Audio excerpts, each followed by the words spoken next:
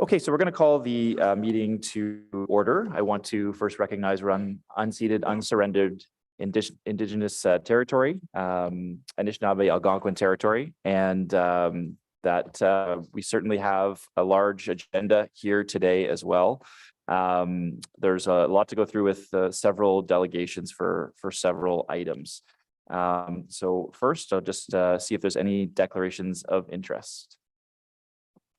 Okay, seeing none. Next item is the confirmation of minutes. Are the minutes one of the Environment and Climate Change Committee meeting of Tuesday, the 23rd of February, 2023 confirmed? Okay, thank you. There is an item, communications and correspondence, the tree clearing near the Taywin area. This item's on the agenda because there was a significant interest, and obviously there's 12 delegations that have, or 13 delegations that have registered for that item. There's also a brief staff presentation, as well as a draft direction.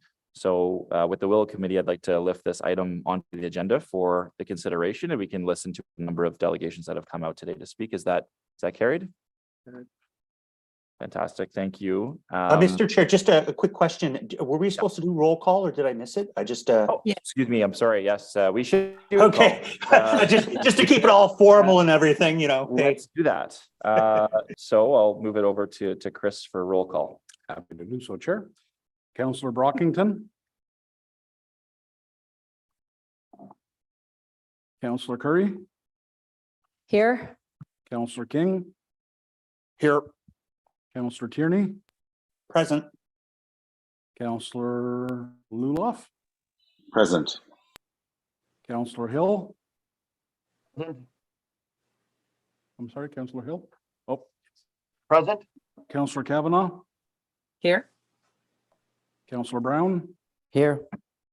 Councillor Devine. Here. Vice Chair Carr. Present. You have quorum, Mr. Chair. Thank you very much. And hopefully with the Willow Committee, we can just carry on where I had left off, breezing through the agenda here. So number 4.1 is held.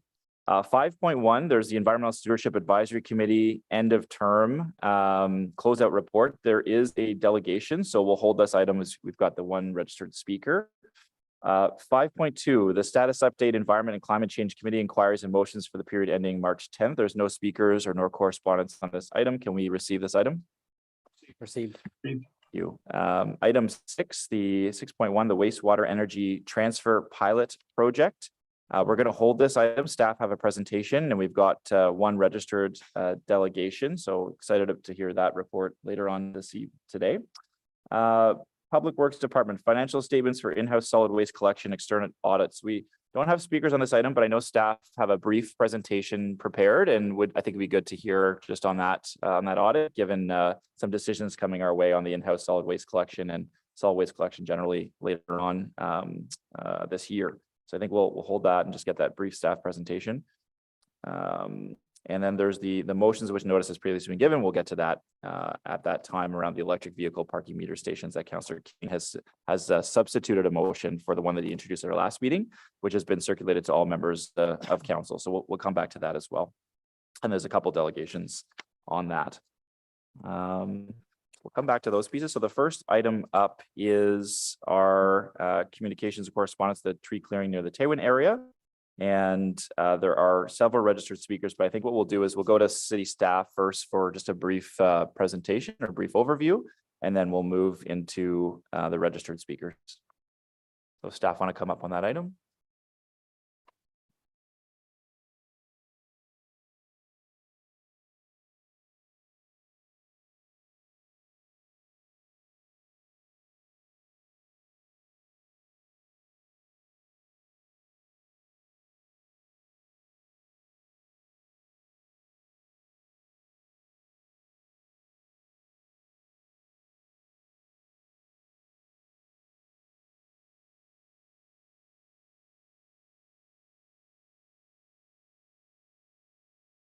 Good morning, Chair, members of committee.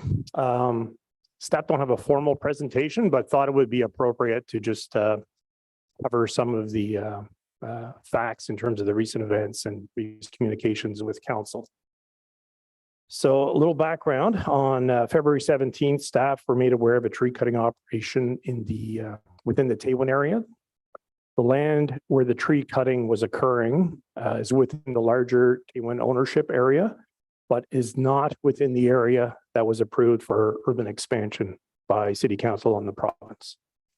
So the tree protection bylaw does apply to the area in question. And a tree permit is required to remove trees on the site, subject to the exemptions that are listed in the bylaw. City staff confirmed that trees were removed and that no tree permit was obtained from the city. So on February 22nd, the city issued a stop work order under the bylaw to halt tree cutting activities and allow time for staff to investigate. The ownership group subsequently provided notice that the tree cutting was to support future agricultural operations. The tree protection bylaw does include an exemption for tree permitting requirements if the tree removal is required for normal farm practices. Documentation that the tree clearing was done in preparation for farming activities was provided to city staff by the Taywin ownership group. Based on staff's review, legal and planning staff's review of the information provided, it was confirmed that the tree cutting is exempt from the tree protection bylaw.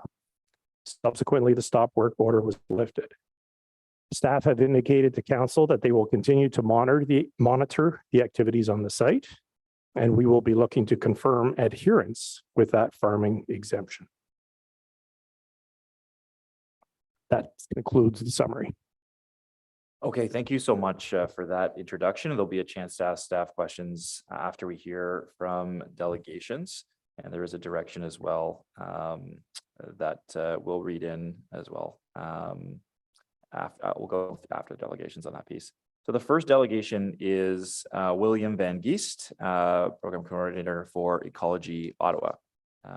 William, you're up for 5 minutes.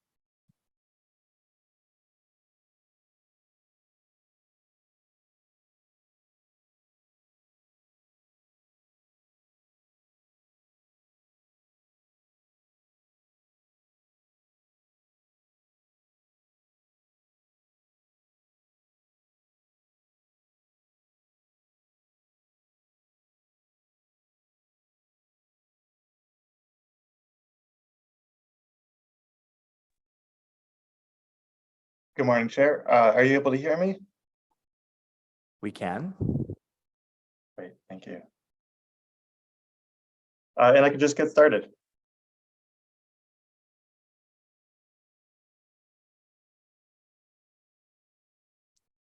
You can go. We can hear you. Okay. It's a bit shallow in the noise, but hopefully we'll make it through.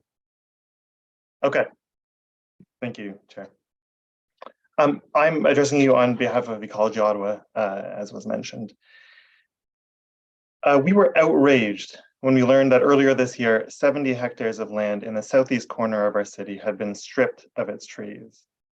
We were appalled by the photos circulating in the media of enormous piles of trunks with machinery beside them, and of what was recently the habitat of animals reduced to bare ground. We were shocked to hear that this destruction was conducted under cover of night, behind a buffer of trees that concealed the carnage from the community. And we were incensed that while the landowners had insisted that the Carlsbad Springs community would be consulted throughout the process of developing these lands, they had not heard a word about these operations. It came as a relief to us then to hear that the city imposed a stop work order on this ruthless operation, even if it took 5 days for them to do so. Surely, we thought, the destruction was over. To our shocked horror, however, the city lifted the work order on March 7th, permitting the destruction to continue. And in fact, the landowners enjoy the city's blessing to this very moment. As members of the Environment and Climate Change Committee, on a day that the United Nations has designated International Day of Forests, you don't need me to remind you of the critical importance of trees. Apart from their inherent value, these trees were also habitat to 70 hectares of wildlife, birds, mammals, insects, some of which are rare or endangered. They were part of our best defense against climate change, removing carbon from the atmosphere and purifying the air that we all breathe. They managed humidity levels, soaking up excess stormwater and keeping the land moist during dry periods. Yet, despite these benefits, and despite City Council having declared a climate emergency in 2019, City staff gave its approval to this senseless deforestation. We are, as I mentioned, outraged. So too are hundreds of Ottawans. On March 2nd, we launched a petition calling on the city to investigate the clear cutting, to hold the landowners accountable, to take steps to prevent future clear cutting, and to increase funding to enforce the tree protection bylaw. To date, over 600 people from across the city have signed this petition. We also provided a form email with similar requests. To date, almost 1,000 of these emails have gone out. We also co-organized a rally in Carlsbad Springs on March 12th to protest the ecological devastation. People from across the region braved the cold and stood up for trees and community members. Finally, we encouraged Ottawans to ask members of this committee that the clear cutting be discussed today. We know that at least 100 emails to this effect were sent. Again, Ottawans are furious. We're furious about the trees destroyed, which could number anywhere from 25,000 to 70,000. We're furious that the city, in full knowledge of this destruction, gave it the go-ahead. We're furious that the tree protection bylaw is unable to prevent the most egregious case of forest destruction. And we're furious because the many, many hectares of forest around the city could suffer the same fate. Obviously, it's too late to save this forest. The damage is done. Here's what we're asking. First of all, transparency. How did the city come to the decision to lift the stop work order? Secondly, future protections, a requirement that groups show in advance that they're an agricultural operation before claiming this exemption to the relevant bylaws. Third, a review of the tree protection bylaw and an acceleration of aspects relating to the rural and peri-urban boundary so that this loophole is not exploited again. Fourth, support for the Carlsbad Springs community's request that the trees destroyed be replaced at a level of at least 1-to-1. And fifth, that the landowners place an agricultural easement on the property in question, emphasizing regenerative practices, since they now claim that their intentions are agricultural. We have heard that this mayor and council have ambitious plans to plant trees and reforest the canopy, and that needs to be complemented by protecting the trees and forests that we already steward. I will be watching your deliberations today. I and the hundreds of Ottawans who understand the value of our precious forests. Thank you. Okay, thank you for your delegation. I'm going to ask if there's questions for the delegation from committee. Okay, I am not seeing questions at this time. There are a number of delegations, so I'm sure there'll be some that coming. Thank you very much, William, for your delegation. Thank you, Next Chair. up is Sam Hirsch. Hi, sorry, can you hear me?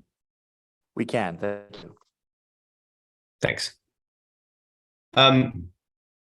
First, I'd like to acknowledge that we're on the unceded and unsurrendered territory of the Algonquin Anishinaabe people, which is especially important to speak about, especially when we're talking about land use in this city, and also given the situation here where councillors were sold on the Tailwind project in 2021 by the previous administration as an act of reconciliation, when in reality, the situation is a lot more complicated than that. First, I want to thank Committee Chair Menard for raising this issue so residents are able to speak to it today.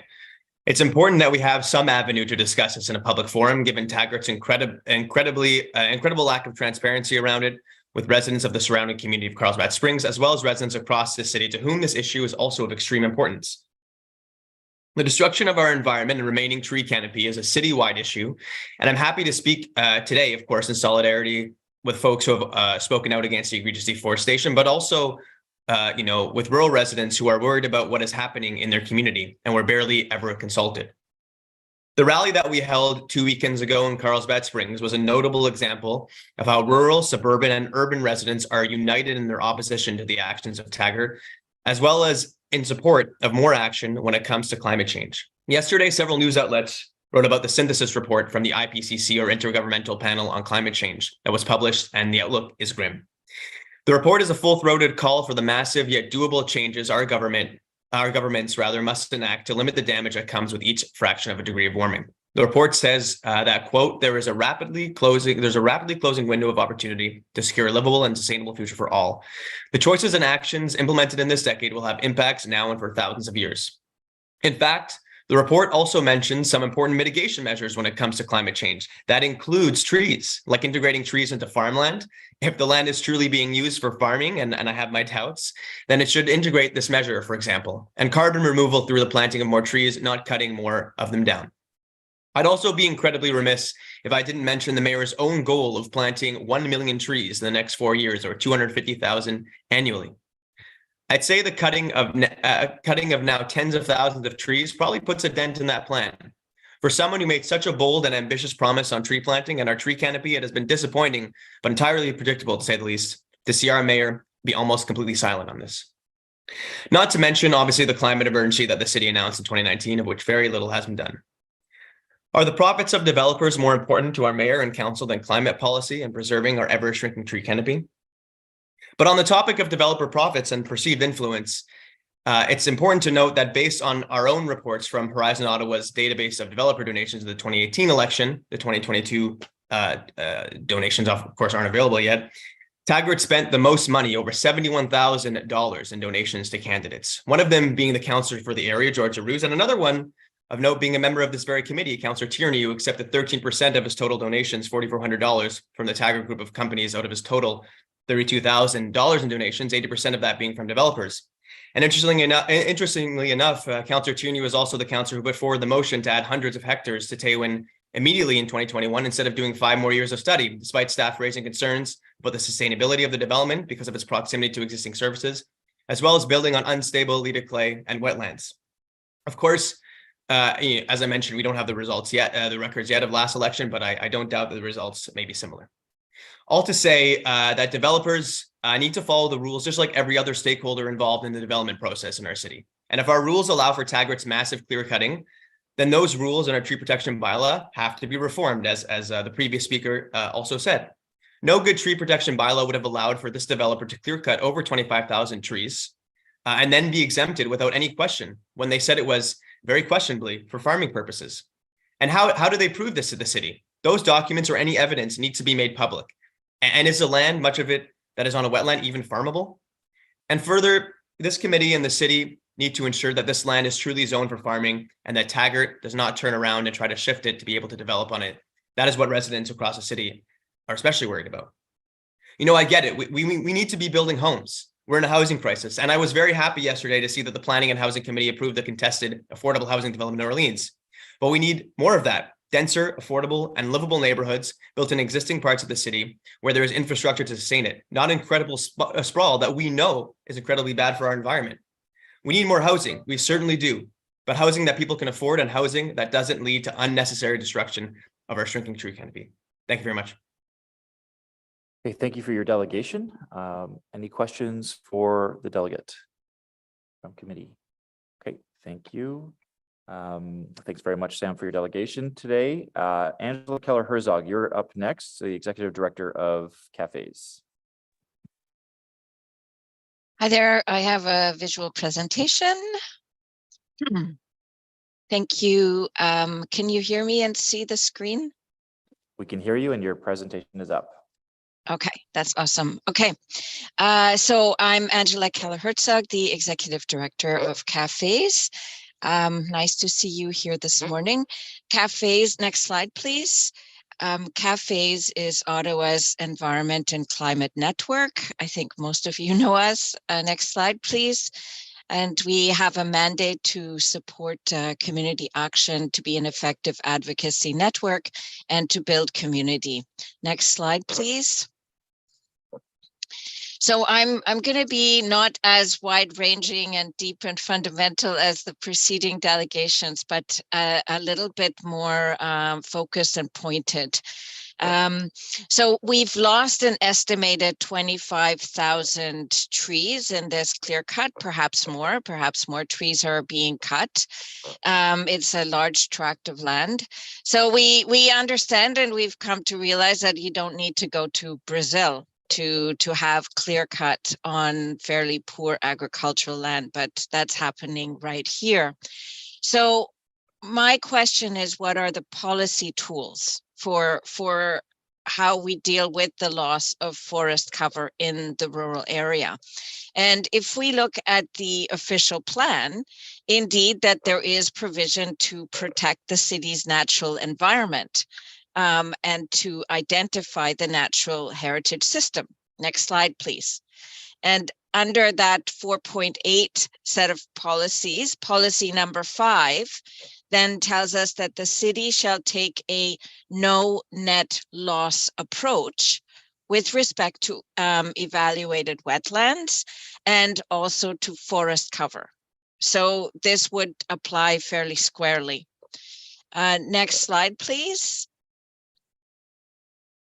Looking at not just rural, but also urban. We also have policy statements regarding the forest cover in the urban area. And there we say that we want to protect, enhance tree canopy and protect wetlands and other natural areas, as well as resilience to future flood risks. And I know that some of the neighbors are worried about the water issues in the Taywin area because it is the headland for a spring. Next slide, please. So on the urban policy I think we skipped a slide. No? Okay. So these are our policy statements then. So the question is, what are the tools for us to be actually ensuring this no net loss?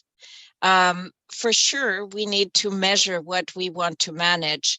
And when I have questions about where's the data on our rural forest cover, where is the data on our urban canopy, what are the losses due to, for example, the derecho, what are the losses due to urban development, I'm not able to get that data. I can get numbers per ward about the very small number of trees that have been planted, but I can't get the data in terms of the trees that we've lost. So if we're going to have a no net loss policy, then we first of all need to have that data. And right now the word is that there's no capacity for that. Next slide, please. So in the context of the budget, we saw that there was only a small budget increase to the Natural Systems and Forest Service. But we know that if they don't even have the capacity to measure and track this for councillors and for the public, are we really on track to planning, planting, protecting, and financing this equitable 40% tree canopy? And how are we actually implementing this no net loss policy? Next slide, please. One of the things that I think is evident and obvious is that to do this will take resources. So to have this green infrastructure in balance with our gray infrastructure is going to take allocation of effort and resources. And I look to you, Council, to figure out what the plan for that is and how those resources get allocated. How do we replace those 25,000 trees that have just been clear cut and that spent 30 years growing? Thank you very much. Thank you very much for your delegation. Are there questions for the delegate from committee? Okay, I see Councillor Hill has his hand up. Go ahead, Councillor. Yeah, thank you, Mr. Chair. And thank you for the delegation. I'm really interested in the concept of the kind of looking at our ratio. I like the gray versus green space concept. I think it's a fair comparable to look at. Out in Barrhaven, I hear a lot about the golden space as well, and the agricultural piece that we see, just north of Barrhaven up in I guess it's the green belt, but really it's more of a golden belt because it's agriculture. And I would just be interested in your take on, that ratio including a component of agricultural land, because I know that that's what this is looking to move towards. And also, just from the perspective of, sustainable food economies and such, and local producers and such, how does that factor into this analysis from your perspective? Okay, thank you very much for this question, Councillor Hill. So there's really two issues. One is in my slide, I was actually talking about investment in gray infrastructure versus investment in green infrastructure. And if we're talking about these broad buckets, perhaps we should be considering agricultural land, particularly prime agricultural land, as part of our green infrastructure that we need to perhaps spend money to protect. Perhaps there need to be incentives for owners of woodlands to be protecting that green infrastructure that provides us with these environmental and ecological services. So that boils down to the budgets, and we know that when it comes to gray infrastructure budgets, those are very quickly hugely expensive, right? We're talking millions of dollars right away. As soon as, like, I don't know, the engineers want to change a culvert, that's going to cost you $100,000, right? So that's one discussion. In terms of the land use, I don't think that in Ottawa we're talking about the gold belt anymore. I think that idea was ditched. But in general, I think that the protection of prime agricultural land is something that certainly the previous chair of the Environment Committee, Councillor Moffat, would speak to very strongly. And there was a lot of debate, like around when the discussion on the urban boundary came up, where a lot of people were speaking in favor of that. So, I mean, I think that we should support that as a very strong value.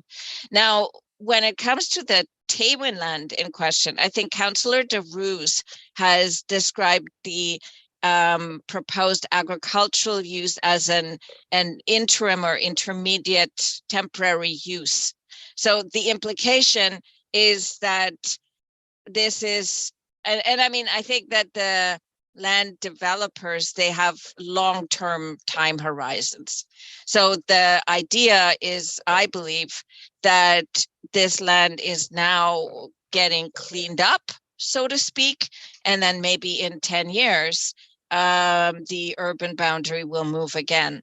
So I don't think that there's so much of a gold belt, but as Councillor DeRuse has described it, this is an intermediate stage for this land. Thank you very much, Mr. Chair. Thank you, Dahlia. Thank you, Councillor, and thanks for the delegation. Our next delegation up is Paul Johannes, the Chair of the Green Space Alliance. Good morning. Thank you very much for having me this morning. I'm here on behalf of the Green Space Alliance. This green space loss has been one of the biggest issues, threats that we've faced for a long time. And so, of course, there's lots of mobilization and concern coming around this particular deforestation. I'll make sort of 3 points today. I'll talk to the wording and intent of the exemption. We'll talk again about the policy, the natural heritage system policy that Angela has just spoken about. And I'd like to talk about tree protection in the peri-urban area. So those 3 points I'll cover in my comments. First, the wording and intent of the exemption. Under the tree protection bylaw, we know that it applies to this piece of land, and we know that there's an agricultural exemption. But if we look at the wording carefully, it's an exemption if the destruction is carried out as a normal farm practice, as part of a agricultural operation, carried out by a farm business. Those words are explicit in the bylaw, carried out by a farm business. So there's something about a sort of a class of applicant here that is mentioned in the bylaw. In the site alteration bylaw, we talk less about it, but it's also applicable in this case. In particular, the protection of natural environment section 11 of the bylaw, because this land is covered by the natural heritage feature overlay. So in Schedule B of the bylaw, the map will show that this is covering this particular land. There's similar language in the site alteration bylaw for the exemption, but in there, the language is carried out by an agricultural operation. Now, both these bylaws have this exemption because of provincial legislation. So the Ontario Farm and Food Production Protection Act makes this exemption available. But that act also defines agricultural operation, and it defines a farmer. It says a farmer is an owner or operator of an agricultural operation. So the question is, what is the intent here of the bylaw, of these two bylaws, and what is the intent of this legislation? Is this exemption really intended for farmers, agricultural operators, so as to not restrict their agricultural work, their agricultural operation, and opportunities on their land? Is that the intent? What about non-farm businesses? For example, a land developer who carries out this destruction in the expectation of earning leasing revenues. Is that covered by the bylaw? Is that covered? Is that consistent with the legislation? I think this is an open question. I think, and we certainly can't answer that. I mean, the ownership of this situation is very, very complicated. We don't really understand all the ownership relationships. We don't know really who did what, who's paying the bill here. There's questions that need to be answered on that. But I think the city needs to get a definitive judicial determination of what the intent of the bylaw is in this respect. And the renew version of this bylaw, which is up for renewal, it's already past due, needs to take that into account and make explicit really what this means. So 2 other points. The policy that Angela referred to, 4.8.1 policy 5, so shall approach rural forest cover loss on a no net loss basis. How will the city implement this policy? It's an official plan policy now. In the context of this particular instance, we've lost 25,000 trees. How do we achieve the balance, the no net loss balance? Where do we get 25,000 new trees to balance it out in accordance with this official plan policy? And finally, the tree protection in the peri-urban area. The peri-urban area is that ring around the entire urban boundary extending 2 kilometers out, which is always at high risk for preemptive deforestation. The city's known this. The city wanted to address it in the significant woodland policy work. It wasn't done. Eventually, it was supposed to get into the tree protection bylaw. It wasn't. It's in the program of work for the site alteration bylaw. I mean, for the tree protection bylaw. So we would like to see that work accelerated. We'd like to see direction provided to make sure that the tree protection in the peri-urban area is covered in the bylaw, because this 25,000 tree loss occurred in the peri-urban area, right next to the urban boundary. Thank you. Okay, thank you very much for your delegation. I see that Councillor Devine has his hand up. Thank you, Chair. So as always, I'm very appreciative of the delegations we get at these meetings. It's always very reassuring to see that there are so many people in the city who are very learned on this subject. I also learned from one of these delegates that today is it's no irony, that no small amount of irony that the UN has declared today being an International Forest Day. I think it's great that we're having this conversation on International Forest Day. From what I understand, the theme of this year's UN celebration aims to highlight how forests sustain health. And I think it sounds like our goal here today is to talk about how we can work to better support and sustain the forests that sustain us. I do have just a couple questions. I've been noting down questions from some of the delegates already, which I'll get to when we get to staff, but just a few questions for Mr. Johannes here based on what I heard. So Mr. Johannes, I heard you mention with regards to the tree protection bylaw that I think I heard you say that it's overdue for review. As I understand it, I don't believe it's overdue for review. I think it's scheduled for the final bylaw review in this term of council. I'm going to be talking to that later about the timeline for that bylaw review and the criteria for it. But Mr. Johannes, are you kind of advocating or suggesting that it's your belief that the tree review bylaw process should perhaps be expedited? Certainly with respect to the issue of the peri-urban area, depending on, like really right now, based on this precedent, there's a very large area, forested area, treed areas outside the newly expanded urban boundary in North Canada, in Stittsville, in Barrhaven, in Riverside South, in Leitrim, in this Taywinland area, even in the Orleans area, that are at risk of being cleared using exactly the same arguments and the same interpretation of the bylaw. So I would think that the site, the tree protection in the peri-urban area has now taken on extremely urgent character. It needs to be addressed ahead of. It doesn't have to be done as part of the overall review of the tree protection bylaw, but simply completing the work that was supposed to have been done in the work program when the bylaw was implemented in January 2021. Yeah, thank you. Yeah, as I understand it, the framework for how and when bylaw reviews take place is based on a number of factors, including how old the bylaw is. I think the reason that this bylaw is as late in the term as it currently is because the bylaw is relatively new. But among the various criteria for determining when a bylaw should be reviewed include matters of whether it's a matter of urgency or whether there is sufficient community interest in the review. So there perhaps may be a prompt to review that bylaw sooner.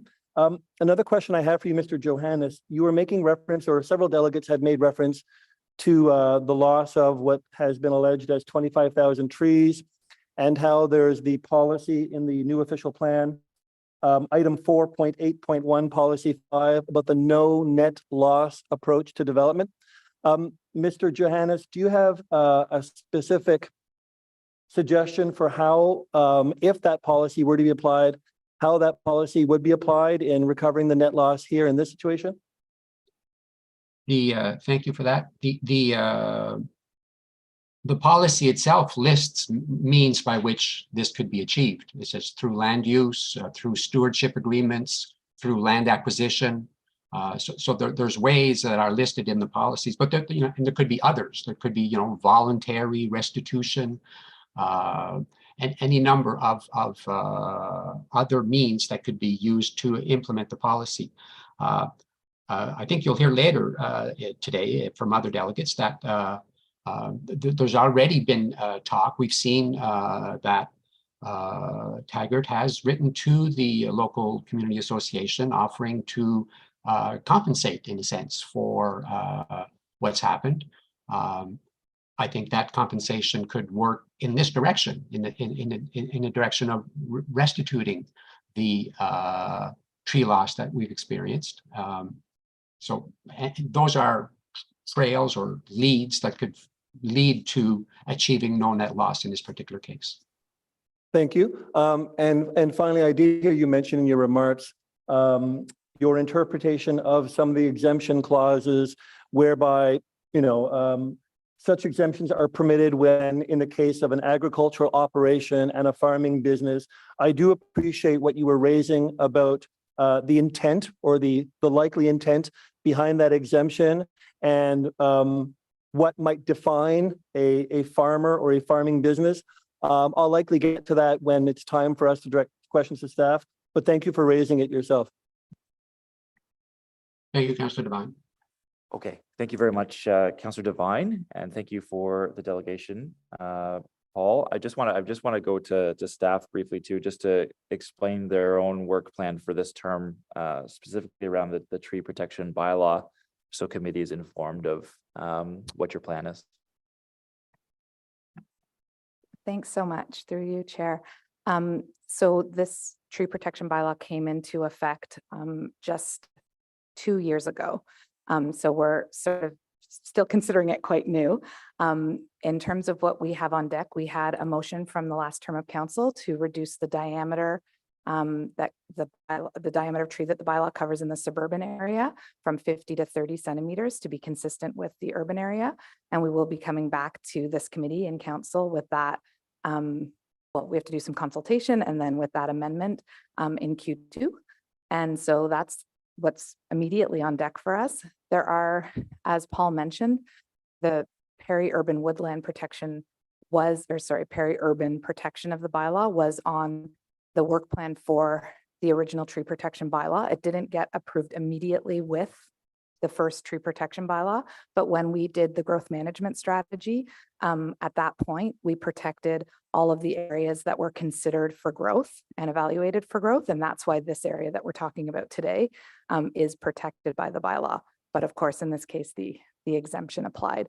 So we have, that was kind of our piece of protecting the peri-urban area, was protecting those areas that were being considered for growth, which was a much bigger area than those that were approved for growth.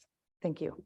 Okay, thank you for just the update on the work plan and where there might be interventions by councillors in the future on that piece. That's helpful. The next delegation up is Donna Dubreuil, and the president of the Ottawa Carleton Wildlife Center. And Donna is here in person. Nice to see you.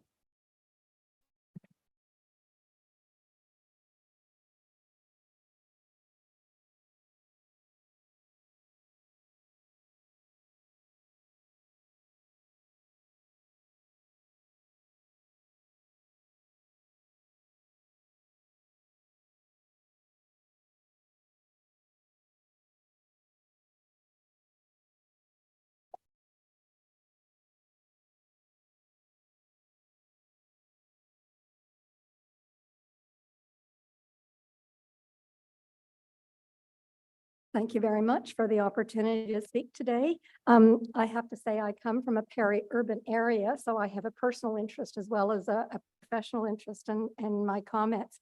I'm going to really concentrate on terms of the biodiversity laws. At the Wildlife Center, that is certainly our primary concern.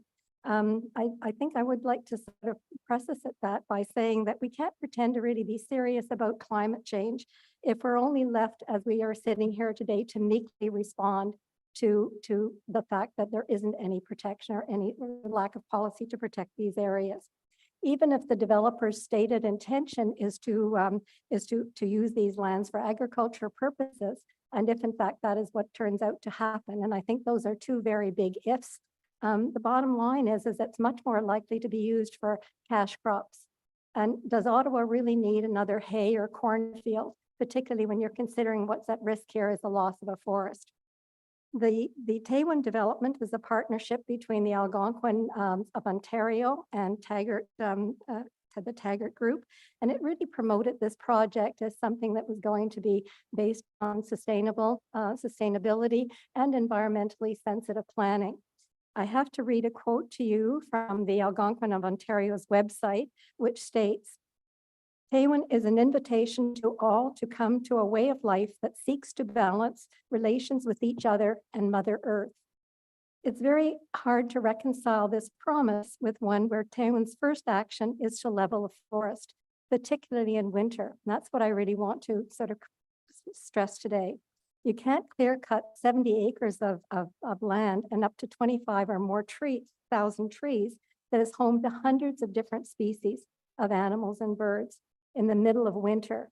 And that's particularly such a bad time to be doing this kind of work. It has a very deadly impact on wildlife. Clear cutting requires heavy equipment that crushes hibernating animals that are underground in den and burrows. It really essentially some species that are not very active during the colder months, such as flying squirrels, bats, a number of species that might be in tree cavities are killed when the trees are felled. In addition to that, the real mortality comes when animals are displaced during winter, losing their denning sites and their food caches. And without trees, with any leaves on the trees, There is going to be newborns. Some species, such as squirrels, have their young as early as the end of February or early March. So those newborns are going to be left to die. I think this kind of thoughtless cruelty is something that's really gone on for many, many decades within the city of Ottawa. And it really is, I think, very difficult for the average citizen to really accept that. Ottawa needs to get serious about protecting its ecological resources. As a city, we're very fortunate, as Paul Johannes and other speakers have commented on, to have critical environmental services provided by these resources, and particularly in the peri-urban area. But Taywin is a shocking example that without some forward-looking policies and protections, really, we're very much putting these resources at risk.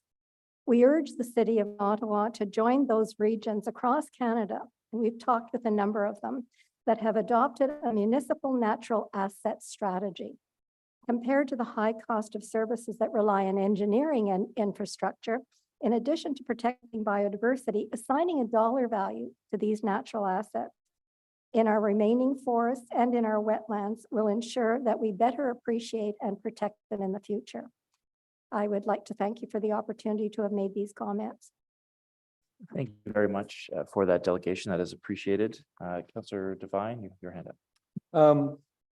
Thank you very much for bringing that to my attention. The nature of the impact that this tree cutting operation had on biodiversity, I had already had my uneducated assumption of what the impact was, but to hear you describe it so clearly paints a vivid picture. You use the word thoughtless cruelty, the words thoughtless cruelty. I myself have been accused of being thoughtless by the woman that gave me this ring sometimes. And my defense to that is, but honey, I had no intentions. And she said, exactly, you had no intentions. You didn't put thought into it. So when you levy a charge of thoughtless cruelty against the instigators of this action, you might not be stating that you believe that there was intention to levy this kind of damage on species, but perhaps that the thought wasn't there, that there was no thought given to the impact on species. With that in mind, are you aware of whether or not any work or process was done by the instigators of this tree cutting operation into the impact that the operation would have on the biodiversity of this region? Personally, I don't think there has been any really thought to it. I think, again, the city of Ottawa back a number of years ago developed with organizations like ourselves having a fair amount of input into a wildlife protection during construction. It was called a protocol. And sadly, unfortunately, although there was really good intent on the part of the staff who helped develop it and the community that had input, that strategy was really gutted. It was what was supposed to be a protocol became simply a guideline. So I don't think really collectively as a society, we have put much concern concern into the fact that there are other species besides ourselves that occupy these lands. And I think that is the nature of the problem. And hopefully going forward, I think with a more progressive approach, certainly I think the understanding that biodiversity is very much at risk and that we all have a responsibility to consider it in terms of construction and living with it. I think hopefully we'll see some changes in the future. Thank you. And I hadn't considered the impact that this action taking place in winter would have had if this action had taken place during another time. And often when I hear about the impact on biodiversity, I'm just thinking of the word biodiversity as a lovely word. But what you're saying is that biodiversity means living, breathing creatures that are vital to our infrastructure and that have lives as well. And many of which you say many of those lives of animals may no longer be. With that in mind, would you therefore be advocating that the city should be taking these kinds of environmental impacts into consideration if and when exemptions for tree cutting operations of this massive 70-hectare scale, that the city should perhaps be taking a leadership role in protecting that kind of biodiversity in the situations where applicants might not have put thought into it themselves? Absolutely. I think that's very important, I think, in moving forward. Thank you. Okay, thank you for that, Councillor Devine. Councillor Kavanaugh. Thank you, Chair. Thank you, Donna, for coming out today. I appreciate it very much. I know how much work you do on wildlife preservation. Donna, sorry, the councillor will likely have some questions for you. I apologize. Have to come back. What's the problem? Is there, can't hear me? Councillor Kavanaugh, the delegate just left the microphone, but she's back now. So you're good. Oh, sorry. Okay. Hi, Donna. Sorry, I can't. Yeah, the camera's not on you, so I couldn't see that. But thank you again for coming out today, and I appreciate the questions from my colleague. I was surprised to learn from you about timing, and that, and not that I'm advocating for clear cutting for sure, but it's unusual to do it in the dead of winter in terms of the biodiversity and the effect on wildlife. I wasn't aware of that. Could you give me more information on that? Yes, I think I know the wildlife protection during construction protocol, as I said, which unfortunately just ended up being a guideline, really did talk about the stresses on wildlife during winter. And I think there's so often a rush to get some trees felled and some construction started in winter simply to avoid the migratory bird season, because then they're restricted. I think tree cutting can't happen after a certain time frame. I think it's April sometime.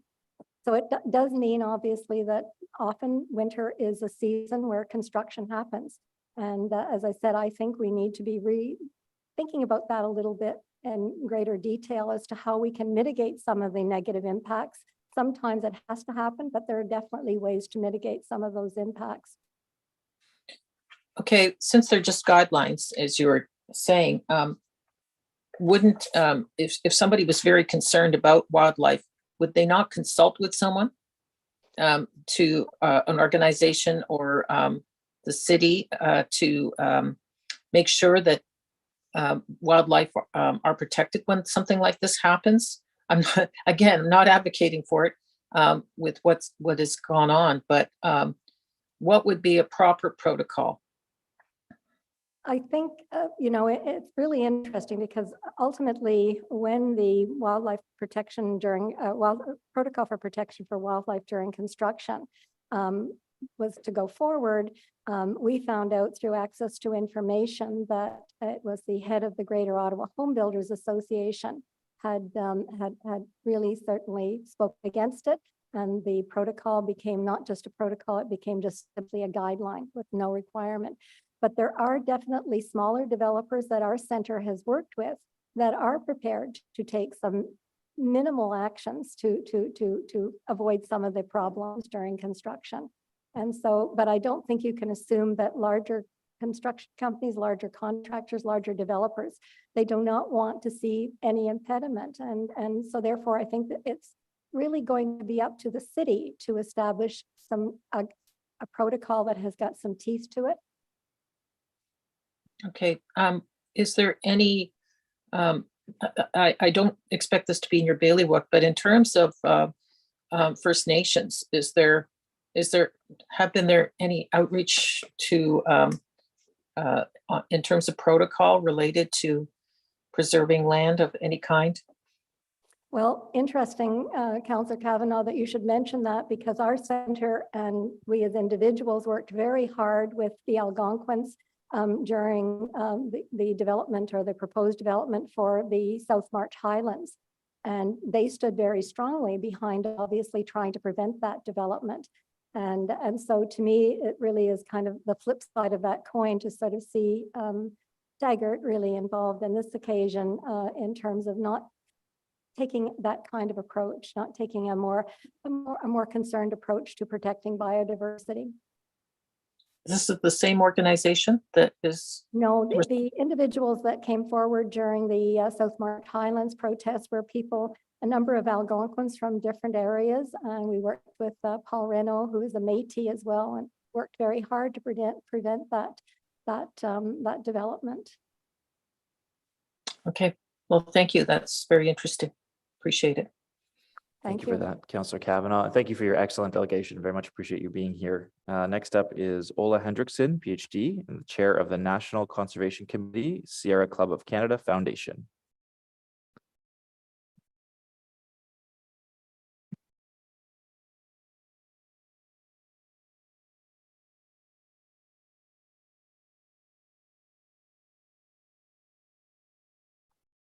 I also have a presentation. We could bring that up. We'll get that right up. I have I'm Ole Hendrickson with Sierra Club Canada Foundation. I have a PhD in ecology. And I've worked for 28 years as a federal forest research scientist and a biodiversity science advisor. And I chair the Sierra Club's National Conservation Committee. And I also published an online article yesterday in rabble.ca with the same title as my presentation. Next slide, please. Next slide. Thanks. Here's a view of the, no, back up one. I just wanted to show the Taywin clear cut looking north towards the Gatineau Hills in the distance. And then here on this slide, we can see from Geo Ottawa that a significant part of this Taywin land is floodplain. That smaller rectangle is the Taggart property, and it's surrounded by Algonquins of Ontario Realty Corporation property. Next. And the Google map of that block shows that the area was very heavily wooded before deforestation occurred apart from that little rectangle of Taggart property. Next slide, please. The Ontario Agricultural Atlas shows the Smith-Gooding Municipal Drain. Now, north of the drain is in the urban boundary, but cutting occurred south of the drain. The city is responsible for maintaining the drain. Now, access to the cutover was from the north, from Leitrim Road. So the access road must have crossed the drain. So I'm wondering if anyone from the city actually visited the site as part of their investigation. Did they check for cutting on the north side of the drain or for possible damage to the drain? Next slide. Now, the city does not require a permit for tree cutting in the rural area. I recommend that the bylaw be amended to require a permit for cutting an area greater than 1 hectare anywhere in the city. Next slide. However, the Taywin lands are included in Schedule M of the tree protection bylaw, and the bylaw prohibits injury or destruction of any tree with a diameter at breast height of 10 centimeters or greater. And I think, as others have said, probably at least 25,000 trees of that size were destroyed.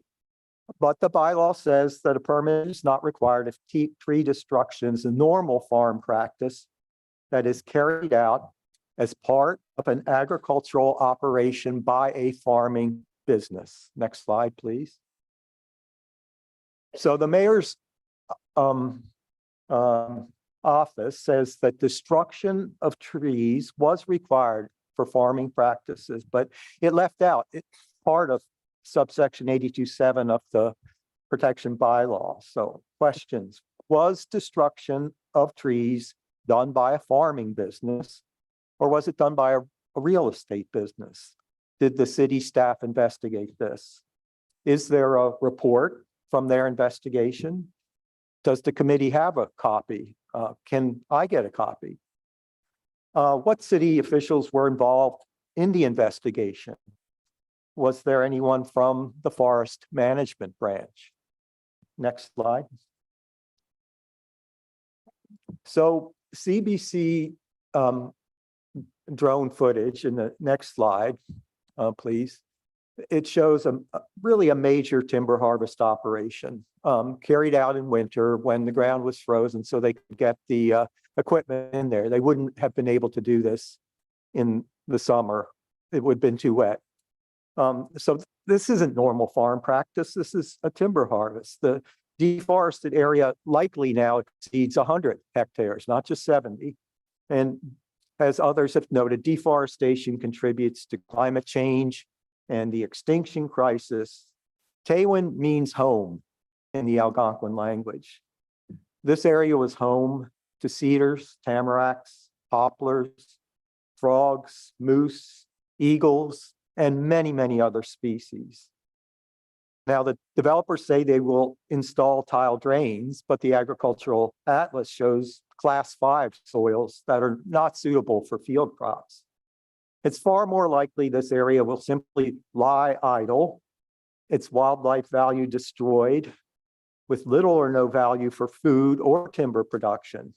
So if the ownership group cannot demonstrate this is a farming business, I would recommend that a fine be imposed and the area be reforested. Thank you. Okay, thank you very much for your delegation. I'll just look to see if there's questions from committee. Okay, I'm not seeing any questions. Appreciate the presentation. Thank you very much. Monica Brewer is up next. Monica's in person.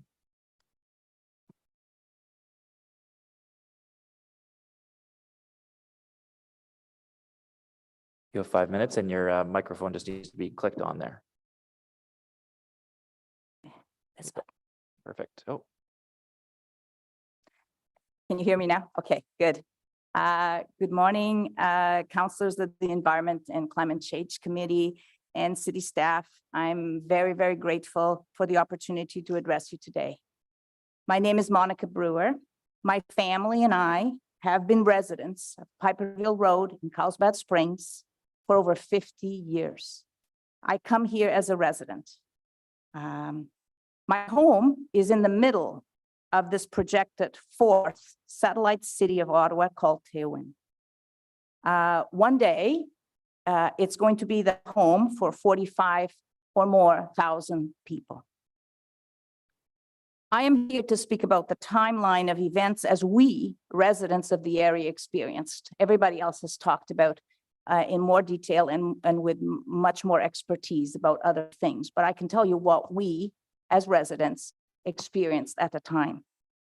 In mid-February of this year, a Carlsbad Springs community engagement Facebook site, of which I'm one of the admins, we have over 400 members, and the members started to report all sorts of distress, noise in the middle of the night, smell of the trees, huge trucks coming and going with huge trunk full of trunks of trees. And of course, everybody's already a bit nervous about this development and how it's going to impact our roads and our whole system because we're on trickle water system. We don't have sewage. And anyway, everybody has different ideas what it's going to do to us. So when we see these trucks, we get nervous.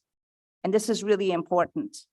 Then we got aerial photos, which were demonstrated. We were horrified. Everybody is writing and saying what's going on, what's going on. So we approached our councillor, DeRuse. He's a new councillor to us because we changed. And also he approached the Taggart Corporation and Michelle Taggart. And very quickly, the councillor was kind and reported back to us. And what we got was that they were doing just slight cleanup of the derecho, that it was mainly bushes. It was a public safety hazard that they had to go in there and clean up, and that they were also doing some testing sites, which we now have all over this area because there's a lot of testing done. For us, this was hard to see. First of all, the safety issue is hard to see because the area is enclosed by a fence, which has a ditch, and there are no people walking in it. So the safety issue, to me, is hard to see. The explanation about farming came later. And for us, I don't understand the farming because only 450 acres are going to be developed as Tewan. The other 1,000 acres, there's tons and tons of farmland right now. It's crash crops, but why is it that they have to destroy the forest to do farming when they own thousands of acres of farm already? So this is a little bit strange. We're also really concerned about the water because these are wetlands. There is a very sensitive area there with the South Nation River and the Bear Brook. We were upset because we contacted the South Nation Conservation Authority to go and evaluate the area, and they told us that they couldn't get on the area because they would be trespassing. So if an authority can't go and inspect the area when we ask, then what's going on? If the city doesn't know what's going on? People got really nervous that there's nobody in charge or checking what's going on. So I was hoping when they put the stop work order that they would do an evaluation of the area and the water, but we never found out about what happened there. So basically we're left sort of wondering, why is it that all of this has happened? We don't really have answers, and it doesn't help the trust with the developers. It doesn't help the trust with the city. And these are personal experiences that I think are important because we are residents and we're citizens of your city. And this is a huge ask to change from rural to urban, and not just urban, but a city. So therefore, it would be nice to be treated with more respect and more information. Thank you for your attention. Thank you very much for that very important delegation and that perspective as a resident. I'm going to go to Councillor or Vice Chair Carr and then Councillor Devine. Questions, Vice Chair. Hi, thank you very much for your presentation. It's great to hear from a local resident about the impact of the community. I just have a question. I'm not super familiar exactly with the area. So you spoke about how there's a lot of areas that are already being within the Teywin lands that are not being developed, that are currently being used for agriculture. I wondered if you could speak a little bit about they're already being used for farming. If you could detail a little bit about your understanding of what those existing lands, what is being farmed on those lands. I'm just really interested, just because I know in the area that where the cutting was done, there is no site servicing, there's no water servicing. So I'm just wondering if you could talk a little bit about the agricultural activities in the other areas. So right in front of my house and in behind my house, you'll see huge fields. And for the last 50 years, in the 80s, it was some sod, and then it changed to cornfields and soybeans. And every year there's huge combines that go and collect this. So these areas are part of Teywin lands because I'm in the center of Teywin. But then if you just have to drive down the road and you see areas that are outside of the city boundary that are also farmlands. A lot of trees have already been cut by these operations. The land is cleared. So if there is a need to farm, especially for cash crop, they can farm in these areas. There's no need to go into the tree area. That land now with the trees in there, I believe is acidic. It needs to be amended. It's not easy to change an area where there was a forest for over 50 years into farmland. That's my understanding, and you could check that. Okay, thank you very much. Okay, Councillor Devine. Hello, Monica. Thank you for being here. I hadn't planned to ask questions, but you shed a little bit more information on the timeline from what the community heard and experienced. You mentioned that at some point, so obviously your community was aware of what was going on well before I was. Early February, yes. Early February. Now, the first that I heard that the city was made aware of this work was February 17th. You mentioned that your community had been aware of what was happening and that you had reached out to city officials and heard back. I think you said that you heard back from a councillor or from other elements of the city. So the councillor called Michelle Taggart specifically and then reported to us.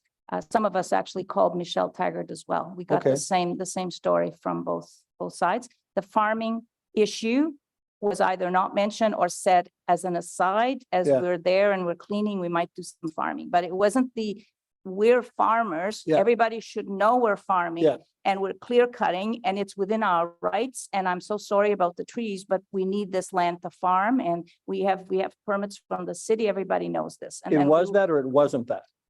Pardon? Did you say that it wasn't that? No, we weren't told this. But This they is the were- prime motive for Eh, clear cutting. And you were told that the prime motive was derecho cleanup related? Derecho cleanup related and also safety for the public. Thank you. And the other part was that they were going to do some testing, and the testing would be on the neighboring site, which is part of this, of the city boundary, Yep. not on, so it doesn't make sense that they would have gone into the forest.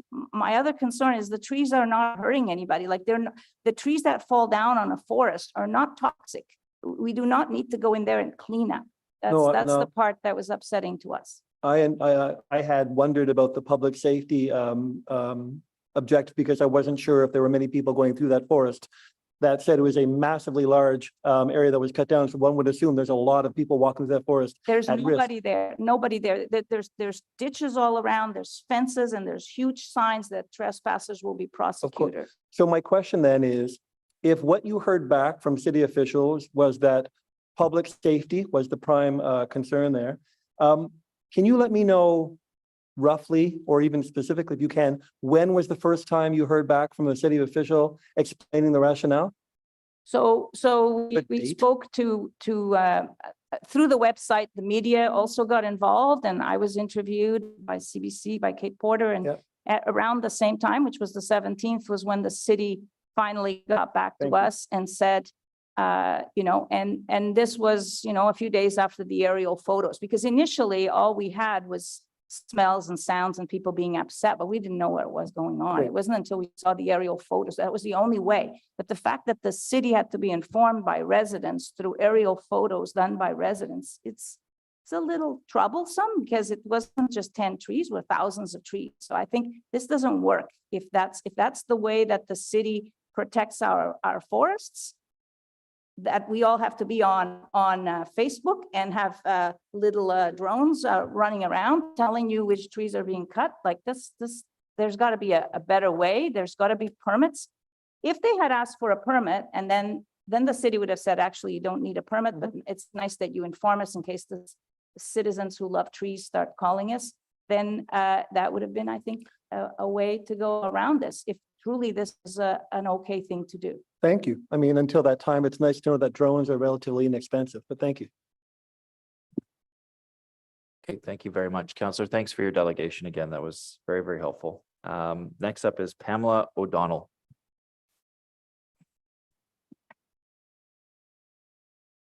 All right. Thank you very much. So I'm here today to speak about the impact of clear cutting on the Carlsbad Springs community, because I too live there. And I want to focus on what comes next. But in order to get there, I think you need to really consider how we got here and how it has not inspired trust up to this point. So land planners at the city evaluated options and did not recommend this area for development, but City Council approved it anyway. It was recommended that various studies on financial and environmental implications be done, with a return to council in 2026. But that was voted down and the area was included in the expanded urban boundary. Thank you, Councillor Menard, for your efforts to ensure the studies got done. And then Taggart pitched a sustainable community.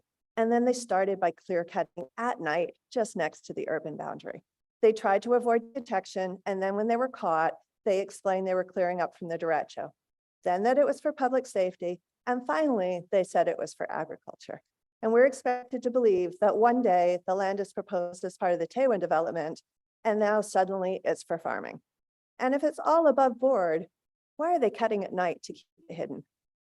So, and then of course, people have raised that it's unclear why the city allowed the tree cutting to continue. And I don't want to dwell on it, but the tree protection does talk about restricting a normal farm. The bylaw shall not apply to restrict a normal farm practice carried on as part of an agricultural operation.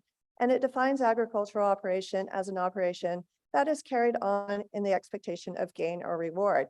And the reason I emphasize is carried on. It doesn't say will be carried on, nor was carried on in the past. It is in present tense. It refers to existing agricultural operations. And so I would argue that the exemption does not apply. That was not the intent, as already been mentioned. But the process followed for Tewan and now the clear cutting, with its lack of consultation and transparency, undermines the integrity of our democratic system and the trust that citizens feel that decisions are being made based on evidence. And I'm going to ask you a question. If I decide I want to be a farmer and I plan to clear cut my 6 acres of land in the same area, could I just do it without any city approvals, without any environmental impact assessment? And if the answer is yes, there's a problem with the legislation. And if the answer is no, then AOO and Taggart should be treated the same. So I strongly recommend this committee look into improving the legislation to avoid further clear cutting, which undermines our climate change goals. And I just want to say a few words about the area itself.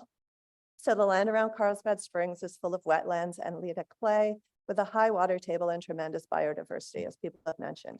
City Council approved 445 hectares of the original 1,400 acres proposed for Tewan. That means there is a significant amount of land owned by AOO and Taggart that falls just outside of the new urban boundary. And what happens to that land is of a big concern to me.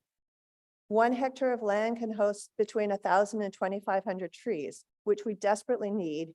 And yet there are incentives to strip properties of trees to make it easier for future development. If new positive incentives were created, there is much land in this area that could be reforested, helping the city to meet its tree planting goals. And if you allow this 1 parcel of land to be clear cut without any EIA and no permit, then there is nothing to stop hundreds of hectares in the surrounding areas from being cleared in a similar fashion, using agriculture as an excuse to clear the land. There is a planned EIA for the proposed Tewan area within the new urban boundary. However, what we're witnessing is significant land use change just outside that boundary without an EIA. And these changes in the surrounding areas prior to doing that Tewan EIA are going to actually impact the outcome of that EIA. If you destroy everything around it, there's going to be a different result when you do it. So citizens do not expect that there's no development, but we do expect decisions to be evidence-based, and that means full consideration of environmental implications. So I'm making a few requests to the committee. Forbid any further land changes in the Tewan and surrounding area until a full EIA is completed, and this should be completed before any change in land use can start, including the area around the urban boundary. Please reconsider the exemption. Change tree protection legislation. A lot of people have talked about it, but we need to remove those loopholes so this can't happen and that there's no doubt about its applicability in the future. In particular, there should be an application for an exemption made before any trees can be cut. And we need to specify that it refers to an existing agricultural operation, if that's in doubt. And please require Taggart to plant an equivalent number of trees to replace those lost, and create incentives for landowners to protect and plant trees to help the city meet their climate change goals. I am looking for the city to implement your commitments to address climate change. The mayor promised to plant 1 million trees during his tenure, but what about all the ones that are lost in the same period? Thank you for listening to me today. Thank you very much for your delegation. And I see Councillor Kelly has his hand up. Thank you, Chair. And yes, I'd like to reiterate my appreciation for you coming today and explaining your experience around this. And I know that there's many reasons why this doesn't pass the smell test for some residents of Ottawa, and some of those concerns I do share. And I had asked questions of staff early on when this came out about the time of day that the work was taking place, as you mentioned, overnight. And the response I got back did seem to be a reasonable and rational answer. But I just, and I do have more questions for staff later on once delegations are wrapped up, but I just wanted to know from you, or your perspective being a resident nearby, did you notice any work or noises or anything that would indicate something was going on during the day? I think I would defer more to Monica on this. She lives much closer. She's sort of in the next block. I'm a little bit further away from it, so I didn't hear the noise at night or during the day, frankly. Okay. Okay.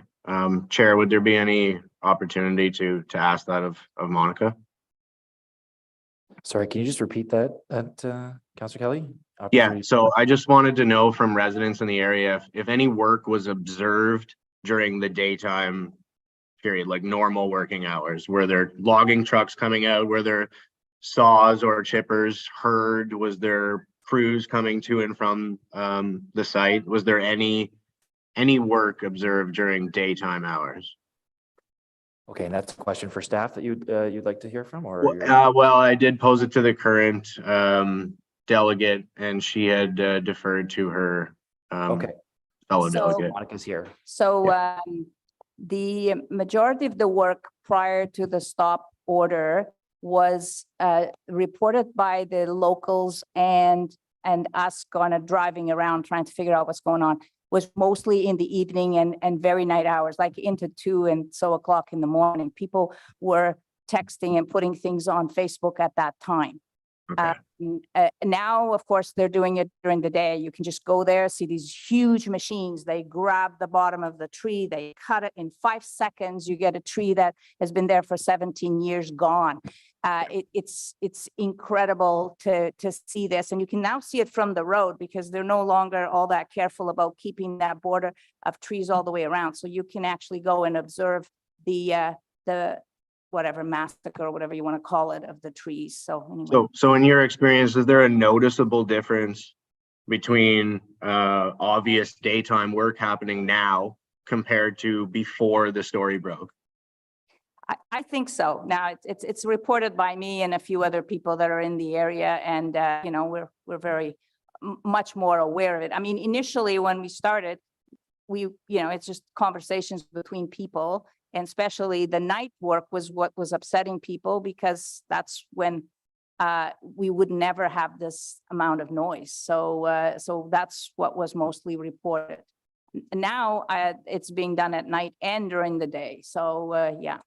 I think there's a difference, but it's hard to be 100% sure exactly when they were working. The pictures of the trucks are during the daytime, so that was with daylight.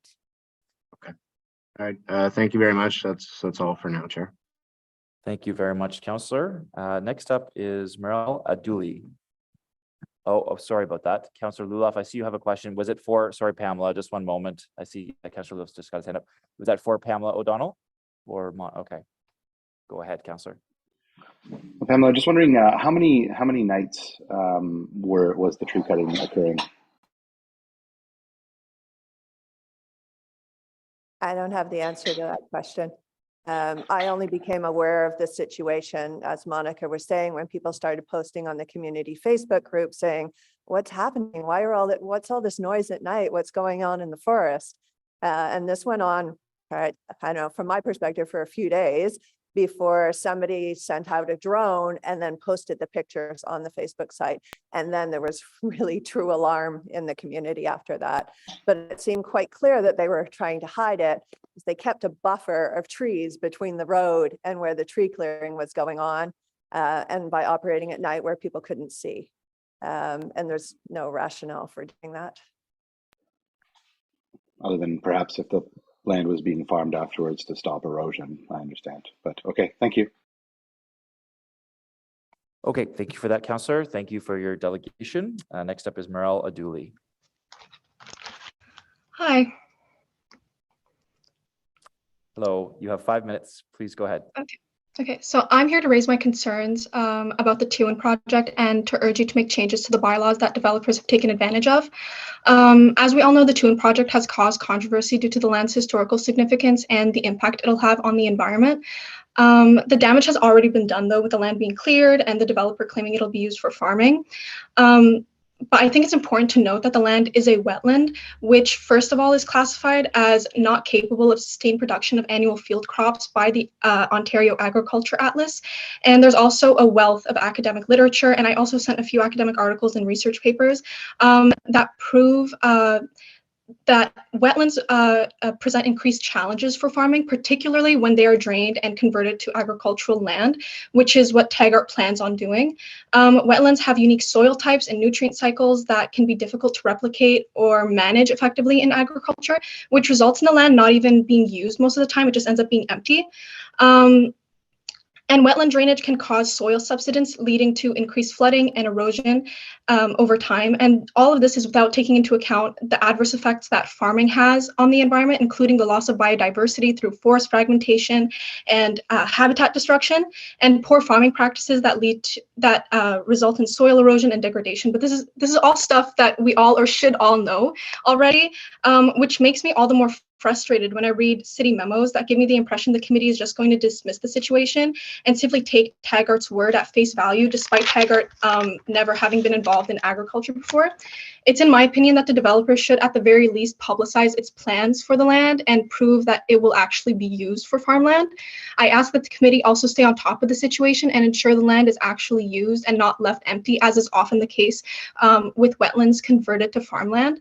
I urge the committee to also ensure the farming includes sustainable practices that incorporate biodiversity conservation, regenerative agriculture, and agroforestry. I also sent in articles about that, and there is a Netflix documentary called Kiss the Ground that also goes into sustainable farming practices. I think it's important to acknowledge this project is not the only one of its kind in Ottawa, and there is a potential for future projects to pose similar threats to our natural spaces. Therefore, the city must make changes to the protection bylaw to prevent developers from exploiting loopholes and pushing unsustainable projects that threaten our environment. Also, in the city memo, there was the Ontario Farming and Food Provisions Act was brought up as an excuse or to explain the exemption for Taggart. But when I had read the act, what I understood from it was the fact that that only comes into play when it causes disturbances to those living on adjacent lands to that's being converted to farmland. So I'm just confused what that has to even do with that situation when this is just a bylaw that wasn't followed properly. And I know that we have an exemption for farming in our bylaw, but I'd also like to know why we do, because I looked into the Toronto tree bylaw and they don't have one either. And I got the impression when I was reading the city memo that exemption comes from the Ontario Food and Farming Provisions Act, which once again, from what I understood, didn't have anything to do with farming exemptions for tree cutting. I think that as a city, we have a responsibility to protect our environment and ensure that our growth is sustainable. The committee needs to encourage developers to adopt low-impact development practices that reduce the impacts of development on the community, such as implementing regulations or policies that include rain gardens, green roofs, and permeable pavement into whatever development is being created, and maybe to have some incentives to farmers when sustainable farming practices are used. We need to work together to combat the dire predicament we're facing with the climate crisis. And yes, we do need more housing urgently and really desperately within the city, but it's totally possible and important for us to prioritize ensuring our city grows in a way that respects our natural spaces and simultaneously build resilience to the impacts of climate change. So, yeah. Thank you very much for that delegation. It's appreciated. I'm just looking to see if anyone has their hand up. No questions at this time, but I just want to say thank you for that delegation. Appreciate having you out. Jane Keeler is up next for 5 minutes. Jane's online as well. Go ahead. Good morning. I appreciate being here. I'm a citizen not close at all to Taylor, and I really had very little information about that development. I hadn't taken it in detail. I just was sorry that the city was continuously expanding. However, my interest is in trees and the climate condition that we're in. The city has declared an emergency, but the mild, meek response that has come from facing this situation is very inappropriate. It's really appalling that the city has such a mild response. What I'm concerned is the kind of general regulatory institutional failure to be able to deal with such a what I consider an egregious, it's like an outrageous act. And certainly hiding it at night doesn't make it look more healthy. The South Nation River was mentioned, and I know it's prone to Leda clay landslides, the Conservation Authority having no power, the fact that the construction protocol suggested some years back has never become a protocol. There's many small things, or they sound small, but they're not. They're very fundamental for protecting the environment that we have. You know, the city does need more housing, but it doesn't need more housing at the expense of green space and tree canopy. In fact, the city will become less livable every time something like this happens, even if it were not to be within the city limits. I think that we are facing a need for a really critical change in our way of thinking about city management. And I don't know how much of a shock this is going to be to the whole city structure. The idea that we're actually in an emergency, which was highlighted this week by comments from the United Nations, and that the emergency timeline is shortening by the day. We need to have an urgency in our response, and not only response, but our prediction of things like this, that we start acting in advance. But now it's clear from many comments of presenters that this bylaw regulation around forest is too weak and needs to be strengthened as part of a change that we need to be taking in. For example, if they do replant 25,000 trees, they're going to be little seedlings, presumably, or small saplings, and they cannot replace the trees that were young, mature trees there. And I want to say that it seems also clear from comments and the close reading of the bylaw that does exist, that this operation does not meet the farming requirement on any obvious way. And I also want to compliment the comments of Donna Dubray about the fall, I don't know, or the residents about the fallen trees being an ecological resource. We have to have a whole new appreciation of what an ecology is, including a city ecology that has anything living besides humans in it and pets. You know, we have to have a new appreciation and a new urgency. I personally feel that because this action by Algonquins of Ontario and Taggart, whomever owns and whatever company operates the logging trucks, etc., does not meet the farming requirement, the city should consider using the maximum fine. There's no limit on the fine that can be put for this kind of thing, as according to what I've read. It's time to find out how large a fine could be lobbied and what could actually be done. There's nothing that probably can be done to save the animals and birds that live there now, used to live there. I don't know if people have a definition of the Algonquins of Ontario operation, whether that is primarily a development group. I'm interested in that, and the ownership, and just the whole complex of things that come down and destroy nature, that it can be done so easily and so radically, is shocking, and we should be shocked, and we should take urgent action. Thank you. Thank you very much for your delegation. Are there any questions from committee? Okay, seeing none, we'll be moving to Phil Mount.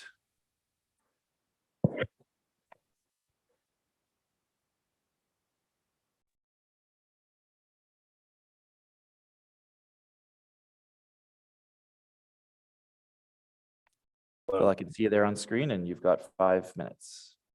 Thank you. My name is Phil Mount. I come from a farm family, born and raised on a dairy farm in the southeast corner of rural Ottawa. My wife and I operate a farm in the south end of Ottawa. I have a PhD in sustainable regional food systems, and I currently serve as president of the National Farmers Union Local. I sat on the Laurier Committee of the City of Ottawa, which established agricultural resource areas that would be protected in our city. And also relevant to this discussion, I'm chair of Sustain Ontario, provincial cross-sectoral policy alliance that promotes healthy food and farming. And finally, I work on food and farming policy locally through my role as associate director with Just Food, which many of you know is our regional food systems organization. I want to talk about two fairly specific questions this morning. The first, what is a normal farm practice? It is not clear that the removal of a woodlot is normal farm practice of an agricultural operation. I have a monthly conversation with farm policy leaders from Ontario farm organizations, and I raised this question and no one could remember such a thing being described as normal farm practice. So we decided that the best course of action was to consult the Normal Farm Practices Protection Board, which I did. And they pointed me to the database containing all of their previous rulings. And after checking every ruling since the founding of the board in 1998, and even prior rulings from its predecessor, I found that the board has not established this precedent in any previous ruling. And since tree removal is not listed among standard practices for a Farming and Food Production Protection Act, it can't be suggested that this automatically falls under normal farm practice. In fact, the Grain Farmers of Ontario have warned their members to check with local bylaws of their municipality before removing trees. It's unlikely they would have made this recommendation if there was consensus that tree removal was a normal farm practice and therefore exempt.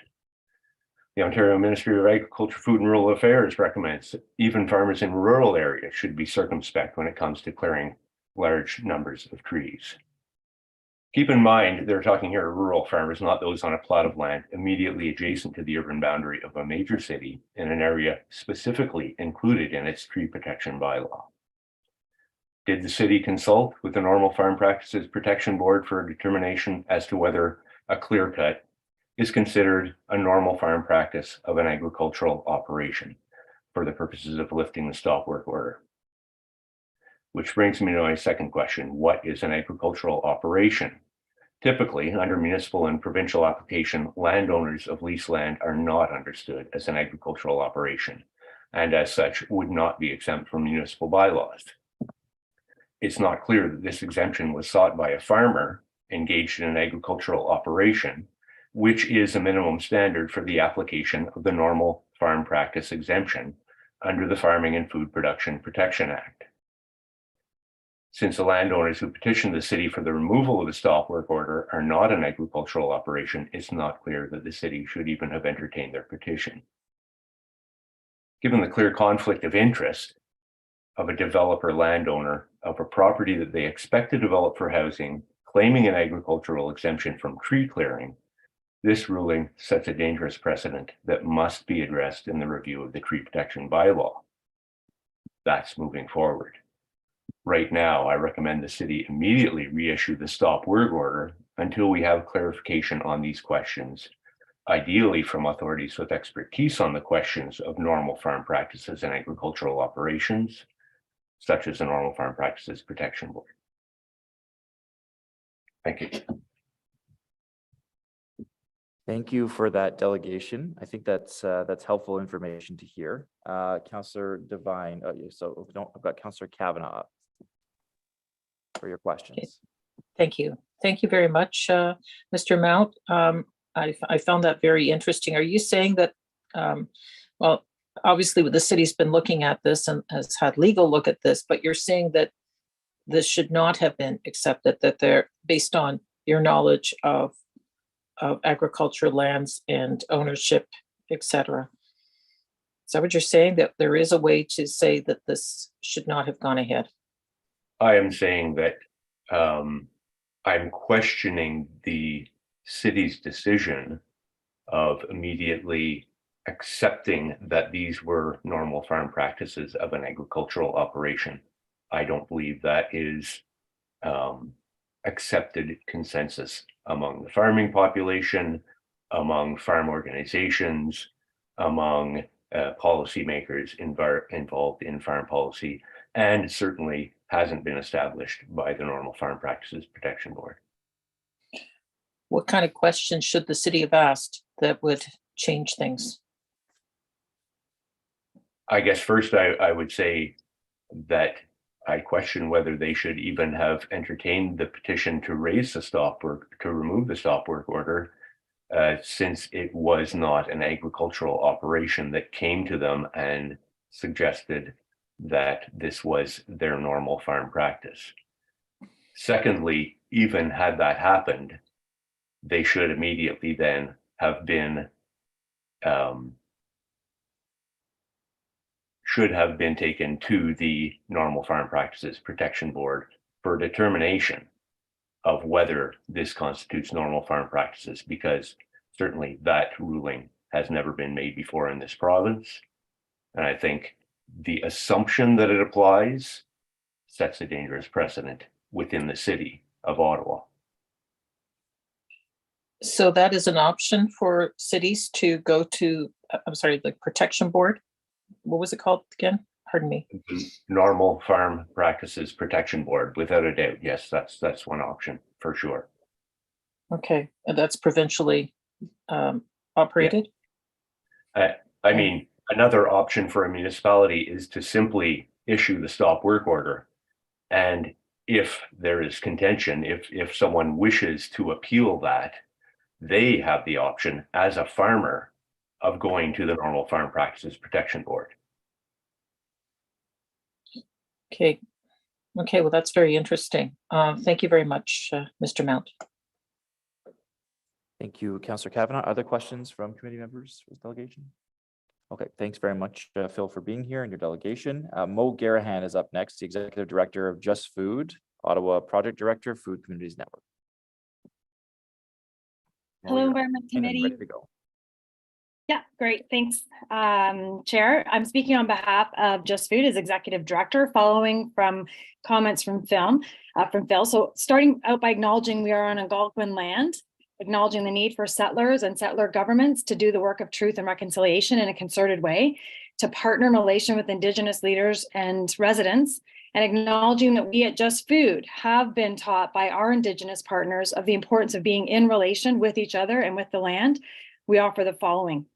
We know that the City of Ottawa, through the official plan process and the changes to it by the provincial government, that we're under continual and increasing pressure for urban development, and the tools we have in place right now to constrain development have not been capable of protecting natural areas and agricultural land, and in fact incentivizes deforestation happening in the peri-urban area to avoid, and the immediate rural, to avoid future environmental studies. Given the critical importance of addressing both preservation of farmland from development and the critical role of both tree canopy and sustainable agriculture in climate change strategies, both already being discussed at length within your own climate change process right now, we're requesting the following actions. So related to process, we are asking, so this is not a let's go in the future, as Phil said, we're asking for the immediate stop order until you confirm that this is a normal farm practice, which we believe strongly it is not. We are asking also for a written record of the statutes and analysis undertaken directly by city staff that led to this decision to provide an exemption and lift the first stop work order, to be shared with stakeholders, including the organizations that have presented today, within 2 weeks of this environmental committee, allowing for a clarification of the legal issues that still need to be addressed to close this loophole that permits preemptive deforestation, and also to strengthen transparency with the community, which the owners have attested they'd like to do. A new process is needed in Ottawa that requires information to be provided to you by landowners in advance of tree removal that demonstrates eligibility as an agricultural business. As identified, we do not believe that there is an agricultural business that presented the permit, and there has to be clear and significant consequences for not doing so, for not getting the clarification of the exemption first. Entities cannot continue to be allowed to decide for themselves whether or not they qualify for an agricultural exemption and leave the city and the community to deal with and suffer the consequences after the fact. We need to clearly have an outline of a definition of agricultural operation being used by you at the city in relation to these statutes and definitions.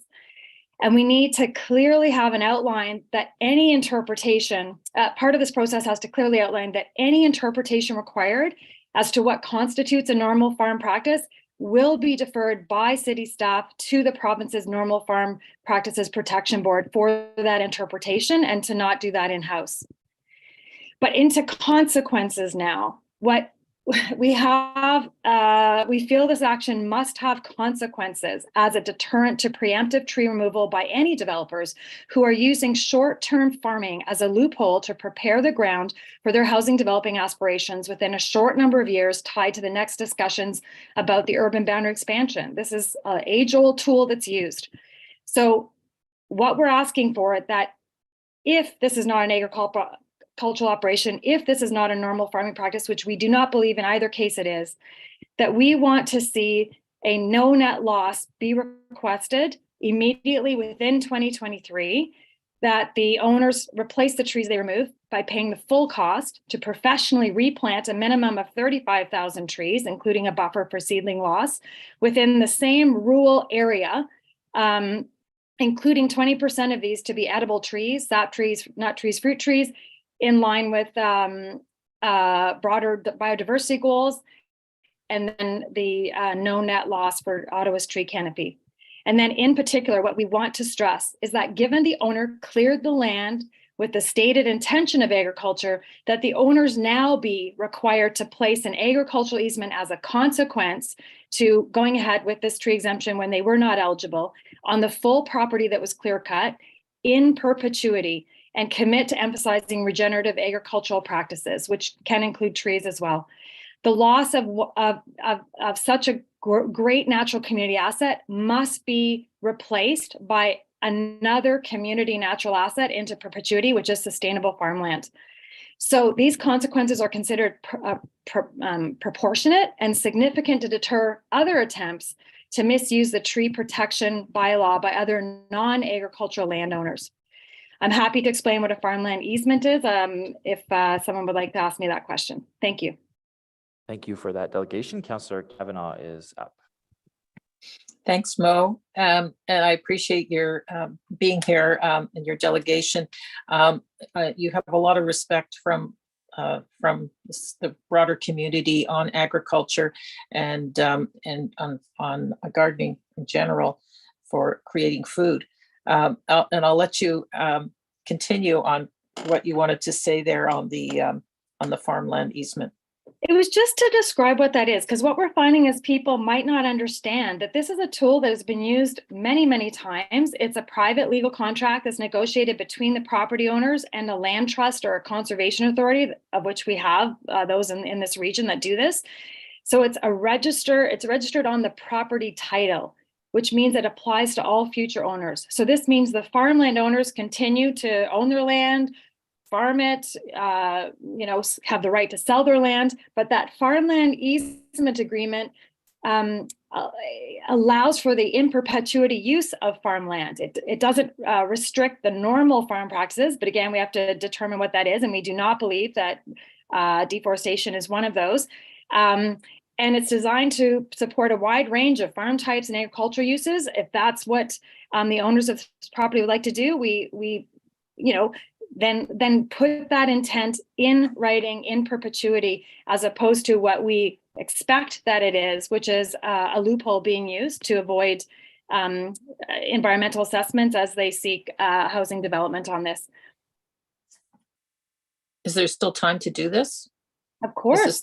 We're asking for this council to agree at this committee meeting that the restitution is required. Now, you may need to, as Phil pointed out, make sure that staff re-examine the normal farm practices so that you're assured that, yes, this does not fall under there and that this is not an agricultural entity that brought the permit forward, both separately, then getting rid of the exemption, making that exemption ineligible. And then as such, because we believe you will find that, as such, if that exemption was not eligible, that then we're asking you to put in these consequences. The no net tree loss in that Carlsbad Spring area, we're supporting, community crests and environmental groups requests on that. And what we want to see is that farmland easement, that's a requirement, so that if that's what they're saying the intent is, then put that into in perpetuity. I appreciate that, and we'll ask questions to staff, but I guess I'm going to say that they're probably worried about legal consequences because they've said yes, and now they're going to, the idea of going back.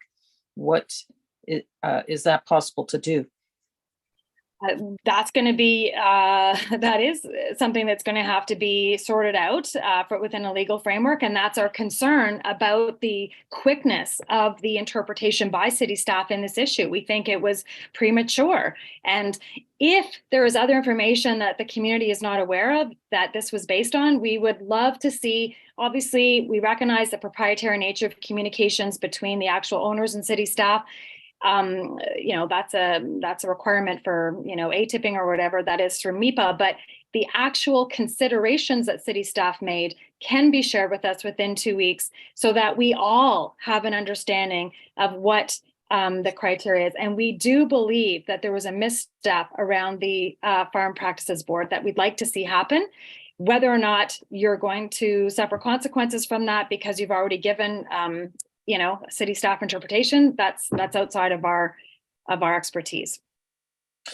I appreciate your delegation, Mo. One would think that you'd be in favor of more agricultural land because you're pro gardening and farming, and but what is your overall reaction in terms of the idea that this land would be used for crops or food? Our interest is in A, determining if there was an agricultural entity that brought this forward, B, to determine that if this was a normal farm practice to deforest this extent, and we do not believe it is. So we are a food systems organization. We recognize the need to protect farmland. We are also in partnership with broader entities that are seeking first and foremost, before farmland is created, to ensure that it is first and foremost following the other land and tree and water protection policies that the city has. So you have that in place based on lots of expertise and alignment to strategies that the city has. These have to be followed. We don't believe they were followed. We are just offering now a second tier option because the clear cutting, the deforestation has already happened. But we do not want to see farming used as a tool to avoid environmental assessments that are actually prepping land for housing. We welcome, farmland, and we want to support new farmers in this area. We want to support existing farmers in this area, and to support policies that support farming, in particular for food domestically, not just to export. But we do not believe that these are the issues that are central here. So the farmland easement that we're suggesting as a consequence is to then firm up the owner's stated intent that it is farmland. Thank you very much, Mo. Mm-hmm. Thank you, Councillor. Thank you very much, Mo, for being here. And our next delegation is JP Unger, our final delegation for this item. Good morning. Can you hear me? Morning. We can hear you. Go ahead. Fantastic. Thank you. Well, good morning. Please, let's first take a step back and consider that the entire Tiwin urban boundary expansion and approval of the development seems squarely founded on corruption, as explicitly defined in the criminal code. Article 123, Section 2 states that every person is guilty of an indictable offense and liable to imprisonment who influences or attempts to influence a municipal official to vote in favor of or against a measure, motion, or resolution, or to aid in procuring or preventing the adoption of a measure, motion, or resolution by suppression of the truth, in the case of a person who is under a duty to disclose the truth. The City Council's vote on approving the urban expansion, allowing the Tiwin development, was achieved by former Mayor Watson and his allies by introducing a last-minute surprise edition and forcing a vote without an opportunity for councillors, some of you here included, to have proper discussion, let alone sharing all the information surrounding the plans and on the lobbying carried out by the developers. So I think you can see there a clear textbook case, a criminal code definition case of municipal corruption. But I have little expectation that the current council will order an investigation with possible charges and overturn the decision.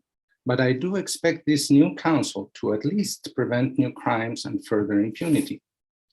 I know there will be no vote on this issue at this committee meeting, but each and every one of you can put forward and advance actions at council and through regular governance channels. I have followed green space and environmental issues in our city for more than 20 years. And although I find this particular mass destruction of forests truly shocking, I sadly find it completely unsurprising that these very well-connected developers are getting away with it with complete impunity. It's obvious that there was no farming operation registered or in place at the site, as would be required by the tree bylaw exemption. So the city's claim to give the developers impunity seems blatantly dishonest. This makes it impossible to trust the city anymore, and it's fully justified to question its competence and integrity. Please think about that. Please think also that this was a very much alive forest and wetlands that had not even been evaluated. We don't even know how valuable and irreplaceable is the loss, but we already know that this forest was a rich habitat, part of a wildlife corridor and a natural linkage to greenbelt lands, which are essential to keep the diversity and health of the greenbelt and the city's natural wealth. Think also of the brutality of this destruction, carried out day and night in the middle of winter. The harm and suffering inflicted on wildlife is truly outrageous. I know these are very wealthy and very well-connected developers, but how much longer will they be allowed and enabled by the city and by this council to get away with anything they want? If this doesn't do it, I really don't know what will. I truly hope you all realize also the implications of granting impunity here. Anyone will now be legally backed by this precedent if they go about decimating forests and wildlife and then claim after the fact that they had the intention of farming later on. Please think about the implications of setting such a precedent. The city seems to be willingly playing stupid and turning a blind eye. The city, and unless we see otherwise, quite frankly, all of you are choosing to wash your hands, turn a blind eye, and allow this forest massacre to go on with total impunity. Please don't. Okay. I'd like to take my remaining time to answer a question. Yeah, that's fine. And I would just say, I mean, I think the reason why we're meeting right now and why this is lifted on the agenda is because we're not turning a blind eye. And so just want to be clear that obviously there's work to be done here, and that's why we're having this discussion now at committee. But please take your last minute. Thank you. Yes, well, I was saying unless we see otherwise. So I hope we see otherwise, not just a discussion that goes nowhere, but actual action. So yes, I do have that hope, and that's why I'm here. I'm hoping I'm not wasting my time and your time and everyone's time. So thank you. But well, I'll take my remaining time to answer a question made by Councillor Kavanagh to Donna de Bruyel earlier. It's about the wildlife protection during construction guidelines. City staff did excellent work and produced very solid protocols to be followed. But under the planning committee chairing of former Councillor Jan Harder, they were watered down dramatically. And from required protocols, they were turned to suggested guidelines. The only salvageable result was a stated commitment by staff to present them to developers early on the application processes and offer to work with them for a hope that some of its contents might be considered. No teeth, no requirements. It was frankly disheartening, but it's not too late for the city, for example, for this committee to overturn that willful weakening and turn them now into required protocols. Something that can be done, I hope it is done. Anyway, thank you. That's it. Thank you for your delegation. Councillor Kavanagh, is that a hand up for this delegate or is that from before? That was from before. I guess it didn't get moved down. Okay, thank you, Councillor. Thank you very much for your delegation. So with that, we're going to move on to questions for staff.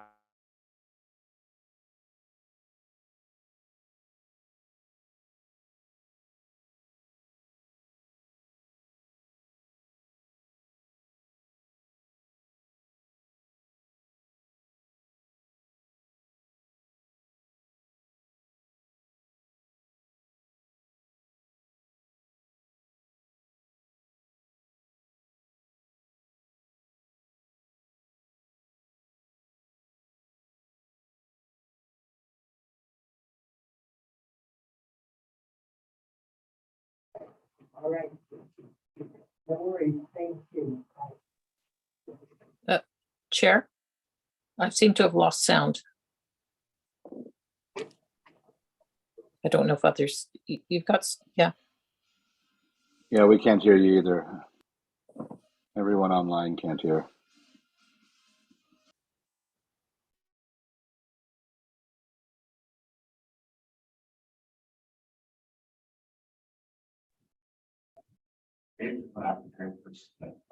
For those online, we're taking a 5-minute recess. Thank you, Madam Deputy Clerk.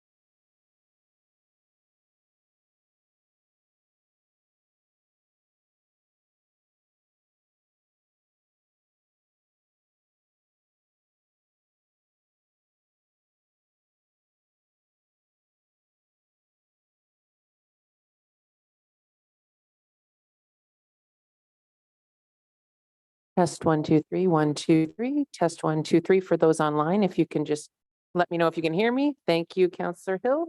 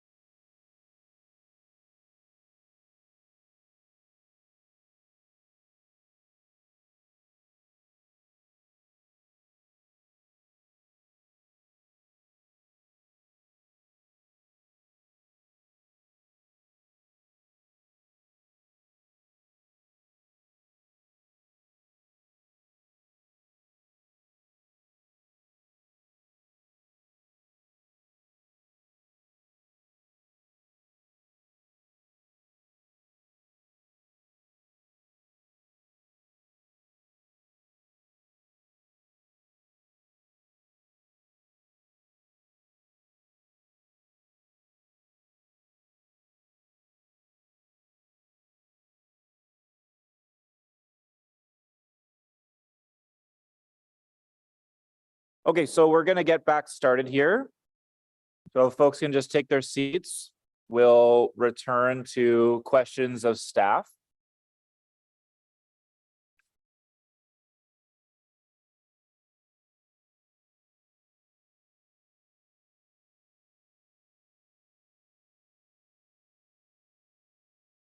Okay, resuming questions of staff, and Vice Chair Carr, you were up. Sorry about that interruption, but please proceed.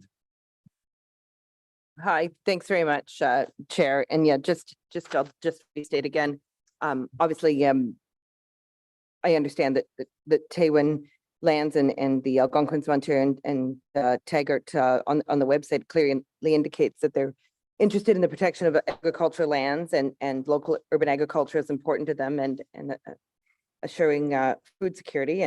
But my question is with respect to the exemption for agricultural lands, and it's my understanding that although the lands are subject to the tree protection bylaw, because there is a subsection of the bylaw that states tree permits not required when it's in circumstances when there's requirement for farming practices, and that's because of Ontario's Farming and Food Protection Act, and that lays out the requirement for those exemptions. I was interested in hearing the delegates from Just Food speak about how you can get a determination for farm practices under the Normal Farm Practices Protection Board. And my question to city staff is whether or not this is something that is contemplated when there is an agricultural exemption, whether the city itself goes to the Normal Farm Practices Protection Board to seek such a determination. Have they done so in the past? If they could speak to that, I'd appreciate that. Thank you, Chair. Certainly, we have not done so to this date. I defer to Mr. Huxley in terms of the legal ability or appropriateness to do so. Yes, thank you, Mr. Chair. Stuart Huxley with Legal Services.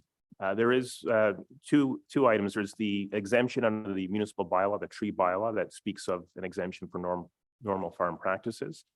The language that council used in enacting that bylaw mirrors the language that's in the provincial legislation that the councillor has asked about.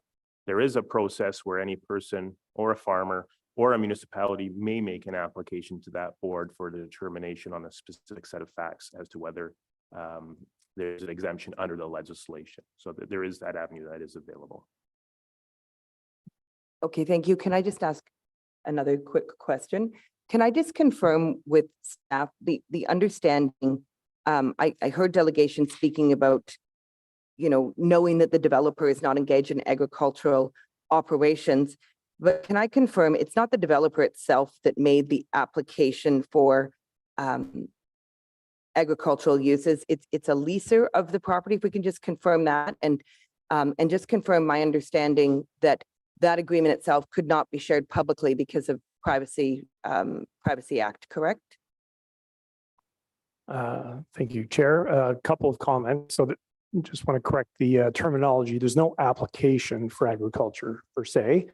There is a lease agreement between the owners and an agricultural operation for the use of the lands. It has been shared with the city. It is commercially confidential, so we cannot release it. But I've recently just been able to work through with the city clerk and legal that there is the ability to have council members view this documentation on a, as anyone that's any councillor that's interested can make arrangements through my office to review the documentation, and we can set that up. Okay, great. Thank you very much. Okay, thank you very much, Vice Chair. Councillor Devine. Thank you, Chair. So my questions today have to do with the principles of fairness, transparency, and good governance. So last Thursday, Councillor Clark Kelly and I sent in a series of questions to staff. We got the answers yesterday. Thank you very much. Of course, as often happens, the answers lead to more questions.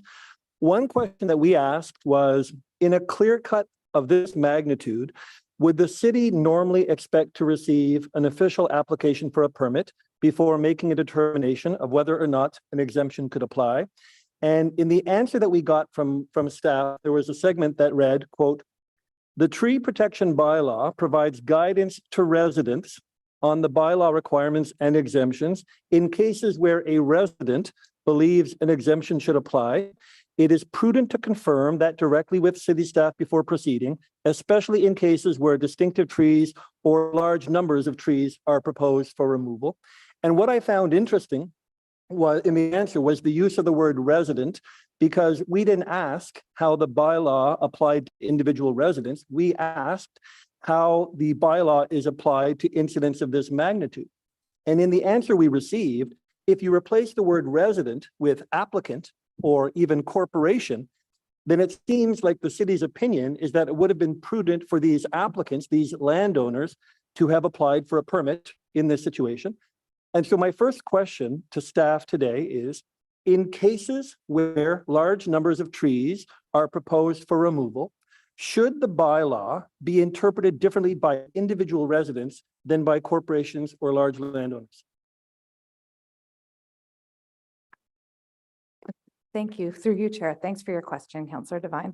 I think the use of the word resident in that case, I think we can replace it, like you said, with landowner, with corporation, whatever the entity that we're dealing with, I think is the best way to say that. So yes, there should be no difference in the way things are treated. So then it would have been prudent for the applicant to have applied for a permit, as you said, not necessary, but prudent in the answer. So not to apply for a permit, because in this case, it wouldn't have been necessary if they're considering that they have an exemption under this, but we said that it would have been prudent to communicate around the activities that were planned to occur. Okay, thank you for that. So we've heard from staff that the exemption to the tree protection bylaw was applied in this case because the land is being developed for agricultural purposes as part of a future farming operation. A lot of the questions that I had for staff revolved around the timeline of events and how that timeline raises questions about when and how the arrangement for a farming operation between the landowners and a local farmer came into place. We have been told that a lease has been signed between the landowners and a local farmer. Specifically, the questions I had for staff were, when did the city become aware of the clear cutting? On what date was the lease agreement signed? And when was the city provided a copy of that lease? So we know now that the city became aware of the clear cutting on February 17th, because we were told that in the memo we received on February 28th. But what I learned yesterday from staff is that the date that the lease was signed and the date that the city was provided a copy of that lease was March 3rd. The lease was signed, the lease came into effect, therefore, on March 3rd.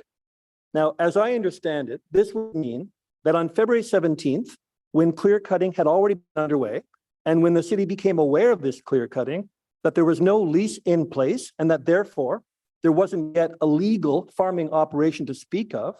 For me now, this clears up any confusion over what legislation was in effect on February 17th, as there wasn't any legal farming business in place at that time. This action was not covered by Ontario's Farming and Food Production Protection Act.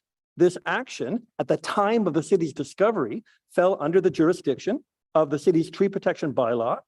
Section 82.7 of the tree protection bylaw states that a tree permit is not required where the injury or destruction is a normal farm practice carried out as part of an agricultural operation by a farming business. So what have we learned today? We've learned that 1, the applicants were not farmers at the time that the work began. 2, that there was no lease in place until March 3rd, and 3, that there is no precedent from the provincial panel that would see this as a normal farming practice under the Act. And so my question to staff is, if on February 17th, when clear cutting had already been happening, and which is the date when the city became aware of this clear cutting, if at that time there was not yet a lease in place between the landowners and the farmer, if there wasn't therefore a farming business in place to justify the exemption, and if, as we heard farming experts themselves don't believe that what happened can be seen as a normal farm practice. Has the tree protection bylaw been properly enforced? Thank you for the question, Chair. So certainly the information in terms of the date of the lease and when the city received it is correct. I would also point out that we've received information that will be made available that it indicates discussions around the lease dated back to October of 2022. In terms of the balance of your question, I don't know if legal services would like to opine on that, but I have no further comment. Thank you, Chair. I would just note that in the context of the councillor's inquiry, staff did review following up on complaints from the community and did issue a stop work order.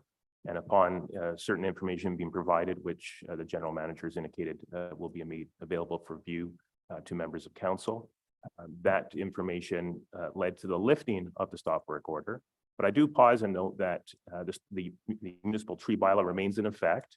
The onus and obligation of anyone that is seeking an exemption, either to establish or to maintain such an exemption, lies with the person affected, the property owner or other person acting on their behalf.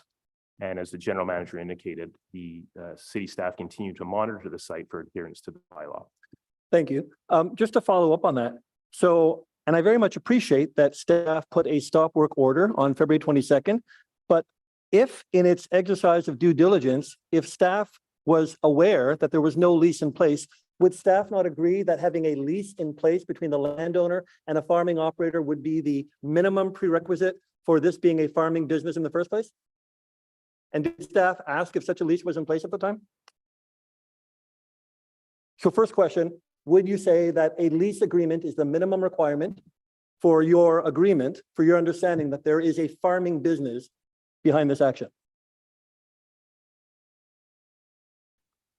So certainly the lease was a key component to that determination, and I don't want to speak for legal, but the stop work order was not lifted as per one of the memorandums to council until we had that evidence in place. There was also, commitments in terms of tile drainage and all the other activities that would support the future agricultural use that informed that. So would legal agree that having a lease agreement in place is a minimum standard business practice for being defined as a farming operation or a farming business? Chair, each case will be assessed on the specifics of each case. So I can't say on each individual case. The legislative scheme which this bylaw applies to also does allow for a normal farm practice to be demonstrated by intention.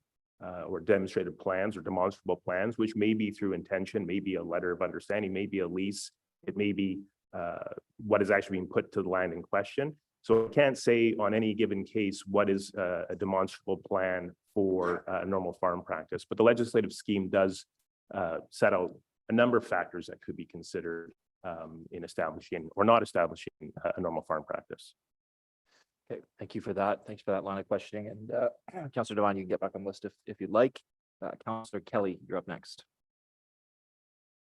Thank you very much, Chair, and thank you to the members of committee and delegates and staff for allowing me a few minutes to ask some questions today, as I'm not a member of the committee, but very interested in the discussion that's being had today. And I do come from an agricultural community.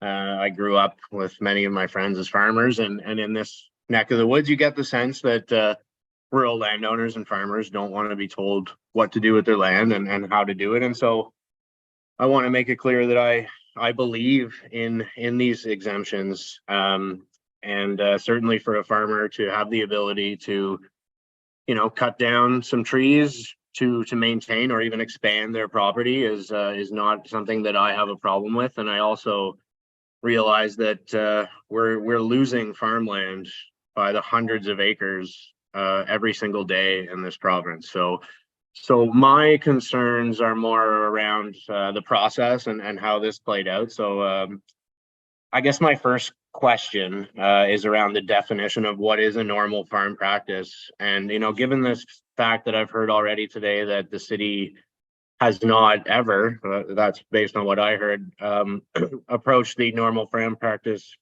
protection board to make these determinations. I'm wondering if the city has a definition that they consult, or what they use to make that determination, because when I look at the answers to some of the questions that we received prior to this meeting, which I'm very grateful for, it's in cases where a resident believes an exemption should apply, it is prudent to confirm that directly with city staff, which I think I agree with.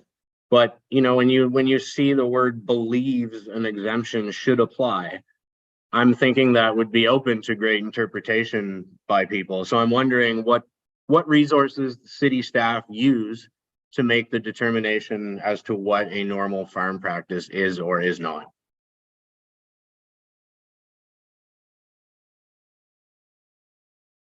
Chair, if I respond to that, first and foremost, staff use the language that council provided in the tree protection bylaw. The tree protection bylaw sets out for normal farm practice a definition of that. We're also mindful that provincial legislation uses and mirrors that language in the Farming and Food Production Protection Act.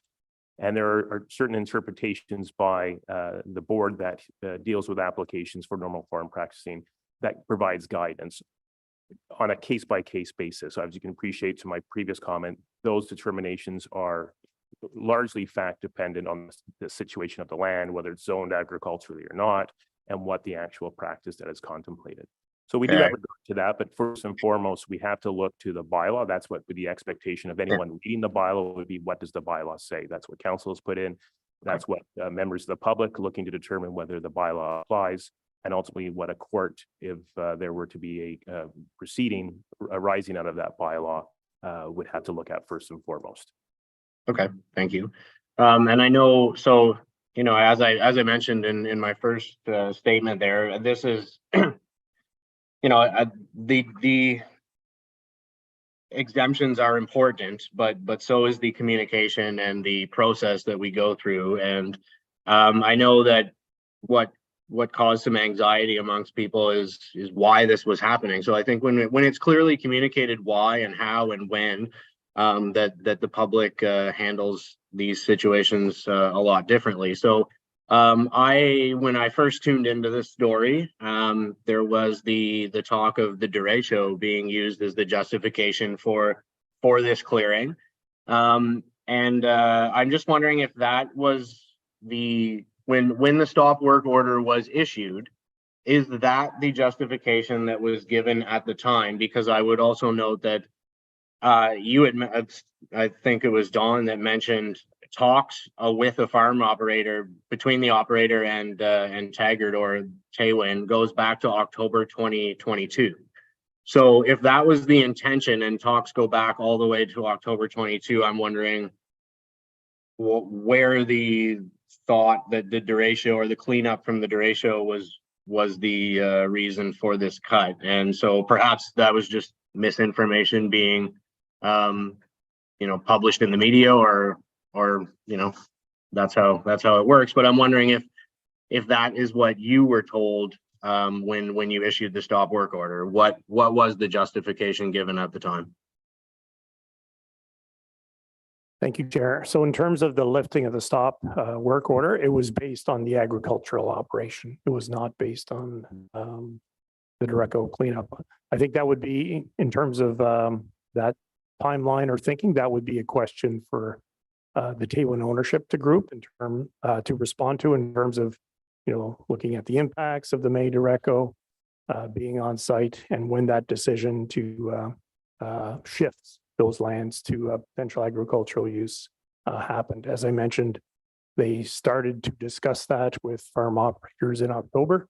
But again, that's the lifting of the stop work order was based on the agricultural use.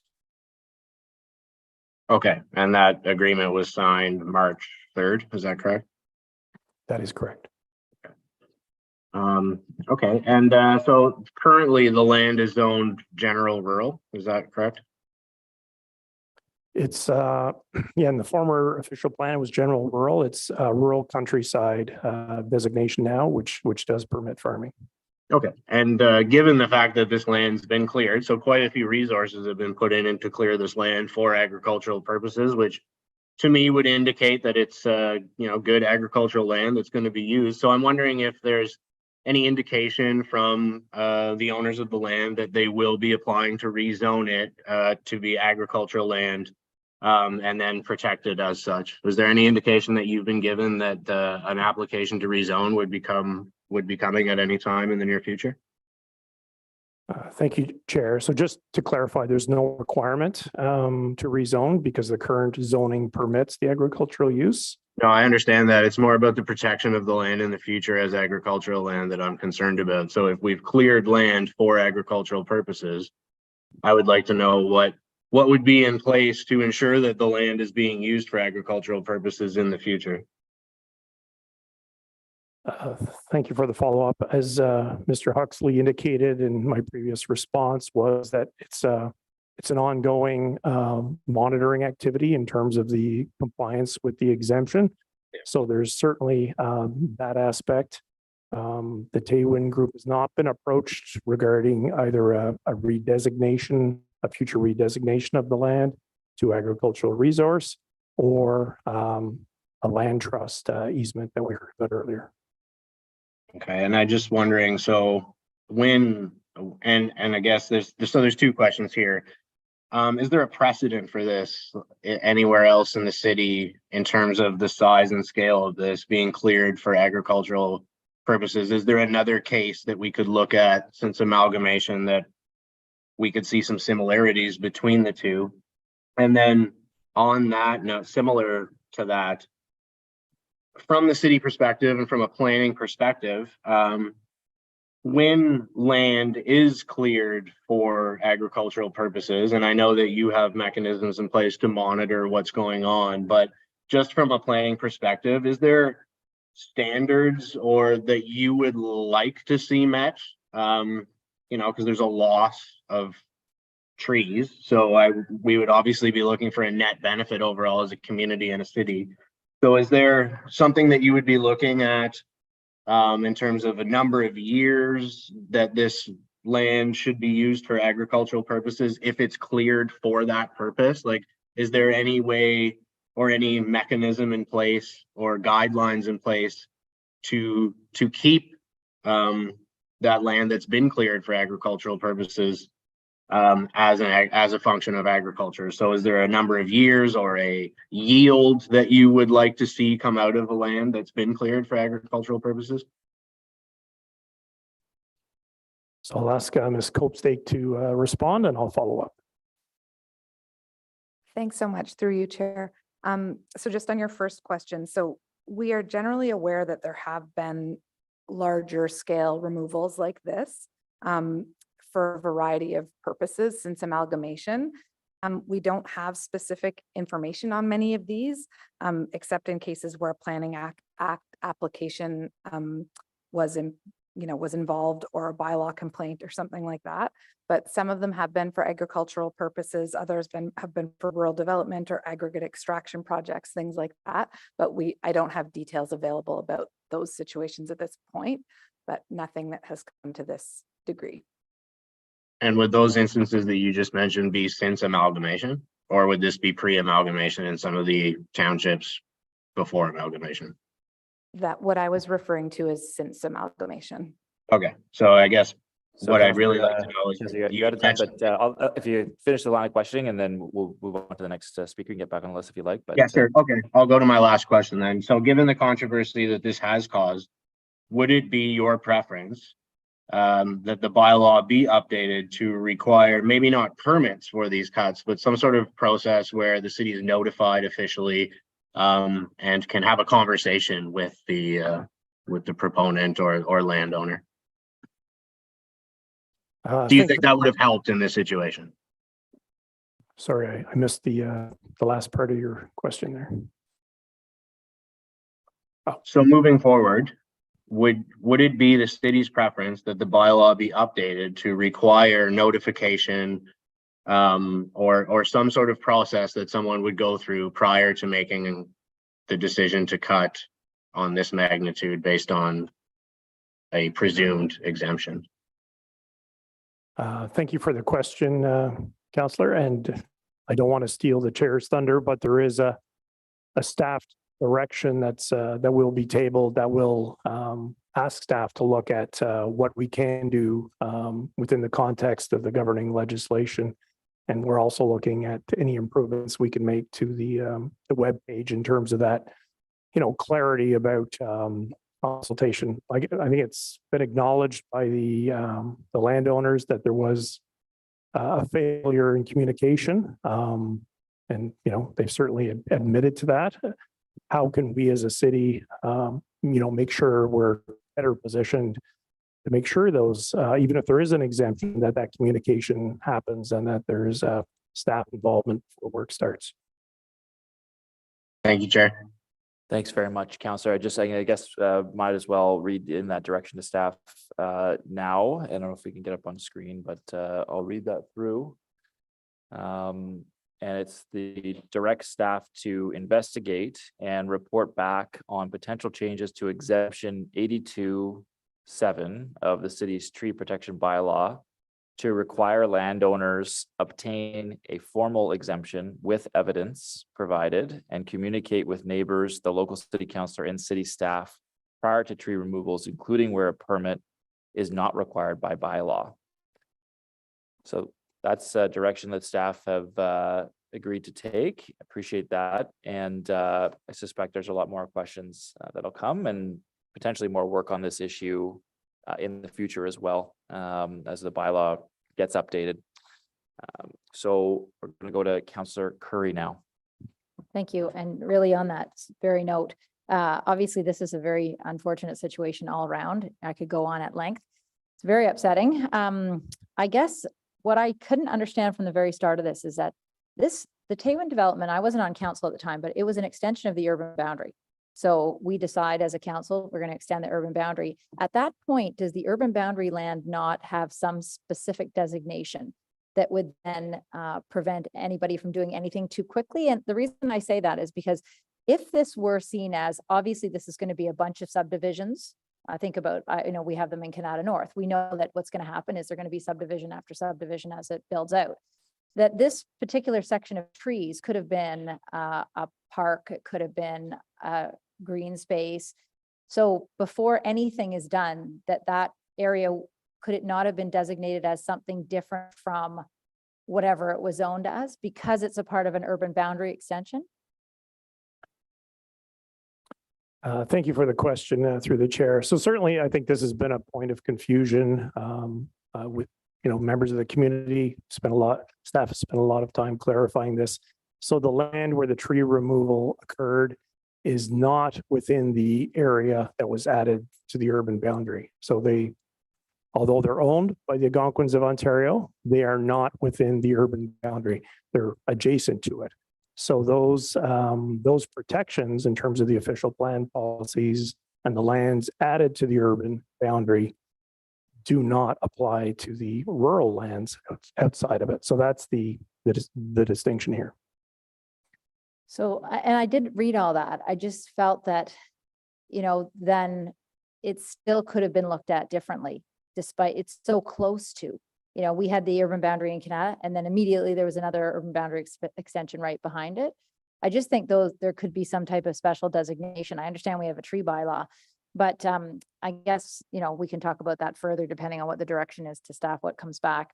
But the other thing I guess I would ask is that, do staff not have already some recommendations? When I just want to tell a very quick story in that we had a golf course in Canada, our famous golf course, and a bunch of trees were cut down and the community said, what is going on here? And same thing, there wasn't communication. Well, a simple email to the golf course means now that every single time they prune a tree, they're communicating with me and staff. It happened overnight. It was as simple as that. And in that situation, it was just a small grove of trees. But do staff not have already recommendations? And I think about we have the call before you dig, but call before you cut is just a simple thing.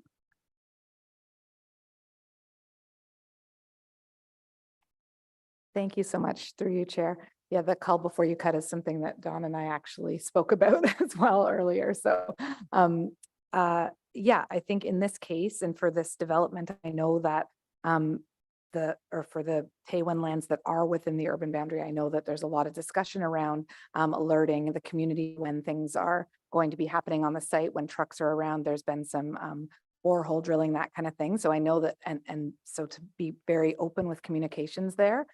So I know that that's already in place for that, although this one did fall through without communication like that. So yeah, we think that that is a good idea. And I think under this direction that Councillor Menard has just indicated, we'll be looking at how we can put that into the bylaw if possible. But in the meantime, we'll look at our, we have a, extensive website for the tree protection bylaw and how we implement the tree protection bylaw. We have a section on that website on exemptions. And we've always been focused on the hazardous tree exemption. So we don't require a permit if there's a hazardous tree, and we don't want to have people come to us in that situation. If it's hazardous, it needs to come down. But we always recommend in that case is take a picture, record your, like to arborists, record your assessment, and in case people ask us about this, So we've got that on the web pages. We're going to update our web pages. We can do it immediately so that it says if there's other exemptions such as agricultural, please talk to city staff first. We recommend that kind of thing. So we'll make that kind of change immediately. I don't know, Don, if you want to add anything. Thanks. I would highly recommend that. I just think for all the confusion that there is out there, that people should have to call before they do anything. When the one call comes out and tells you where your bell line is, and you say, oh, it's nowhere near where I was going to do anything, but at least you found out. I think that would go a long way. Anyway, thank you. Thanks very much, Councillor. Councillor Brockington, you're up next. Thanks, Chair. It's been a long morning, and as I've sat here and listened, I thought there's got to be a way here to get a win out of this. The Taggart and Algonquins look bad. The city looks bad.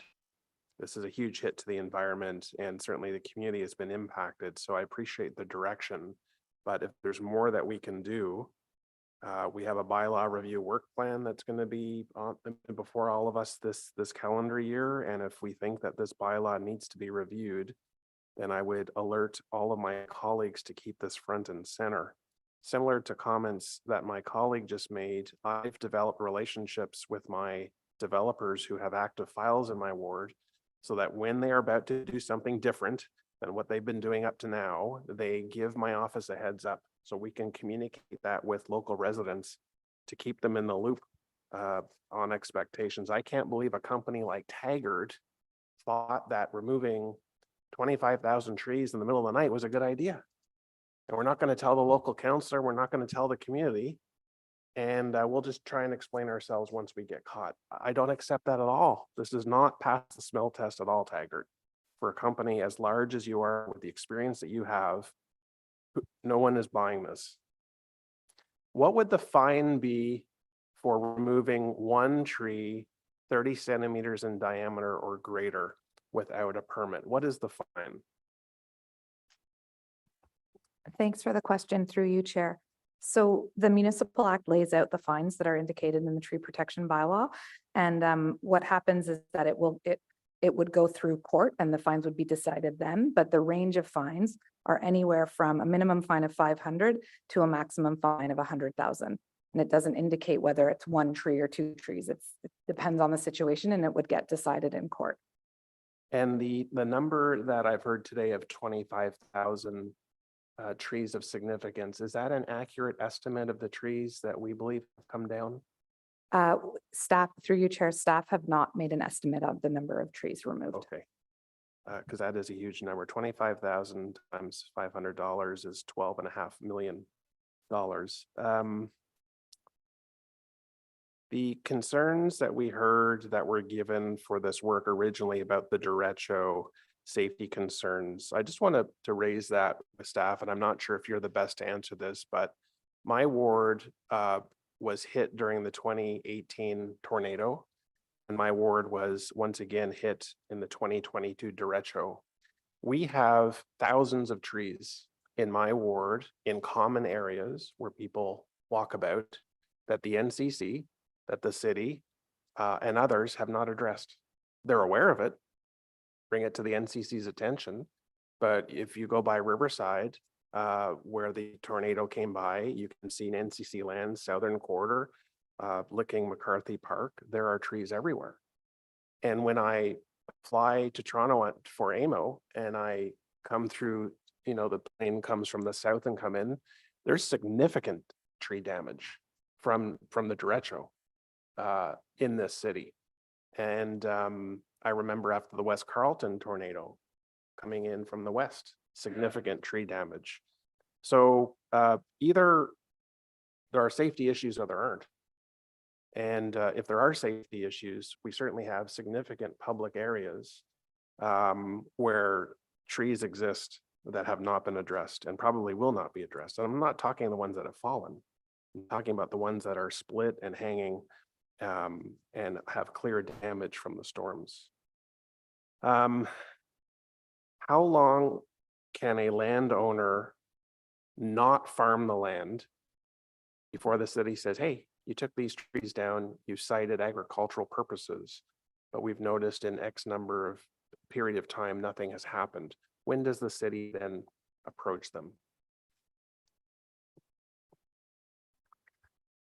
Thanks for the question. In terms of that length of period, certainly we're actively monitoring right now in terms of following through on their commitments. In terms of any sort of legal precedents, in terms of the length of time, I don't know if legal can weigh in on that, but I can't really offer anything.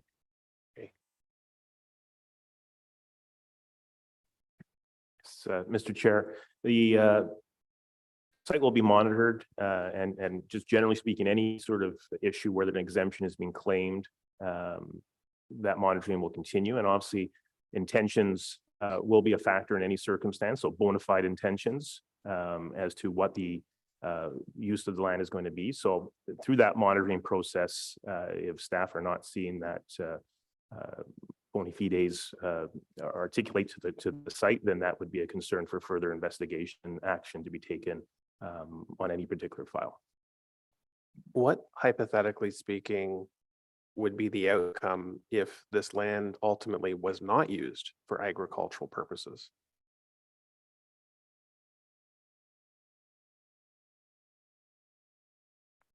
There's the potential if the intention was not to pursue as a normal farm practice and with some other evidence to suggest some other purpose, then there could be a result of enforcement of the bylaw.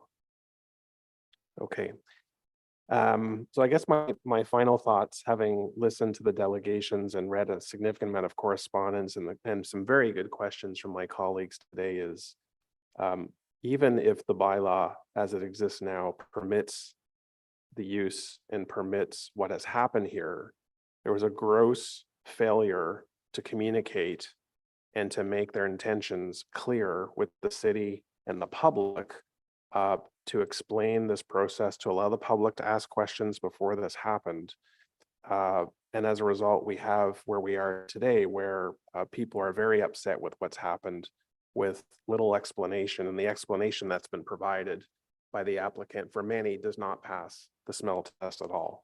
So, Mr. Chair, I do look forward to some changes here, and I do offer the fact that bylaws in the aggregate are being reviewed by the city, that we're going to go through a bylaw review, that members of council are going to be asked for input on which bylaws should get attention this term of council. And I, again, want to make colleagues aware of that process as well. Thank you.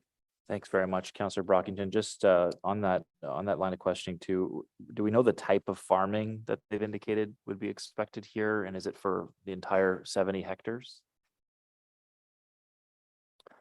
The lease agreement doesn't indicate what specific crop is going to be grown, if that's the question, just that it will be cultivated till there's provisions for use of fertilizer, et cetera.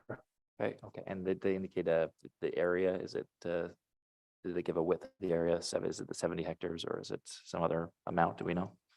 I think it's the bulk of the property. There is as noted earlier, there are some constraints. There is a municipal drain on the edge of the property, for instance, but it's substantially the entire property. Thanks to that. Thank you very much. Sorry about that. Councillor Brown, you're up. Thank you very much, Chair, and thank you very much to staff and the delegates who came out today. Question to staff, based on the 1976 aerial photos from Geo Ottawa, the majority of this property used to be farmed. Would that be a correct assessment? Thank you for your question through you, Chair. Yes, that was generally our assessment as well by looking in the historical aerial photos. Thank you. And I've seen aerial photos that go back into the 20s for this property that we don't have here at the city, but I'm happy to distribute to my colleagues if you'd like to see. I know we're speaking about this site specifically today, and I would agree with Councillor Brockington that perhaps the actions taken on this property don't pass the smell test. There's one thing that I always like to tell folks is there's nothing more that I would like as a rural councillor than to keep all the development in urban Ottawa. And so anytime it comes out to the rural area, it always raises many concerns. The one thing, though, that I would like to speak on is ensuring that farmers aren't negatively impacted by any change that might come. And I appreciate the direction that the chair read out today, and happy to hear staff are willing to take that away and see what else we can do. But in rural Ottawa, having a developer own property and having farmers rent that land or lease that land out to continue farming operations is not uncommon. And in fact, there are lands in my ward that have been owned for decades by developers, but the farmers are still on that property every year, actively farming it. And so, this situation is not uncommon. One of the benefits of that particular arrangement, and many farmers use the sale of land to finance retirement, but until they're ready to retire, they carry on. I know, again, this is not specifically what's happened in this instance, but at one point, this land was farmed.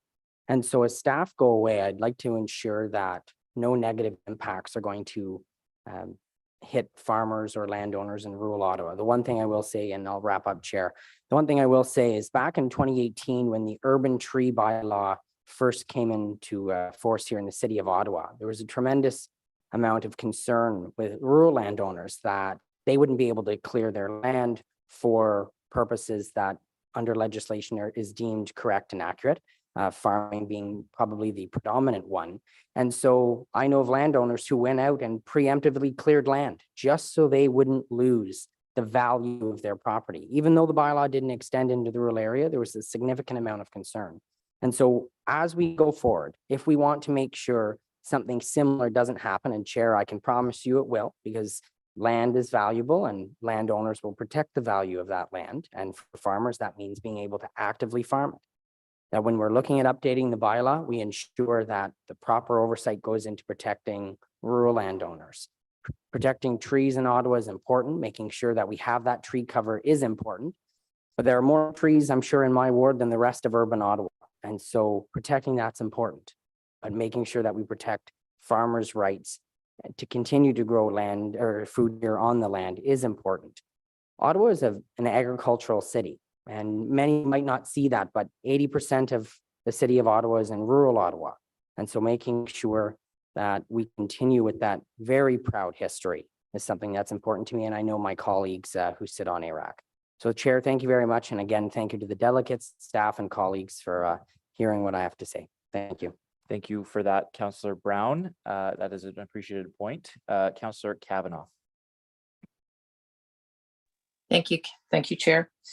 And thank you to my colleagues for their questions. I want to ask staff, can council or committee give direction to staff to bring this matter before of the use of agricultural land to the Normal Farming Practices Protection Board? Is that still possible if we give that direction?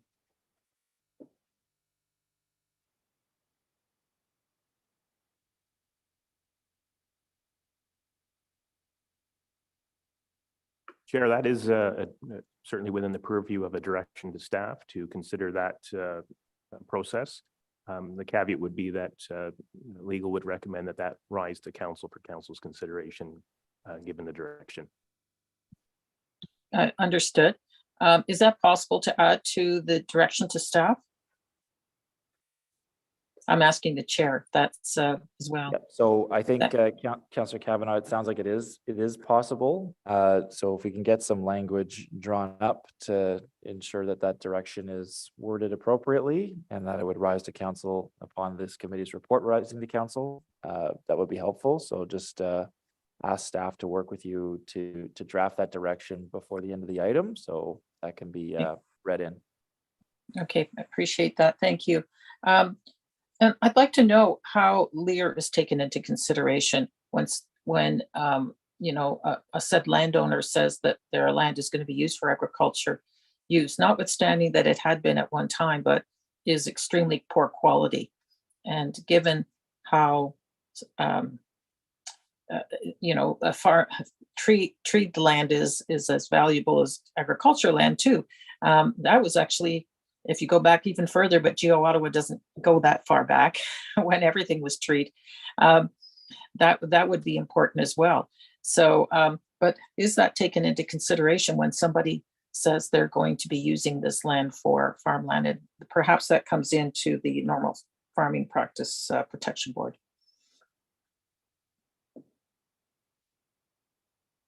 Thank you for the question, Chair. Councillor, the tree protection bylaw does not factor in Lear scores. The zoning of the land is a consideration, and as mentioned earlier, the current zoning does permit a farm or agricultural activity, but the Lear score does not. Thank you. What would it take to, in our upcoming zoning, can we make this permanent agriculture land so that it's in perpetuity? Pardon my pronunciation, tongue-tied. Is that possible to make that designation on this land? So, Chair, in terms of the question, it's not a question of zoning. It would be an official plan change to designate the land agricultural resource.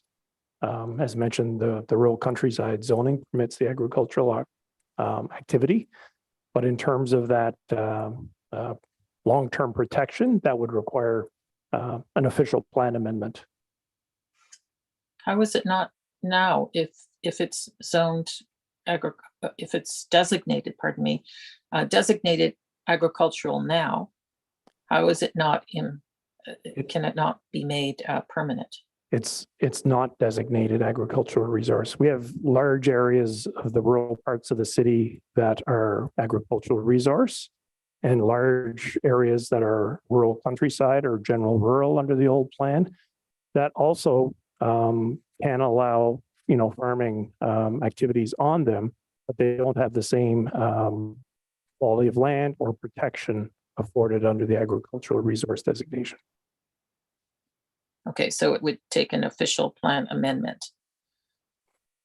Correct. Would, it would be and that would a like have to be citywide initiative, Lear, like a major study. Yes.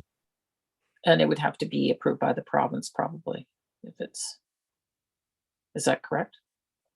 The official plan amendment would not, but it would of course be subject to appeal. Okay, well, it's kind of, you know, after the horse is bolted from the barn kind of thing. But what I really want to know is if we can take another look at this, and I think we're doing that with this direction. So I appreciate adding on that amendment that I've requested. So I'll leave it at that. Thank you. Thank you for that, Councillor. Vice Chair Carr. Hi, thanks. I just had a quick follow-up question. We spoke earlier about the fact that the lease that the leaser of the property had with presumably the developer, and that would be available for council members' review. I understood that correctly to the question for staff? Yes, that's correct. The city clerk and legal have advised that we cannot release it because it's commercially confidential, but council members can arrange a time to view the documents. Yes. Okay, perfect. Can I just ask a question then probably to legal staff then? I'm assuming that the exemption for commercially confidential information is probably under like the third party provisions under MFIPA, is that correct? Yes, Chair, that would be the legislation that was considered in this situation. Okay, perfect. And I'm wondering, given the interest, if it was possible at all to ask the developer / leaser of the farmland if they would be comfortable having a redacted version of that agreement shared more publicly. Is that something that we could ask? The developer was asked if they would share the agreement. Redacting it would be very difficult. There wouldn't be much left because of the pricing structure. So I could follow up, but I think I know what the answer would be. Okay, perfect. Thanks. Obviously pages that are completely redacted with only a page number at the top are not useful, but I just thought I would ask that. Thank you very much. Thank you, Vice Chair. Councillor Devine. Thank you, Chair. Just a few follow-up questions. Question number one, in regards to the direction to staff that is currently being proposed, what is currently on the table for reporting back to council amendments to the tree protection bylaw. And what I see here is specifically a focus on section 82.7 of the bylaw, which is the section that defines the exemption for farming. So my question or my possible direction to staff would be to inquire about whether or not possible amendments to section 45 could be included. And I know that I've spoken with staff about this before. Section 45 of the bylaw says any person who intends to injure or destroy a tree under this part shall submit to the general manager an application for a tree permit. And so when I see that, all I hear is any person who intends to cut down a tree shall apply for a permit. It doesn't say any person, with the exemption of those who believe that they would fall under an exemption. And so as we look at revisiting the tree protection bylaw, I would ask if we can amend our direction to staff to see whether or not fleshing out of section 45 could be included. So I'm not sure if that's a question as much as a suggestion. I think it's important to hear from staff on it. I know that the rural area piece comes into it. So staff, did you want to just comment on this? Can we add that as a review item? Sure. I'll start and perhaps Martha can add on. So certainly section 82 overrides the section 45. And so the exemption supersedes that. I would also be very careful about a broad brush approach, not just the rural considerations that Councillor Brown articulately informed in terms of the history of the bylaw, but also in terms of the the staff resourcing implications, and the fact that they could draw staff away from other priorities in terms of the tree planting, the green space and forest management plan. There's a lot of priorities with a small group of staff that we have to be very careful about. So I'll ask. Thank you. But I mean, so it does sound like staff is willing to consider what's the direction that's currently proposed, right? Well, I mean, that's another way of, so thank you with that. My last question. So as I understand it, since the work order has been lifted, as I understand, tree clearing operation is ongoing today as I think it's happening. So in light of what we heard before about how there's no precedent for this kind of tree cutting as a normal farm practice, in light of the fact that, as we just heard, staff is not currently aware of what kind of farming will take place or even when that farming will begin, how can staff reassure council that there should not be a reissuance of the stop work order?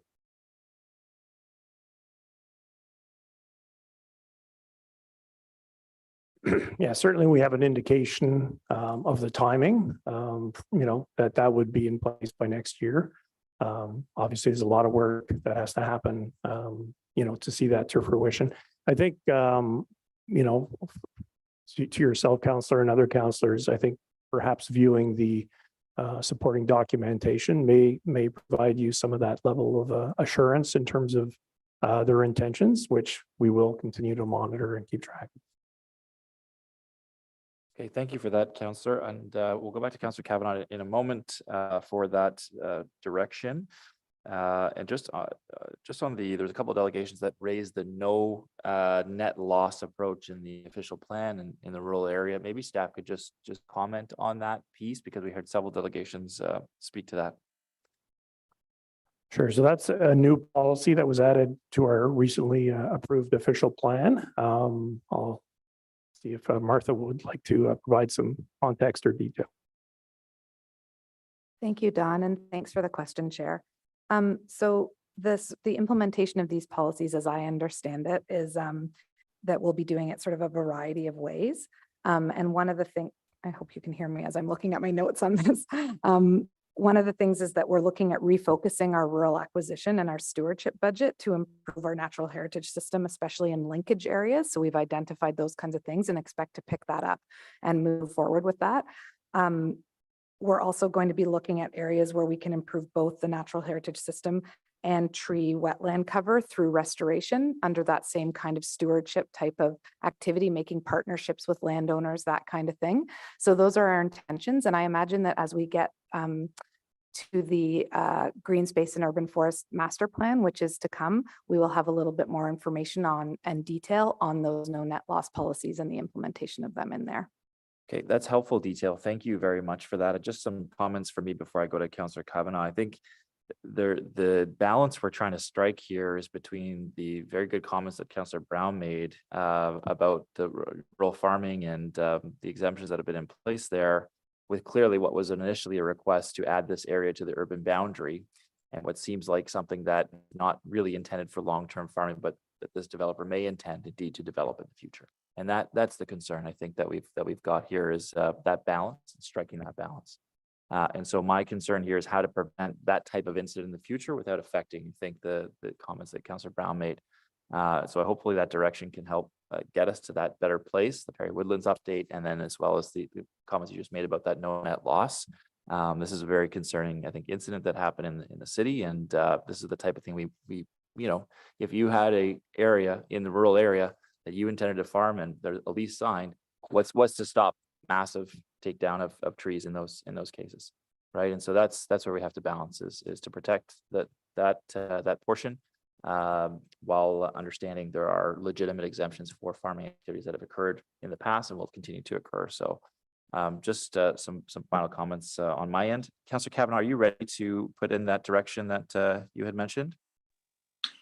Yeah, I sent it to the clerk. I don't know if he got to yourself and to the clerk, but I didn't have the wording of your direction in front of me. But basically, it was to add on to your direction that this land that is in question be referred to the Normal Farming Practices Protection Board to ensure that it's agriculture sound, I guess. I'm trying to find words, but I did send it to the clerk. I'm open to suggestions on that. Okay, thank you for that. So I just want to make sure we get that language correct with the clerk and Yeah. legal. Yeah, I'm not an agriculture expert by any means. So I want to make sure that we have that reference to, as was suggested by the delegations, that it be referred to this board. Okay, thank you for that. I think just having read that in, Councillor, we can just take that direction. We can refine it prior to council as well if needed, because I guess it has to go to council anyway. But I think the general direction you're providing is what's understood by the committee and staff is well understood. So we'll take that, work on the formal direction for the minutes of the meeting, and we'll move on to the next item. Because I think that's it for that item. Any other questions or comments on that item? Okay, good. So sorry, Councillor Carr, Vice Chair Carr, sorry, go ahead. Hi, sorry, I just wanted to clarify Councillor Kavanaugh is putting forward direction that the item be referred to the natural farm practices, not the tribunal, the board, correct? To see if this does indeed meet the agricultural exemption under the, is that correct? I'll let, I think perhaps Mr. Huxley can clarify. I think it's around the normal farm practices piece.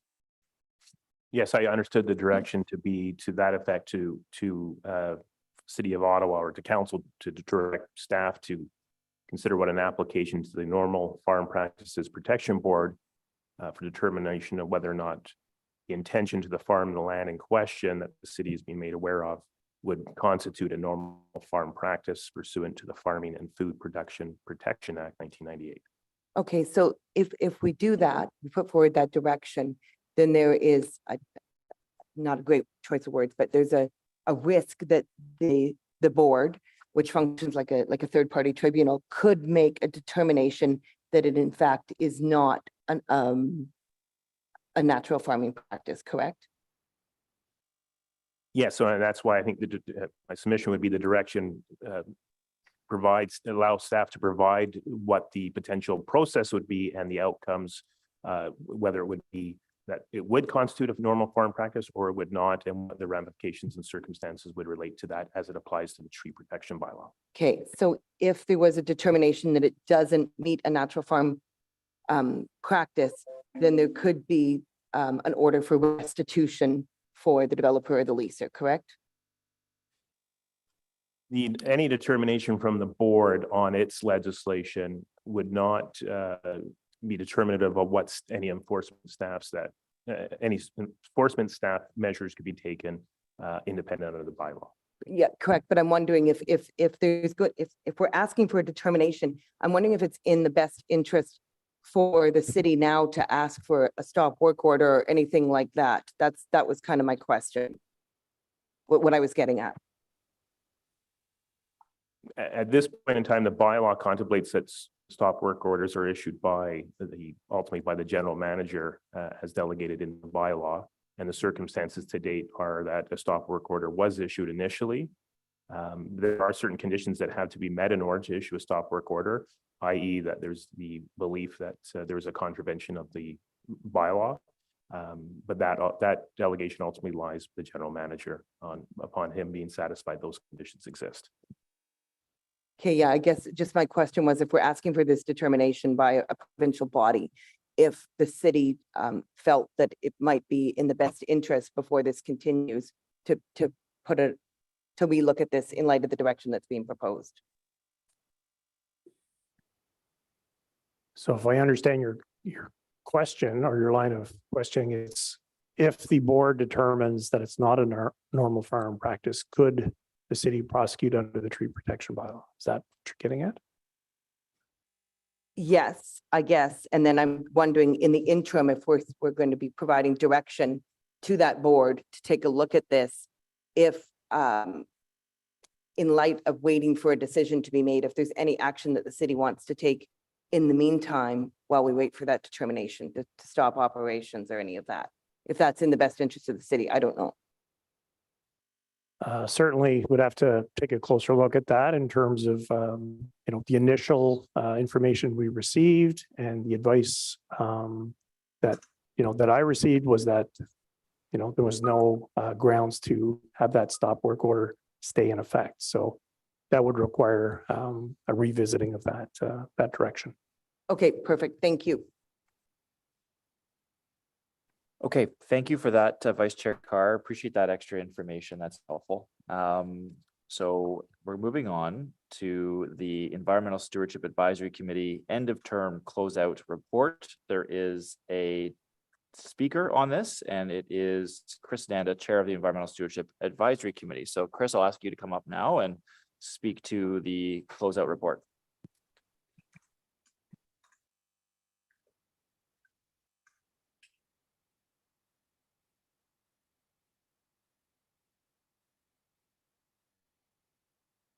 Thank you very much, Mr. Chair. I just would ask if I get a 2-minute and 30-second warnings because I don't want to run over. So I want to just thank you for the opportunity to speak to the governance report submitted by the Environmental Stewardship Advisory Committee, ESAC, for the 2019-2020 term. It's nice to be back in the Champlain room after being away for several years due to COVID, because this is where we used to meet prior to COVID. It has been a privilege to serve on ESAC for me since 2012, and as the chair since 2013 or 2014, along with many talented and well-qualified volunteer ESAC members, and to have a chance to have heard from so many municipal officials who are committed to making Ottawa a city with stronger environmental stewardship, including in the areas of tree protection and climate change, which have been referred to in the previous item. This past term, we were fortunate to have a council liaison in you, Mr. Chair, who gets the importance of environmental stewardship, particularly given the looming threats from climate change.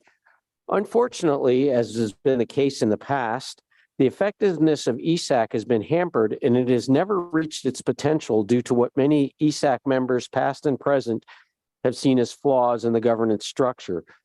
Frustration with a perceived lack of respect for ESAC, or perceived impotence in the eyes of some, has in the past led to some well-qualified members resigning when they ran out of patience. Many issues that were previously identified as areas for improvement still have not been sufficiently addressed. In other words, e.g., there was scheduling of meeting times insufficient, advanced receipt of presentation decks, insufficient ability of ESAC members to set agenda, receiving presentations too late in the process to make a difference, including on budgetary items, and also at times what was deemed to be insufficient response from staff, inquiries made regarding transportation to remote developments, whether there's appropriate public transportation to far-flung developments like the Amazon warehouse in Southeast Ottawa and Taywin. Hopefully, these drawbacks will be rectified when the next Environmental Advisory Committee is created, sooner rather than later, we hope.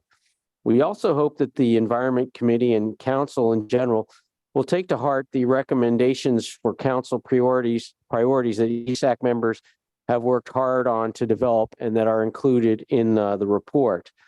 Several people have asked me why no advisory structure has been set up to deal with the environment when the recruitment process for other advisory committees are well underway. I had no answer for them.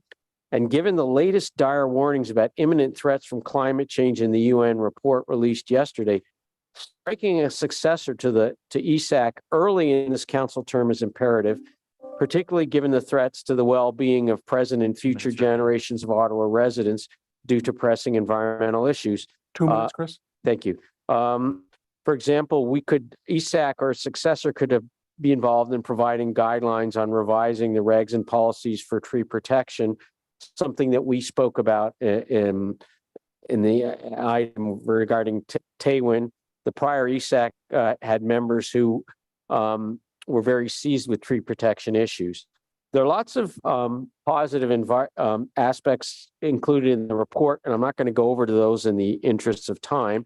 There are also some areas of improvement, and I'll just summarize these briefly, and I'd be happy to answer any specific inquiries from committee members. But ESAC should have greater leeway to seek items for the agenda and to hear presentations on certain issues from staff and the general public, so long as they're within the overall mandate of ESAC. There was also perceived hesitancy among some ESAC members that city staff only used the committee to provide advice late in the process of developing processes, strategies, and programs. And we would encourage ESAC to staff to ask for ESAC to be asked for advice well in advance of tabling draft budgets, and that city staff should consult ESAC and other committees at the beginning of the process to ask for specific recommendations. ESAC advice should be conveyed to the city staff before initial reports are completed whenever possible, and this information should be conveyed to the appropriate standing committee before it considers the matter. And also, we would suggest staggering terms so there's greater continuity of ESAC.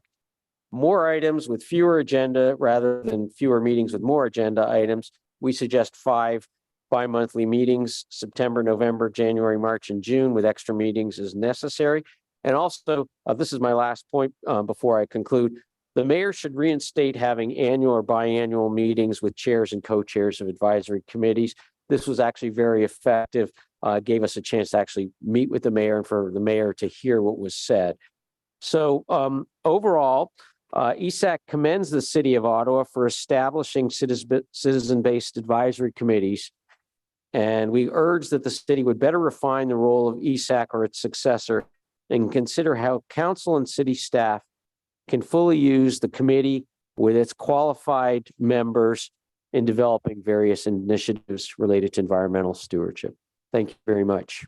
Thank you very much for that delegation. I see a couple of hands up for you as well. And I'll just mention just before going to that, there is a governance review right now going on of the advisory committees in the city of Ottawa, as well as councillor sponsors groups. And so it's a good time to have this delegation and the information come forward.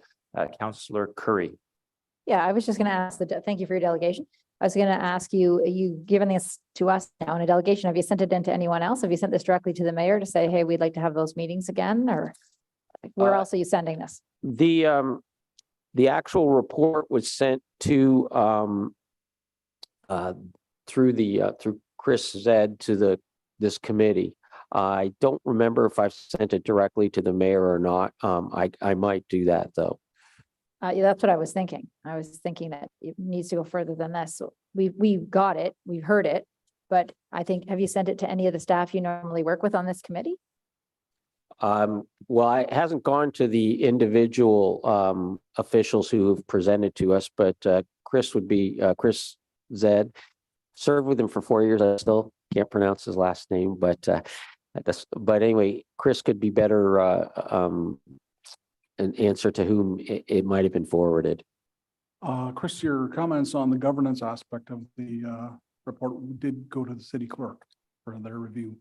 And I know that the city clerk was reviewing it with the mayor earlier in the year.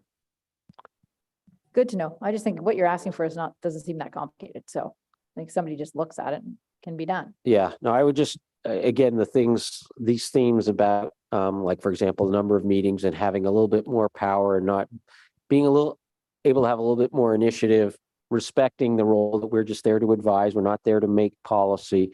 But those are things that were frustrating. And the other thing I would mention, I mean, Chris was very helpful, but I think it would also be beneficial, if possible, if there could be more resources to the secretariat, because I think he's juggling a lot of balls in the air, and that would help, because one of the things that was very frustrating is there were some of the responses, questions that we had, queries that we never received an answer to, and it seems like it would have been nice to have follow-up. And I'll just give one example. One thing that I put forth, I came across a 2007 document which talked about the city's notional targets for split in transportation between active transportation, public transit, and private vehicle. And that was for the year 2022. And what I asked for about a year ago, I don't remember exactly, but what were the most current things, like up to 2020, and we never heard back from staff. And to me, that would be something that there should be on hand. You know, we were just asking for the most current, but ideally it would be nice to have that. And again, the other thing I would just say is stress the importance of actually having a chance to provide input, like not just the week before the meeting, the matter goes to the environment committee, or in the case of the budget, before on the draft budget that's just already been tabled, because it's almost like we're rubber stamping it. And I think that was very demoralizing to people. There are a lot of people who are volunteers, and people are willing to put the time aside to go to meetings, but what was frustrating was the fact that they felt like they weren't having much impact. I hear you. All right. Thank you. Thank you, Councillor. Vice Chair Carr. Thank you, Mr. Nanda, for your presentation. Always nice to see you here. I'm also just a ward resident. I just had a question on, obviously I wasn't part of council when ESAC was active, and I think you were active for a number of terms. obviously in the last decade or so, there's kind of been a proliferation of environmental stakeholder groups that advocate for a number of positions. And I'm wondering if you could speak a little bit about what you felt the value of ESAC was as sort of an advisory group over perhaps, and the difference it could make when looking at sort of these stakeholder organizations. And I ask that I'm not part of the governance review that's being undertaken right now, but it would be helpful for me to understand how you saw that value of ESAC as compared to sort of the stakeholder organizations that actively work on these issues. I think one of the values is that we were able to actually have officials and very senior officials come and actually speak to us and address us, and people could ask tough questions, and there were some very I'll say assertive members who were very dogged in pursuing issues. So that was helpful, even if at the end of the day it may not have made that big of a difference. It did make it was helpful for them to at least hear us. And I know, and I really think that just related to that, having the meeting with the mayor was very helpful. And we had one instance, I think it was in 2018 or 2019, there was a weather issue.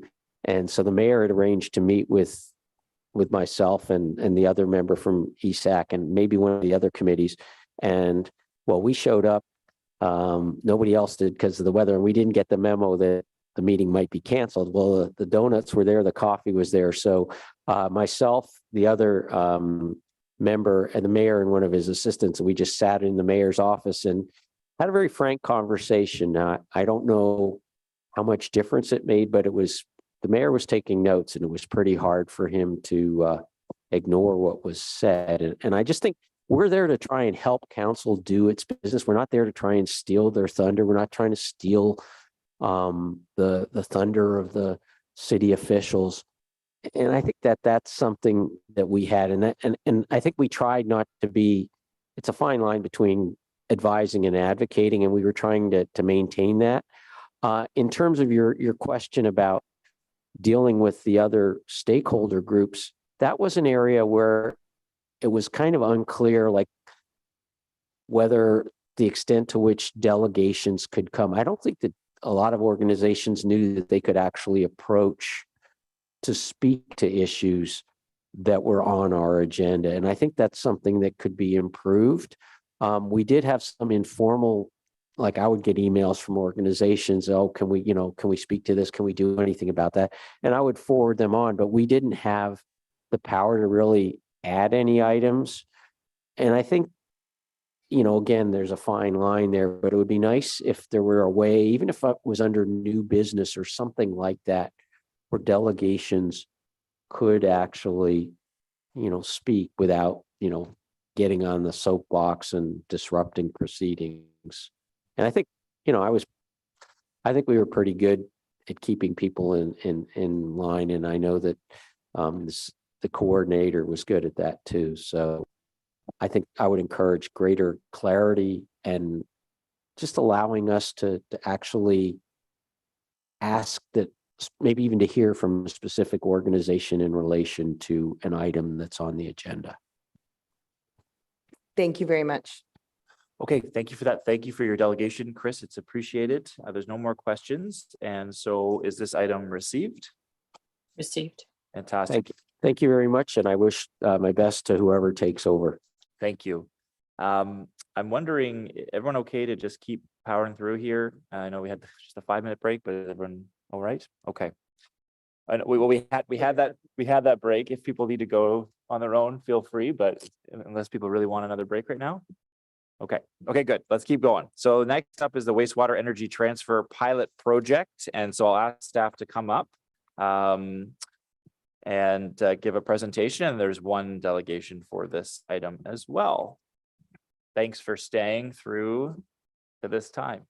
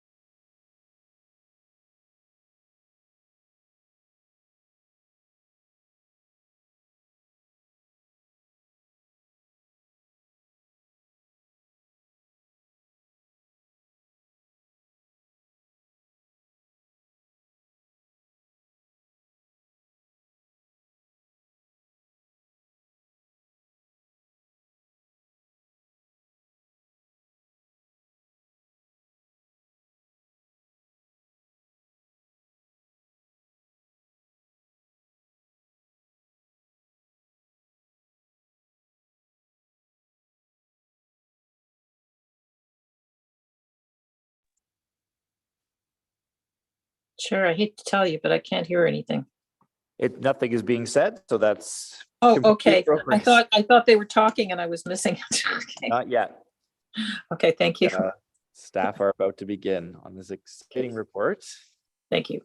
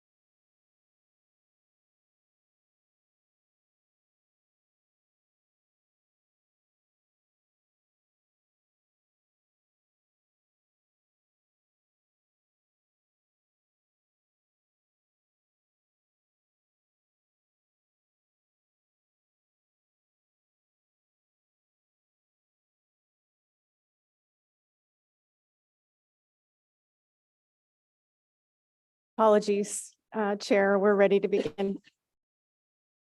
I think everyone's ready to hear you, so go right ahead. Thanks for being here.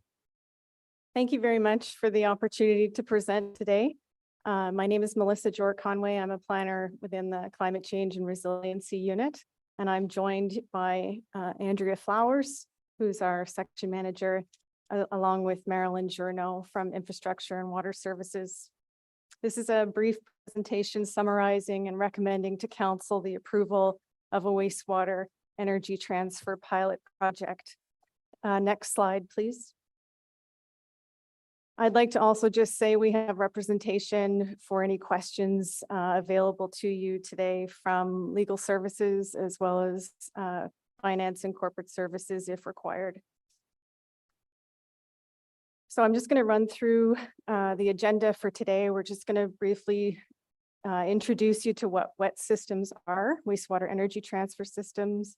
I'll talk about the benefits of wet systems. I'll briefly outline the pilot project. I'll explain the memorandum of agreement that was signed between the city and Thea Partners in Vari. We'll talk about some of the risks to be mitigated, recommendations to council, and then next steps. Next slide, please. So what are wet systems? The sewage collection system provides a continuous flow of sewage, as you know, with relatively stable temperatures. Wastewater provides a medium, therefore, for heat recovery or heat rejection, also known as a source sink. And it can be used for building heating and cooling when coupled with a heat exchange system. There's different types of wet systems on the market. Some have the heat exchanger plates that are directly inside the sewer pipe. Others take a section of the sewer out and replace it with a heat exchange system. The pilot project that we are presenting to you today is called an external heat exchange system, where the sewage is pumped directly to a heat exchange system that is external to the sewage collection system.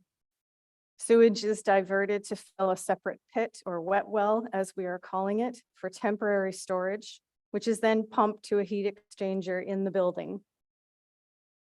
Wet projects are not common in North America, but they have been implemented and are quickly being realized in many municipalities in Canada, as well as in the United States.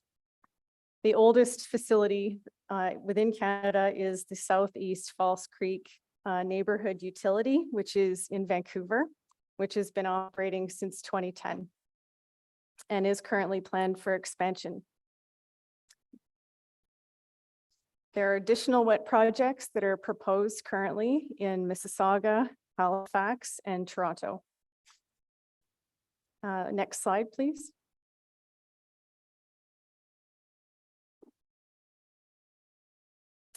So there are a number of benefits to wet systems. The benefits is that they represent a zero carbon emissions solution for buildings.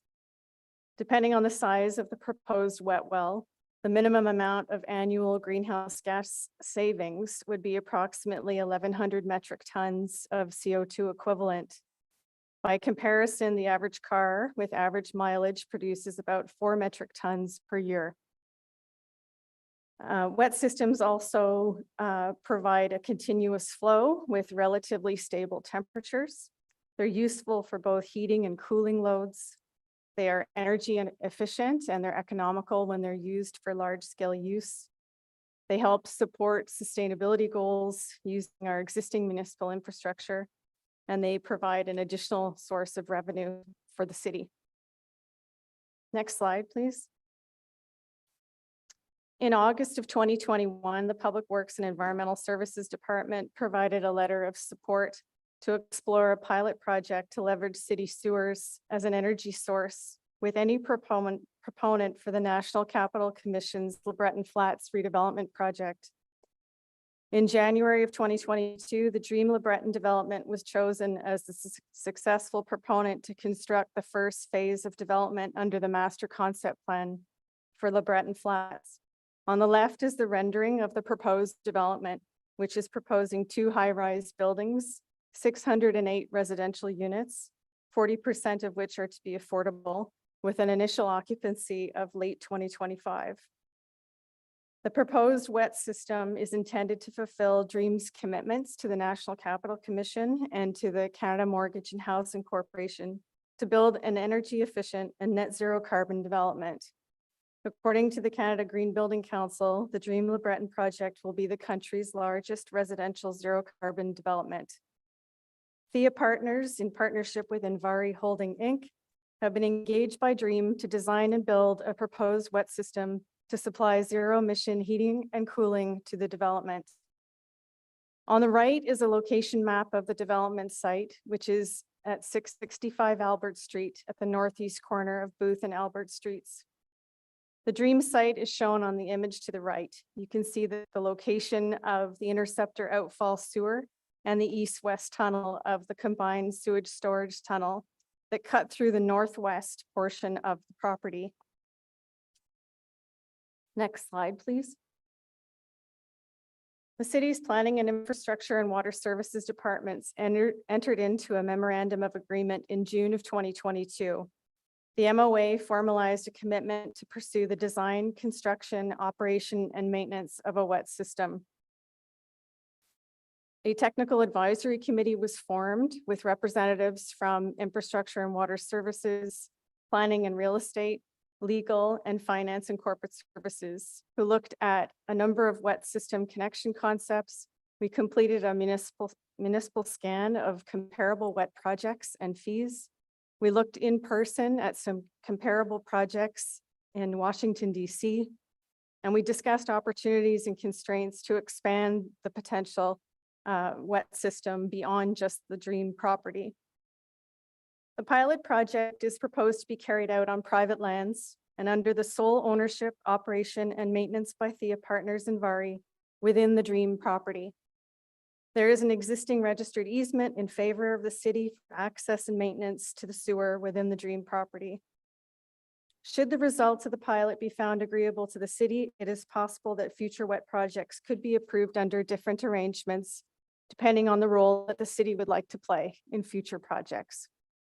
Staff, in consultation with legal services and Thea Partners and Envari, also drafted a term sheet to guide the details of a new wet agreement, which is attached to the staff report.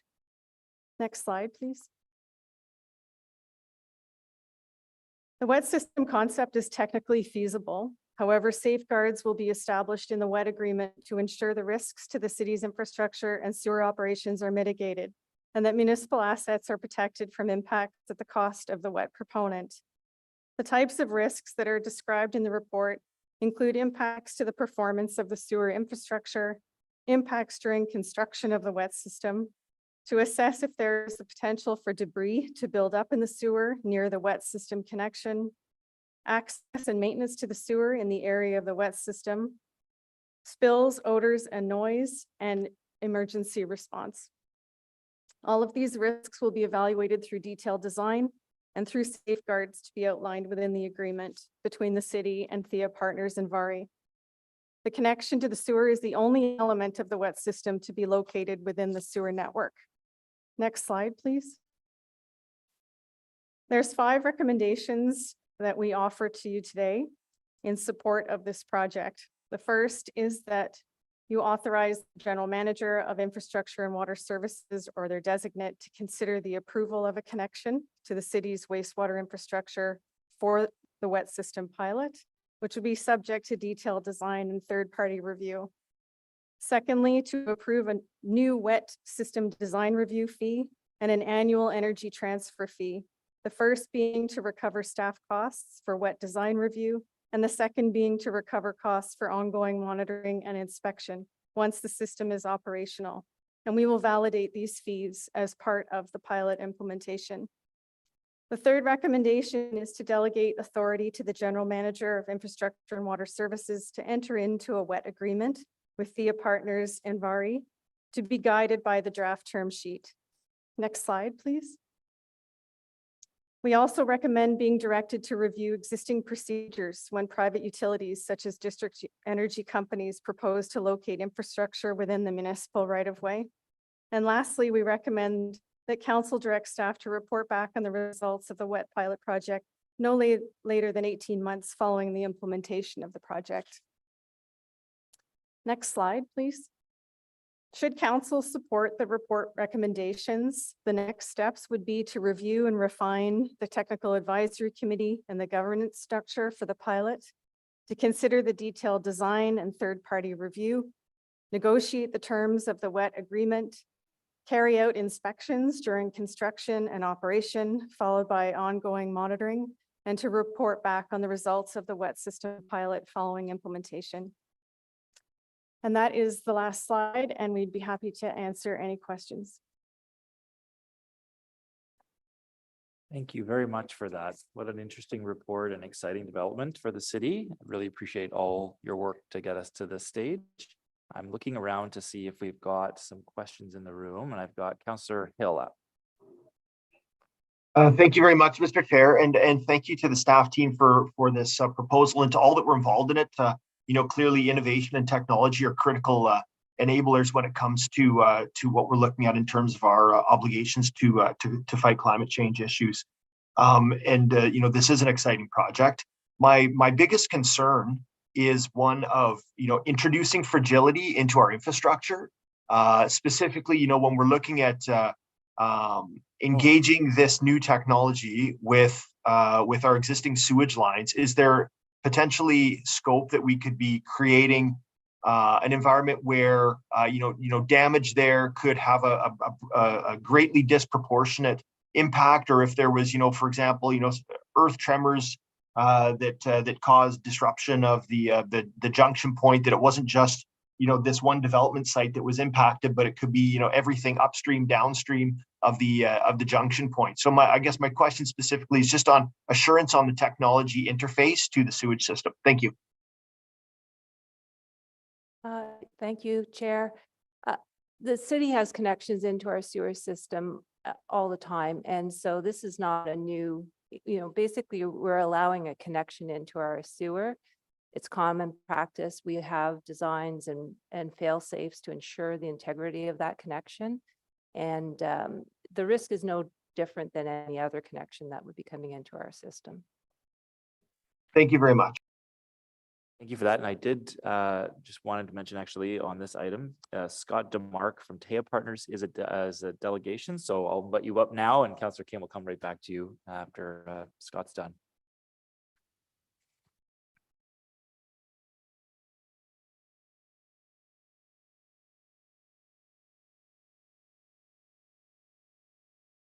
So you can just push that button there. You've got 5 minutes. Thanks for being here. There we go. Thank you for having me. Appreciate it. I'm representing the private sector side of this, so in Vari and Thea. My name is Scott DeMark, and I'm a partner in Thea Partners. Go to the next slide.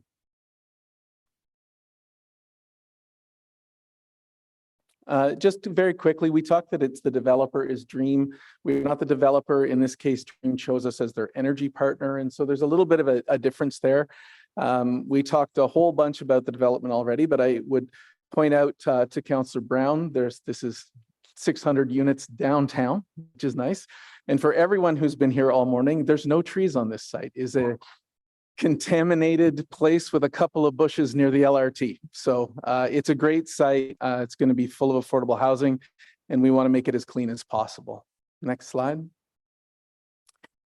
So who's Thea and who would be involved with this? So Thea is a boutique scale development company. We're best known for our work at ZB, where we worked to take a contaminated site and create an ecological based development, a sustainable development there. In particular, we designed and constructed and developed the district energy system, which is based on recovered energy. And then Envari, I don't think that's a mystery to anybody on council, but Envari is a private company, but wholly owned by Hydro Ottawa, which is wholly owned by the city of Ottawa. And so they are really our partner. And interestingly, we have worked very closely together because Hydro is also a partner in the district energy system at CB. Next slide. So I just wanted to point out why we're the right team for a pilot. I think when you do something different, you want somebody to come to the table who has some experience in this area. We've worked very closely with staff to talk about what we want to do, but I think it's important for people to understand that we're trying to reduce the risk by being, we're already in this business. So as I said, we developed the ZB community utility. We've worked together. The ZCU is the largest zero carbon utility in Canada of its type. And it also is based on recovering heat and rejecting heat. And so although we didn't use a sewer in that case, we used a factory and the river, it is still really a very similar concept. So we use similar technologies behind the scenes. So we're an experienced team. We've already worked together. We have functioning governance. We're appropriately financed. And really our whole reason to exist is to find, economic solutions to environmental problems. So this is our space and this is where we work. Next slide. I think it's also, we talked a little bit, Marilyn talked a little bit about the delineation of risk. And this is a really small graphic for anybody in this room, but hopefully in front of you can see it. But essentially that's the city's sewer on the left-hand side of the screen. In this case, it's 100 feet below the surface. And so we've got to go down. And what you see is the vertical shaft on the right, that would be the wet well. That's what we need to construct. So this is a big hole that we're digging down to get to the sewer, and then we make the connection. But understand that everything that's the city's is just that sewer. Everything to the right of this page is ours. So we build the wet well, we maintain the wet well, we maintain the pumps, we maintain the energy exchange that happens in the building. And so really the city is just talking about whether there's a gate open or a gate closed. We either take sewage or we don't.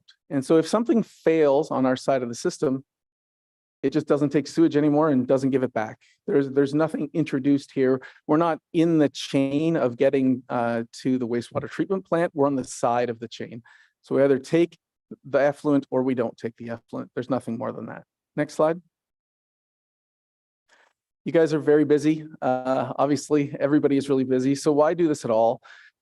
Really, it comes down to the economics. It is cheapest to burn fossil fuels to heat buildings in Ottawa.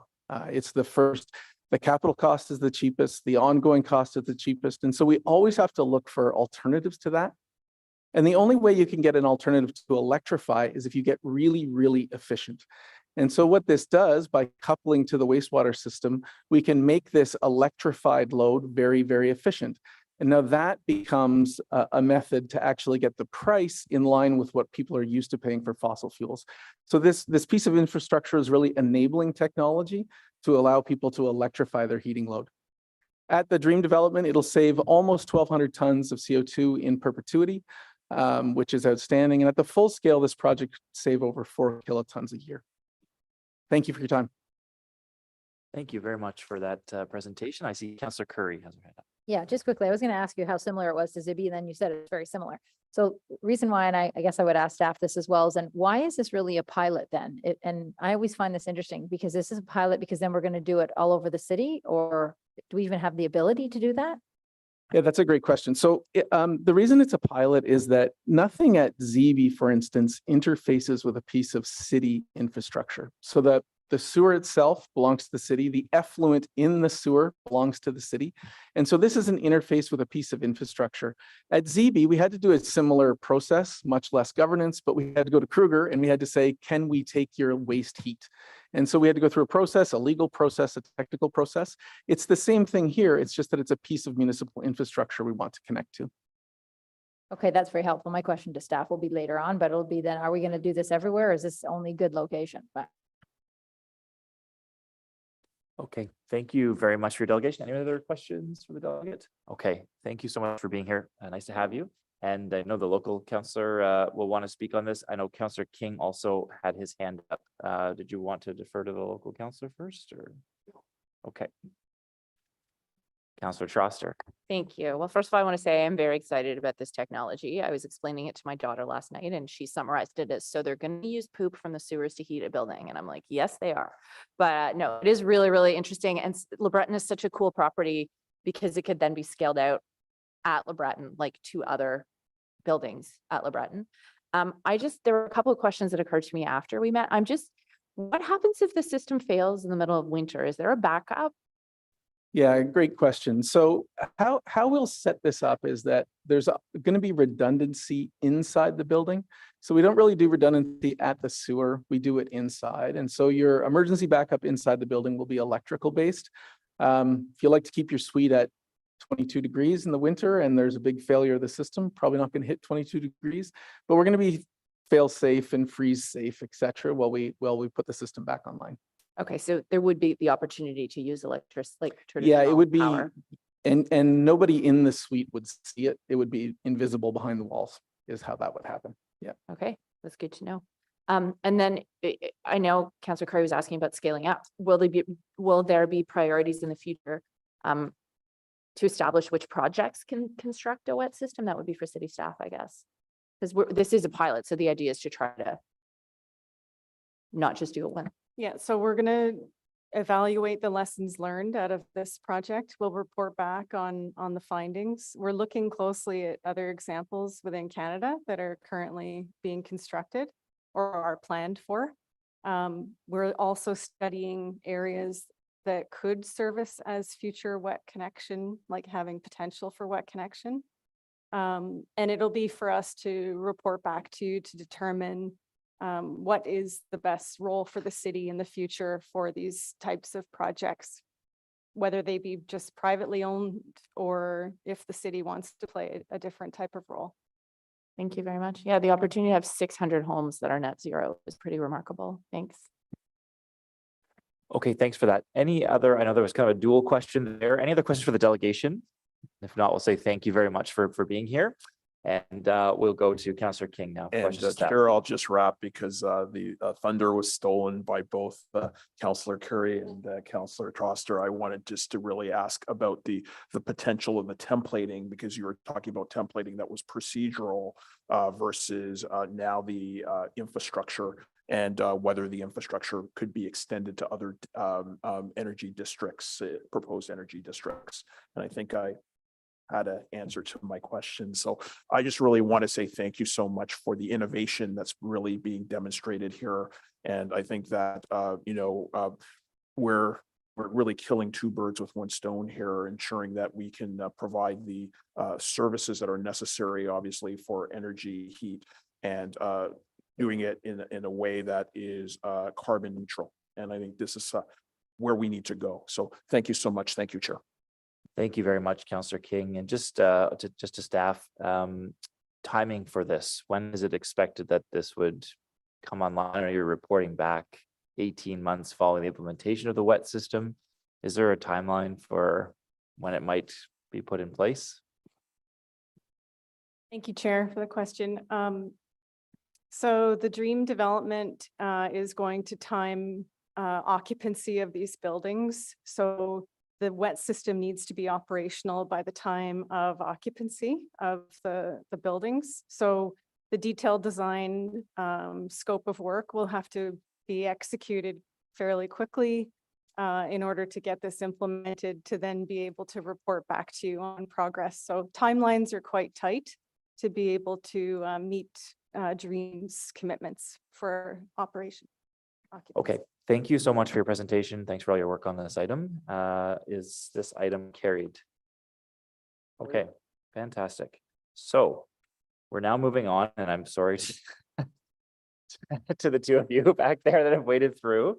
We are moving on to the financial statements for in-house solid waste collection, the external audit review. And there's no speakers on this item, but there is a staff presentation. And I think this is relevant for the committee just because there's going to be some decision points around these items coming later on this year. And so just an important piece of information as an update. Thanks for waiting again and being here.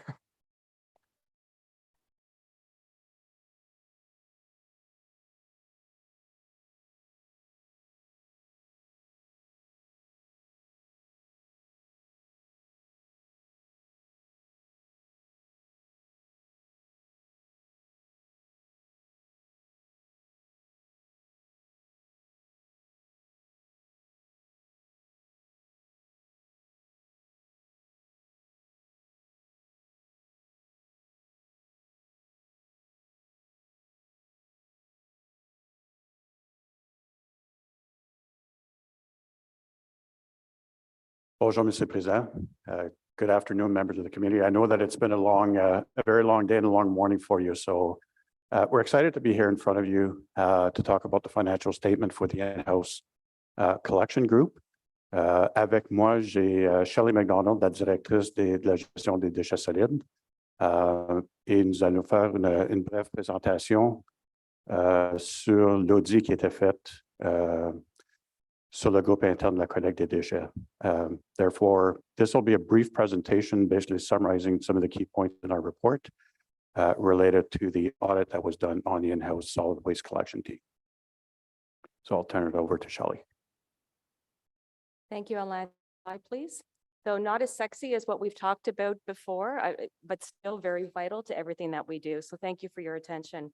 So as Alain mentioned, my name is Shelley McDonald. I'm the Director of Solid Waste Services for the City of Ottawa.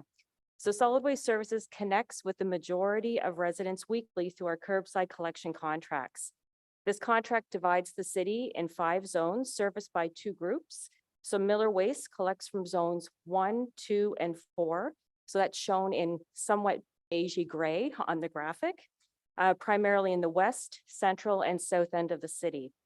And the in-house team collects from zones 3 and 5, shown in the teal bluish color on the screen in the core and the east end of the city. So these teams have the responsibility for the collection of recyclables, organics, leaf and yard waste, and garbage. Next slide, please.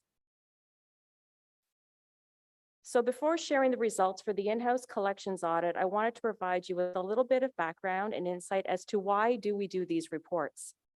The city's current curbside collection contract was approved and awarded back in 2011. This was done through a managed competition process that is unique, where the city participates as a bidder on a contract. In order to ensure that the procurement process is transparent, open, and fair, a fairness commissioner is involved. 2 zones were awarded to the city through this process, the in-house group, Zone 3 in the urban core, and Zone 5 in the east end. So through the awarding and the approval process, council directed staff to report back annually on the expenditures for the works awarded to the city zones. This requirement remained in place when the 3-year extension for curbside collection was approved back in 2019. This report includes the audited financial statements and performance results for the 12-month period beginning June 1st, 2021 to May 31st, 2022, or the 2nd year of the 3-year extension. Typically, this report is brought forward in November, but because of the municipal election last year, the report was pushed to today. I will be seeing you again later this year for the next review, which will be the last year of the contract. Next slide, please. So good news, there was a surplus for the contract in both zones. So the in-house had an operating surplus of 1.4 million in Zone 3 and over 800,000 in Zone 5 for a cumulative surplus of over 2.2 million. So this surplus was realized due to various factors, Staff used lessons learned from previous contract experience when developing the bids for the extension and increased the bid price accordingly. The contract extension included replacing 14 aged garbage trucks and acquiring 5 new garbage trucks to accommodate the growing Zone 5. These vehicles were operational during the second year of the extension, resulting in lower fleet maintenance and repair costs. The extension also anticipated increased fuel costs and factored them into the bid price as well. Next slide, please. So in addition to providing the audited financial statements for the in-house collection group, staff also summarized service requests received through 311 and ottawa.ca. The in-house collections group received a weekly average of 2.63 requests per 1,000 households. The majority of these requests were due or were for the replacement of the blue, black, and green bins. And final slide. We said it was short and sweet. That concludes the presentation. Welcome any questions you may have. That is great. Thank you so much. I'm not seeing any questions, but just really appreciate the report back. And just to clarify, I guess that the public in-house collection services have been saving the city money in those 2 zones in terms of the operation surplus. That is correct. And I'll just hand it over to Isabel, who may be able to speak more on the financial piece and the relationship between these audit results and how then it's realized into budgetary savings. Thank you. Yeah, so the financial statements reflect how we're comparing to the contract amount, but it fits into the overall solid waste services budget, which is funded by the garbage fee. So the revenues shown in the financial statements are not related. It's just for comparison purposes. It's the garbage fee that actually recognized as revenue in the city financial statements and the surplus. That makes sense. Thank you so much, Councillor Curry. Thank you. When you have a surplus like that, where does that money then go? So it's just a portion, it's just zone 3 and 5. And we look at the overall solid waste services surpluses and deficits, which are reported in the disposition reports. And for the last 2 years, we have shown surpluses, and the portion related to the garbage fee, which is the rate portion of the solid waste services, goes back to reserves. Good question. Thanks so much for that. So is this item received? Thank you for staying for that. Appreciate that. Okay. Are there any in-camera items? I don't believe so. Motions for which notice is previously been given. So Councillor King on the electric vehicle parking meter stations. I understand you have a substitute motion which you've brought. The floor is yours. Thank you so much, Chair and colleagues. I'm pleased to have worked to advance a revised motion that aligns with the ongoing work of staff on a corporate EV policy and a personal EV strategy. As we know, as of last year, up to only 5% of all vehicles in Canada are either fully electric or hybrid. And that percentage, of course, is expected to climb in the coming years. By 2030, 1 out of 3 automobiles sold will be electric, and there are expected to be over 1 million EVs on the road in Ontario. By 2035, the federal government will insist that all new vehicles in Canada will be electric. As electric vehicles gain popularity, it'll be important to ensure that the city invests in critical charging infrastructure to be able to help accommodate this technological shift, as well as make a positive impact on the environment and help reach our gas emission targets. As this will be a long-term transition, it will be imperative that that city staff and council continue to review its approach to electric vehicles.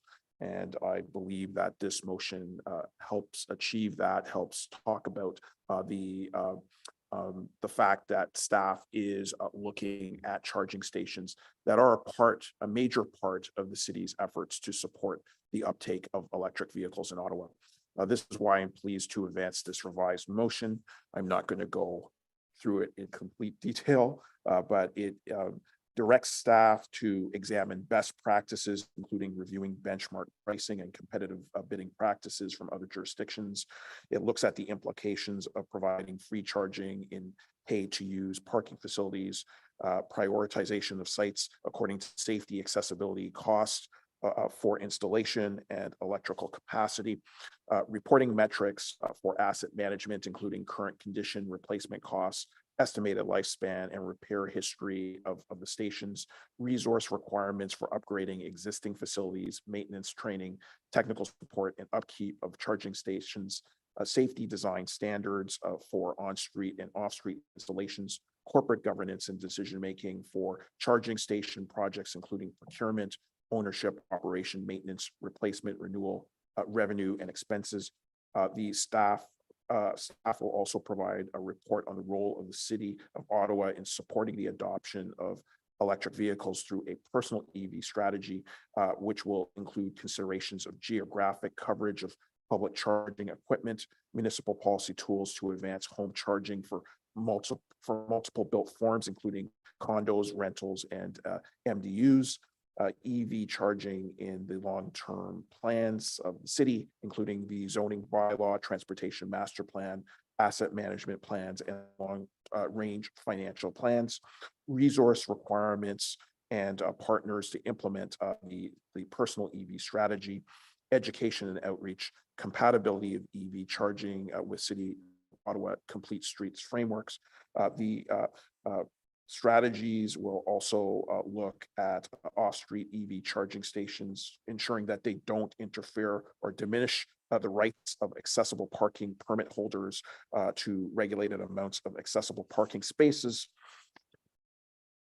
The approach will also ensure that we examine the placement and location of on-street EV charging stations and ensure that they do not interfere with no parking zones and accessibility parking permit holders.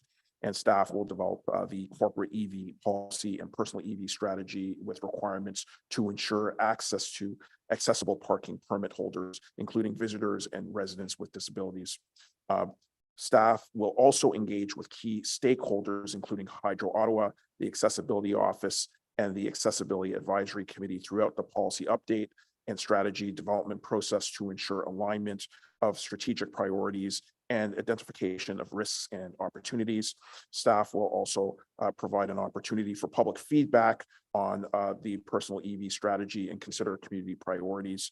And staff will report back in the fourth quarter of this year with recommendations related to both the corporate EV policy and the personal EV strategy, which will come back to committee and will ultimately rise to council. Thank you, Chair. Thank you very much, Councillor King, for that. There are some delegations that are registered to speak to this item. Angela Keller-Herzog, Raymond Lurie, and Lise Wayne.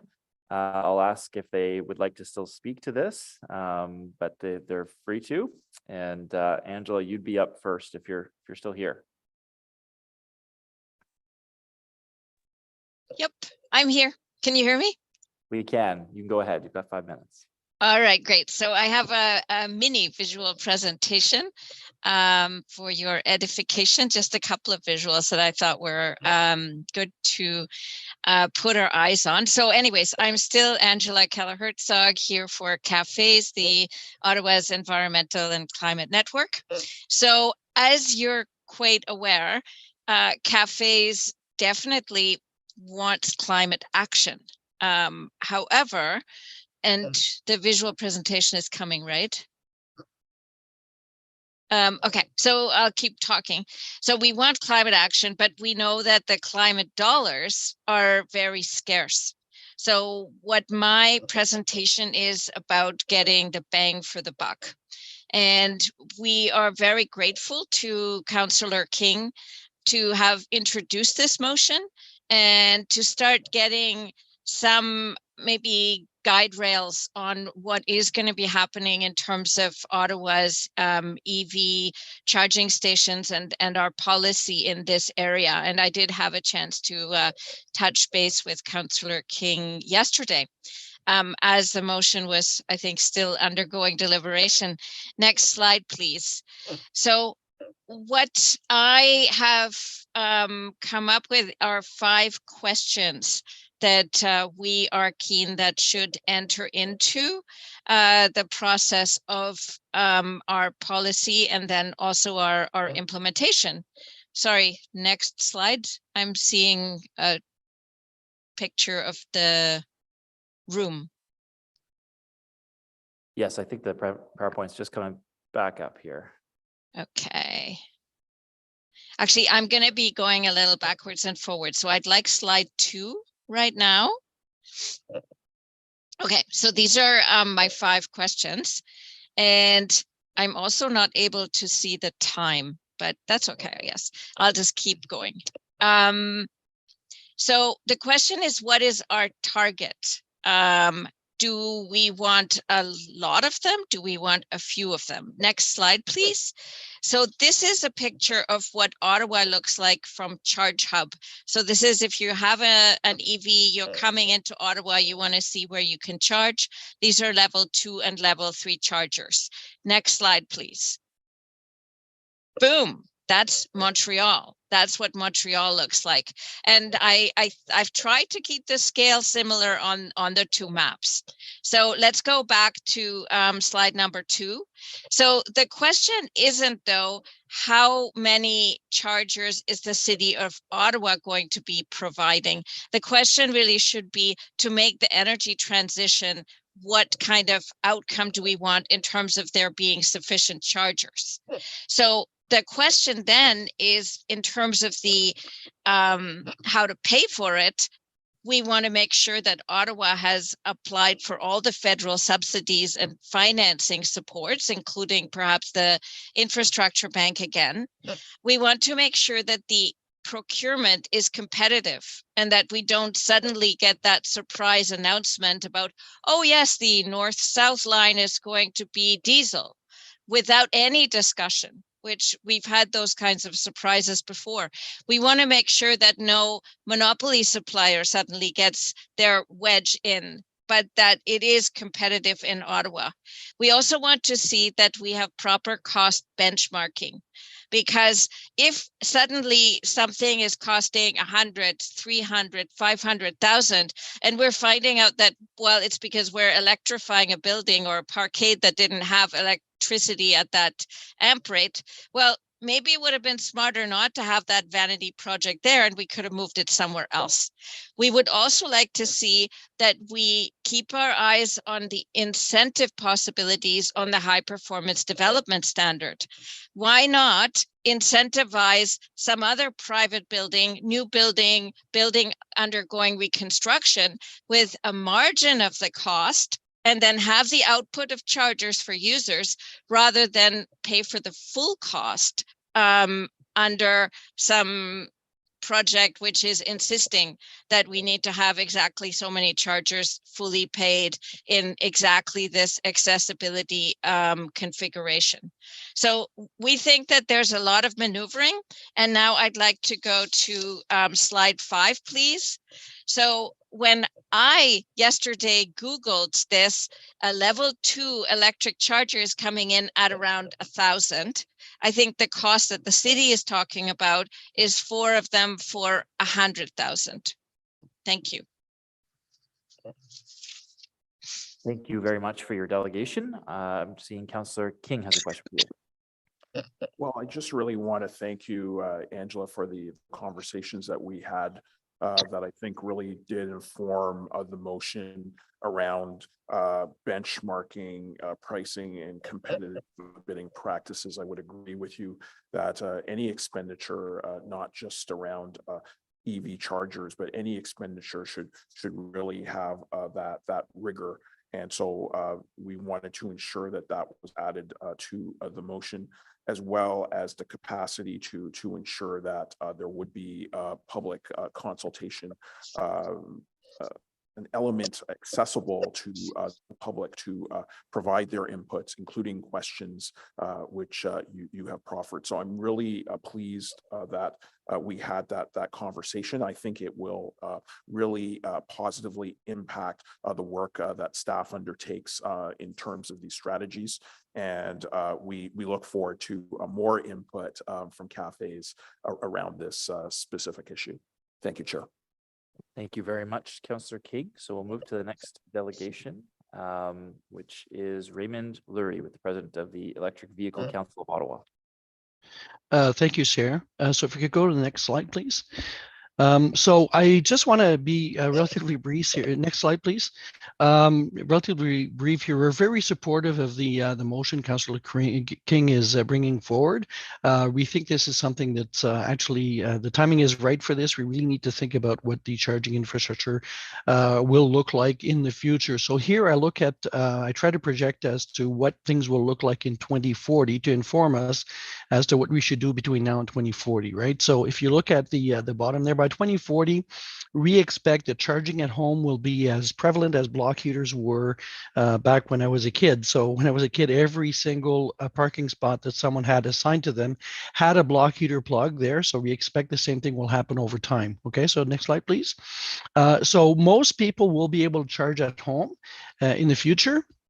However, meanwhile, we need public charging for people who don't have charging at home at the moment, so condos and others.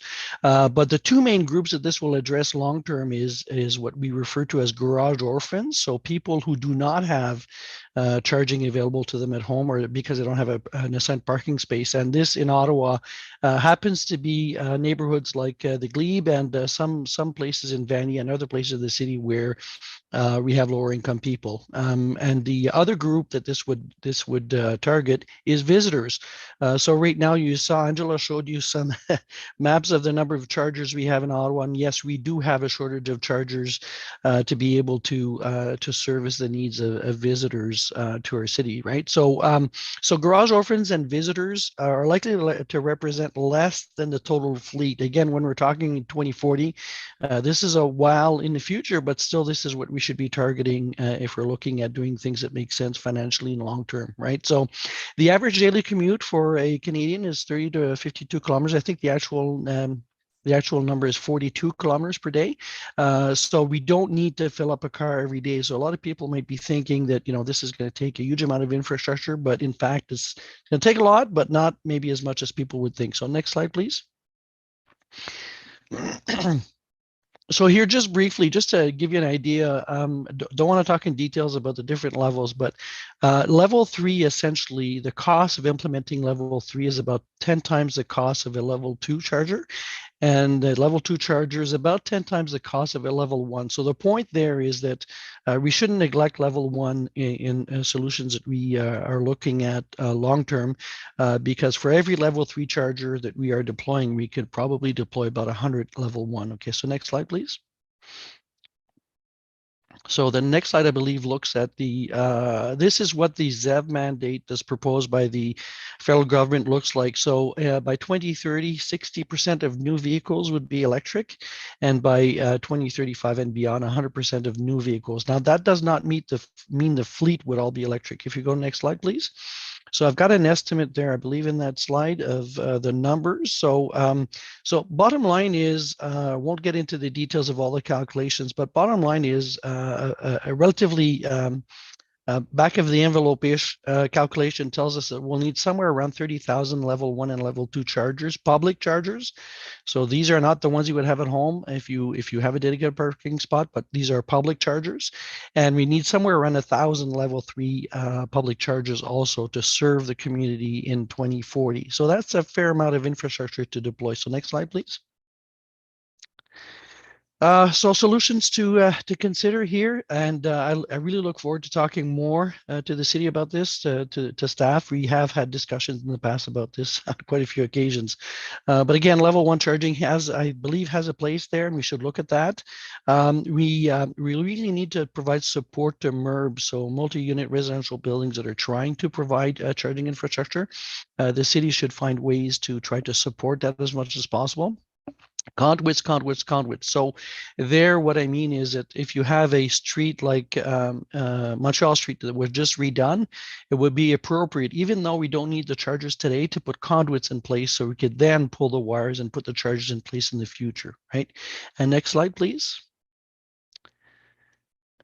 So the more important point is the one at the bottom there. So what we have seen, and this is something we see with chargers that are free. So if you provide free charging, there tends to be some abuse. So we actually saw there was one station at the city that was occupied by a car all the time. And So we think that there should be a token fee for level 2 or level 3 charging, and there should also be an idle fee. What you see on the right-hand side there is the idle fee example from Tesla's superchargers. So they charge up to a minute up to $1 per minute if you exceed your charging time. Or so if you're plugged in and you're not charging after 5 minutes or so, that you'll start paying $1 per minute. So that really incents people to move away and leave the place, leave the charging station available to someone else. So that's it for me today. Thank you. Thank you very much. Appreciate that delegation. And Councillor King has a question for you. And I just really wanted to repeat my thanks for the input that Ray has provided on this motion. It's much appreciated. And I think that there will be a continuing opportunity to talk about price structures and other important elements, as well as the necessary deployment to see and accommodate the future fleet that will emerge due to changing regulations in a changing industry and a changing environment. So I really wanted to thank you for the inputs that you provided, and we'll continue to have that discussion through this process. Thank you. Okay, thanks for that. The last delegation we have is Liz Wayne, who is here in person with us.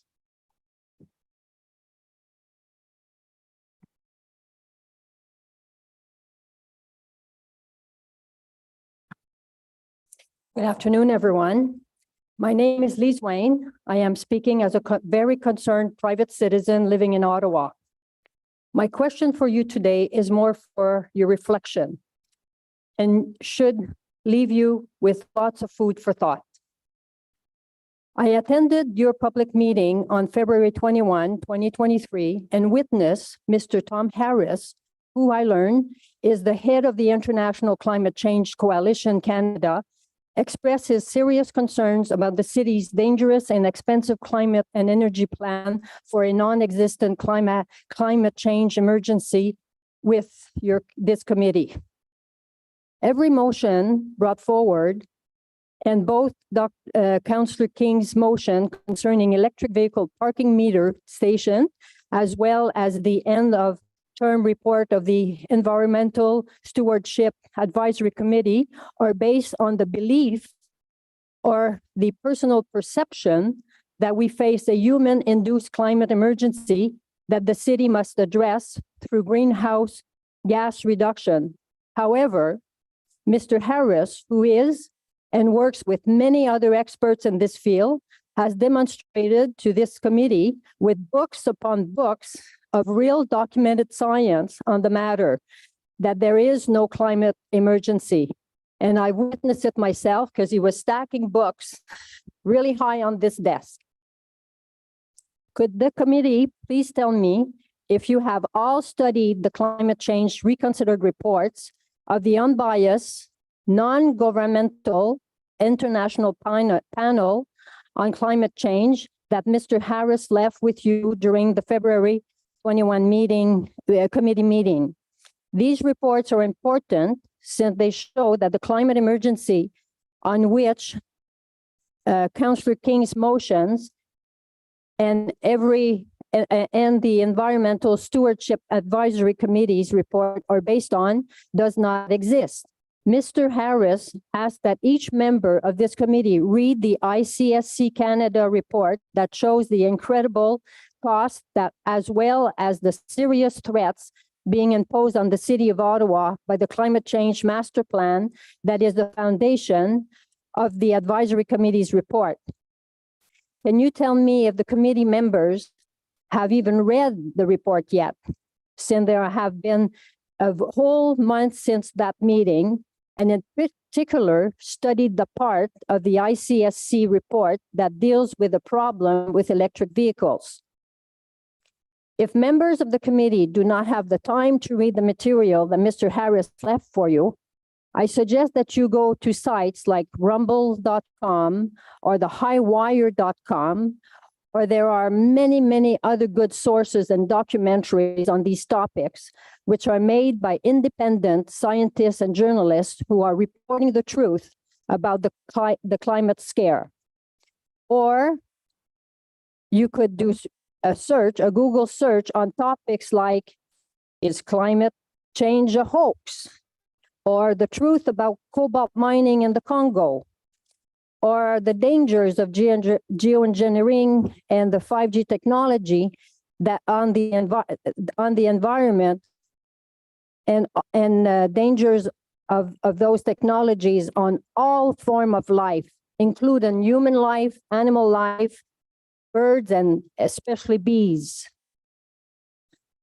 Unless or until you read and do your own research and look at reports and documentaries that are done by unbiased scientists and experts, I do not think it would be responsible to go any further with the city's plan on these issues. I am also wondering how the city of Ottawa is planning to finance such a huge undertaking. The $57 billion budget plan for the climate emergency that does not exist is not pocket change. It does not take a master's degree in finance to do the math and realize that these very costly and unnecessary expenses would be an irresponsible, huge waste of public funds, which I pay into, and for which I do not agree because I have done my research. Thank you for letting me share my concerns that would not only impact me personally, but every single citizen in this beautiful city, their wallet and their livelihood. Thank you. Thank you for your delegation. Councillor King has a question. Just a comment, Chair. I do look forward to reading a report. That report is the report released yesterday by the Intergovernmental Panel on Climate Change, which is a body of experts convened by the United Nations. My understanding is that they worked 7 years on that report. It was multiple countries, multiple scientists who contributed to it. And the understanding of that report is that the planet is changing, the climate is changing. And it says that in order for us to really ensure that we can deal with climate change, we have to make changes in terms of the way that we go forward in terms of technologies, in terms of the technologies that are utilized. And obviously, electric vehicles are one of those technologies that will allow us to deal with the climate change emergency.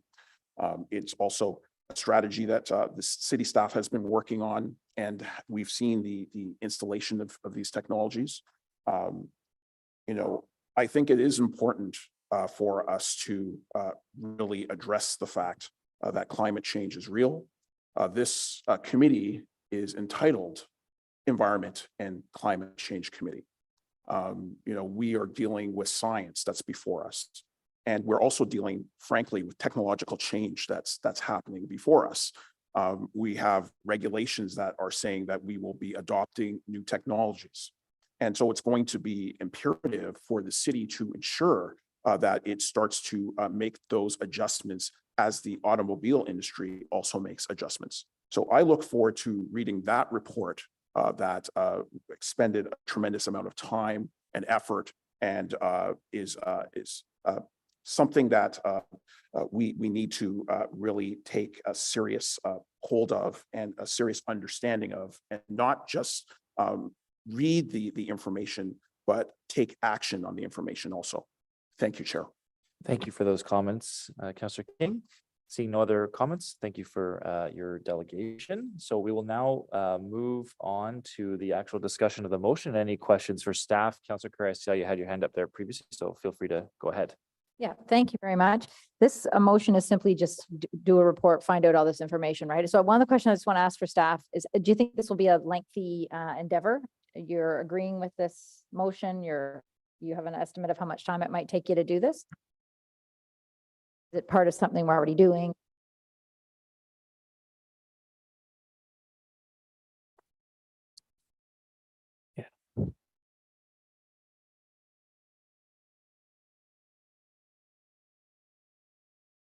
Thank you for the question.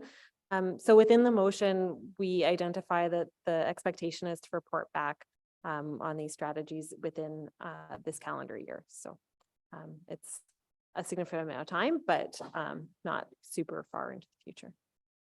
No, but in terms of the work, would it take you from now till the end of Q4? Like, how much work is this going to take for you to do?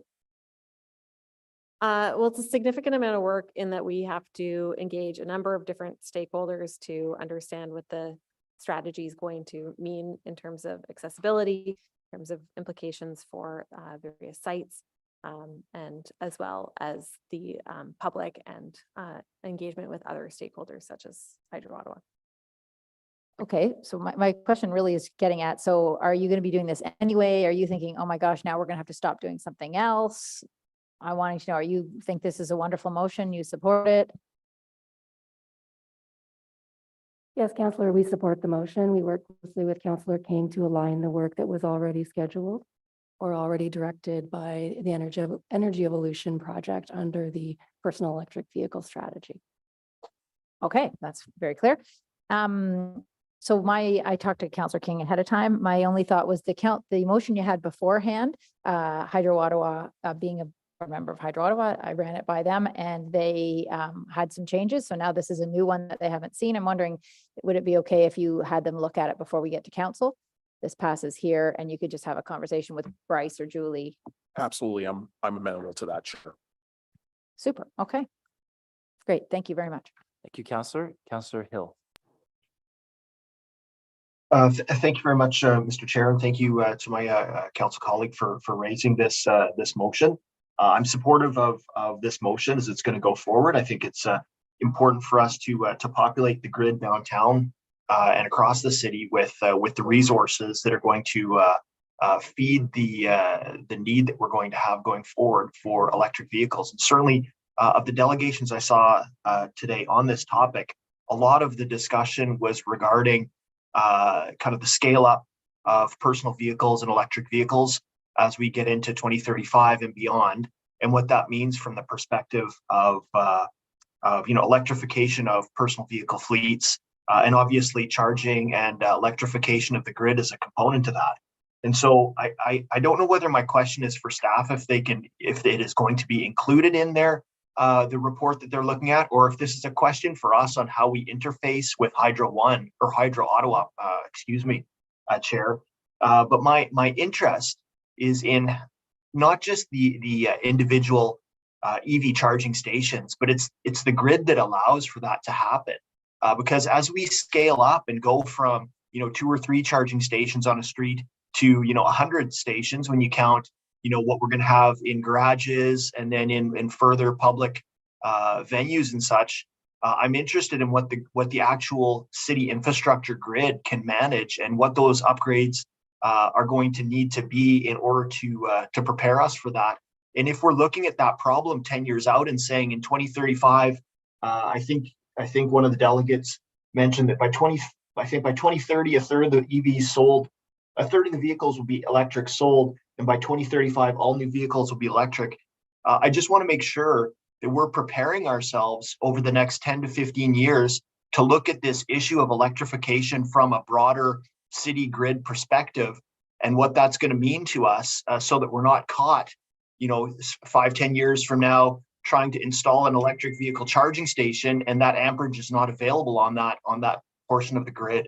So that's my question. I don't know whether staff can answer the function of if that type of question will be incorporated into that report, or perhaps if there's any other comment on how we interface with Hydro Ottawa as we go forward on this, because I think that's a critical issue in terms of how we're going to actually see some form of reality come from our ambitious plan. Thank you. Okay, and does staff want to respond to that question? Okay, go ahead. Thank you for the question, Councillor. Through you, Chair, we certainly recognize that there are a number of limitations in the electrical grid. And the question around what the role of the city versus the role of not only our local distribution companies like Hydro Ottawa and Hydro One, but also what the role of the province is in our provincial bulk electricity grid is important. In terms of the work that we're doing with Hydro Ottawa, we have a monthly meeting with them in order to discuss a range of issues. Hydro Ottawa has got funding through the Independent Electrical Systems Operator, the IESO, in order to better understand where potential charging pressures may come and to understand the impacts within their local grid. Separate from that, there are also regular meetings which have started with Envari around understanding what the case is for public charging and how that will proceed. Several of those issues we considered within the personal electric vehicle strategy, but some of them are outside of the direct control of the municipality itself. Okay, thank you for that. Councillor Hill, any other questions you wanted to raise? No, and I appreciate Mr. Chair and staff that response. I think going forward, I'm going to need to reflect on this a little bit because I'm quite concerned on what our ambition is with regard to scale up for electrification and just making sure that our infrastructure and resources meet that demand and that we look at how we're going to get there. I know some of that's perhaps not within the remit of our committee, but I think certainly the second order effects of it we're going to feel. So I'll ponder that and perhaps have maybe an inquiry or something prepared for you for our next meeting. Thank you. Okay, thanks for that, Councillor. I'm not seeing any more discussion hands up. So is this motion carried?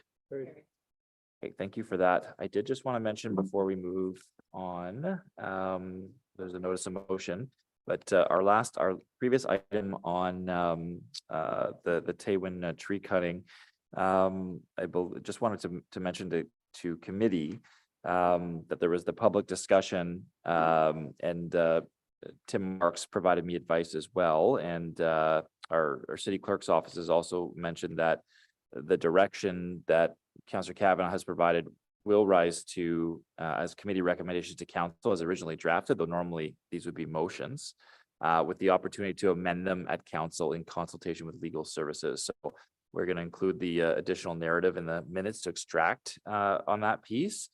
And just wanted to make sure people were aware of that there'll still be work on that as it rises to council, given the Kavanagh direction. So appreciate Councillor Kavanagh and staff working through that and getting us to a better place for in time for city council.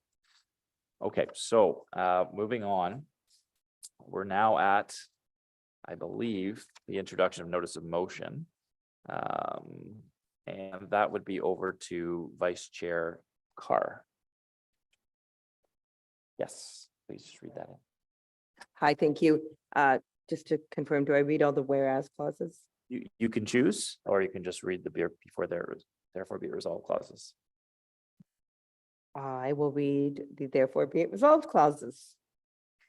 Therefore, be it resolved that the city move forward with signing the Montreal Pledge on Biodiversity, and be it further resolved that staff continue their efforts to implement policies and programs supporting the 15 commitments in the Montreal Pledge on Biodiversity and report back as further resources be deemed necessary. Thank you, Vice Chair Carr. So that'll be considered at our next meeting, and appreciate your dedication there, along with Conseiller Plante, who I know took part in that and have been working diligently with this with city staff. Inquiries. I believe we do have an inquiry from Councillor Hill. Councillor Hill, is that correct? Yes. Basically, it's just drilling a little bit into the in-year budget. Do you want me to read out just questions, or? That would be great. Just to go through the inquiry quickly. Okay. Yeah. Thank you. So, following the discussion from the February 23rd meeting of the Environment Climate Change Committee, please consider the following supplemental questions. In addition to the 3 building retrofit projects, municipal, residential, and commercial, are there any other pilot programs that the $5 million allocated in the 2023 budget will be spent on? What are the specific budgets for each individual study or project captured by the $5 million? For example, how much money has been set aside for the municipal residential pilot project? And what key performance indicators will be used to measure the success or failure of each building retrofit program or any other pilot project captured by the CCMP spending? And how will these KPIs be measured? When will these KPIs and associated data be provided to committee? And when can council expect to receive the studies funded by the 2023 CCMP spending? Thank you very much, Mr. Chair. Thank you very much, Councillor Hill. And other business, any other business from committee? Okay, seeing none, we're adjourned, and our next meeting will be on April 18th, 2023. Thanks for hanging in there today. Thank you. Thank you.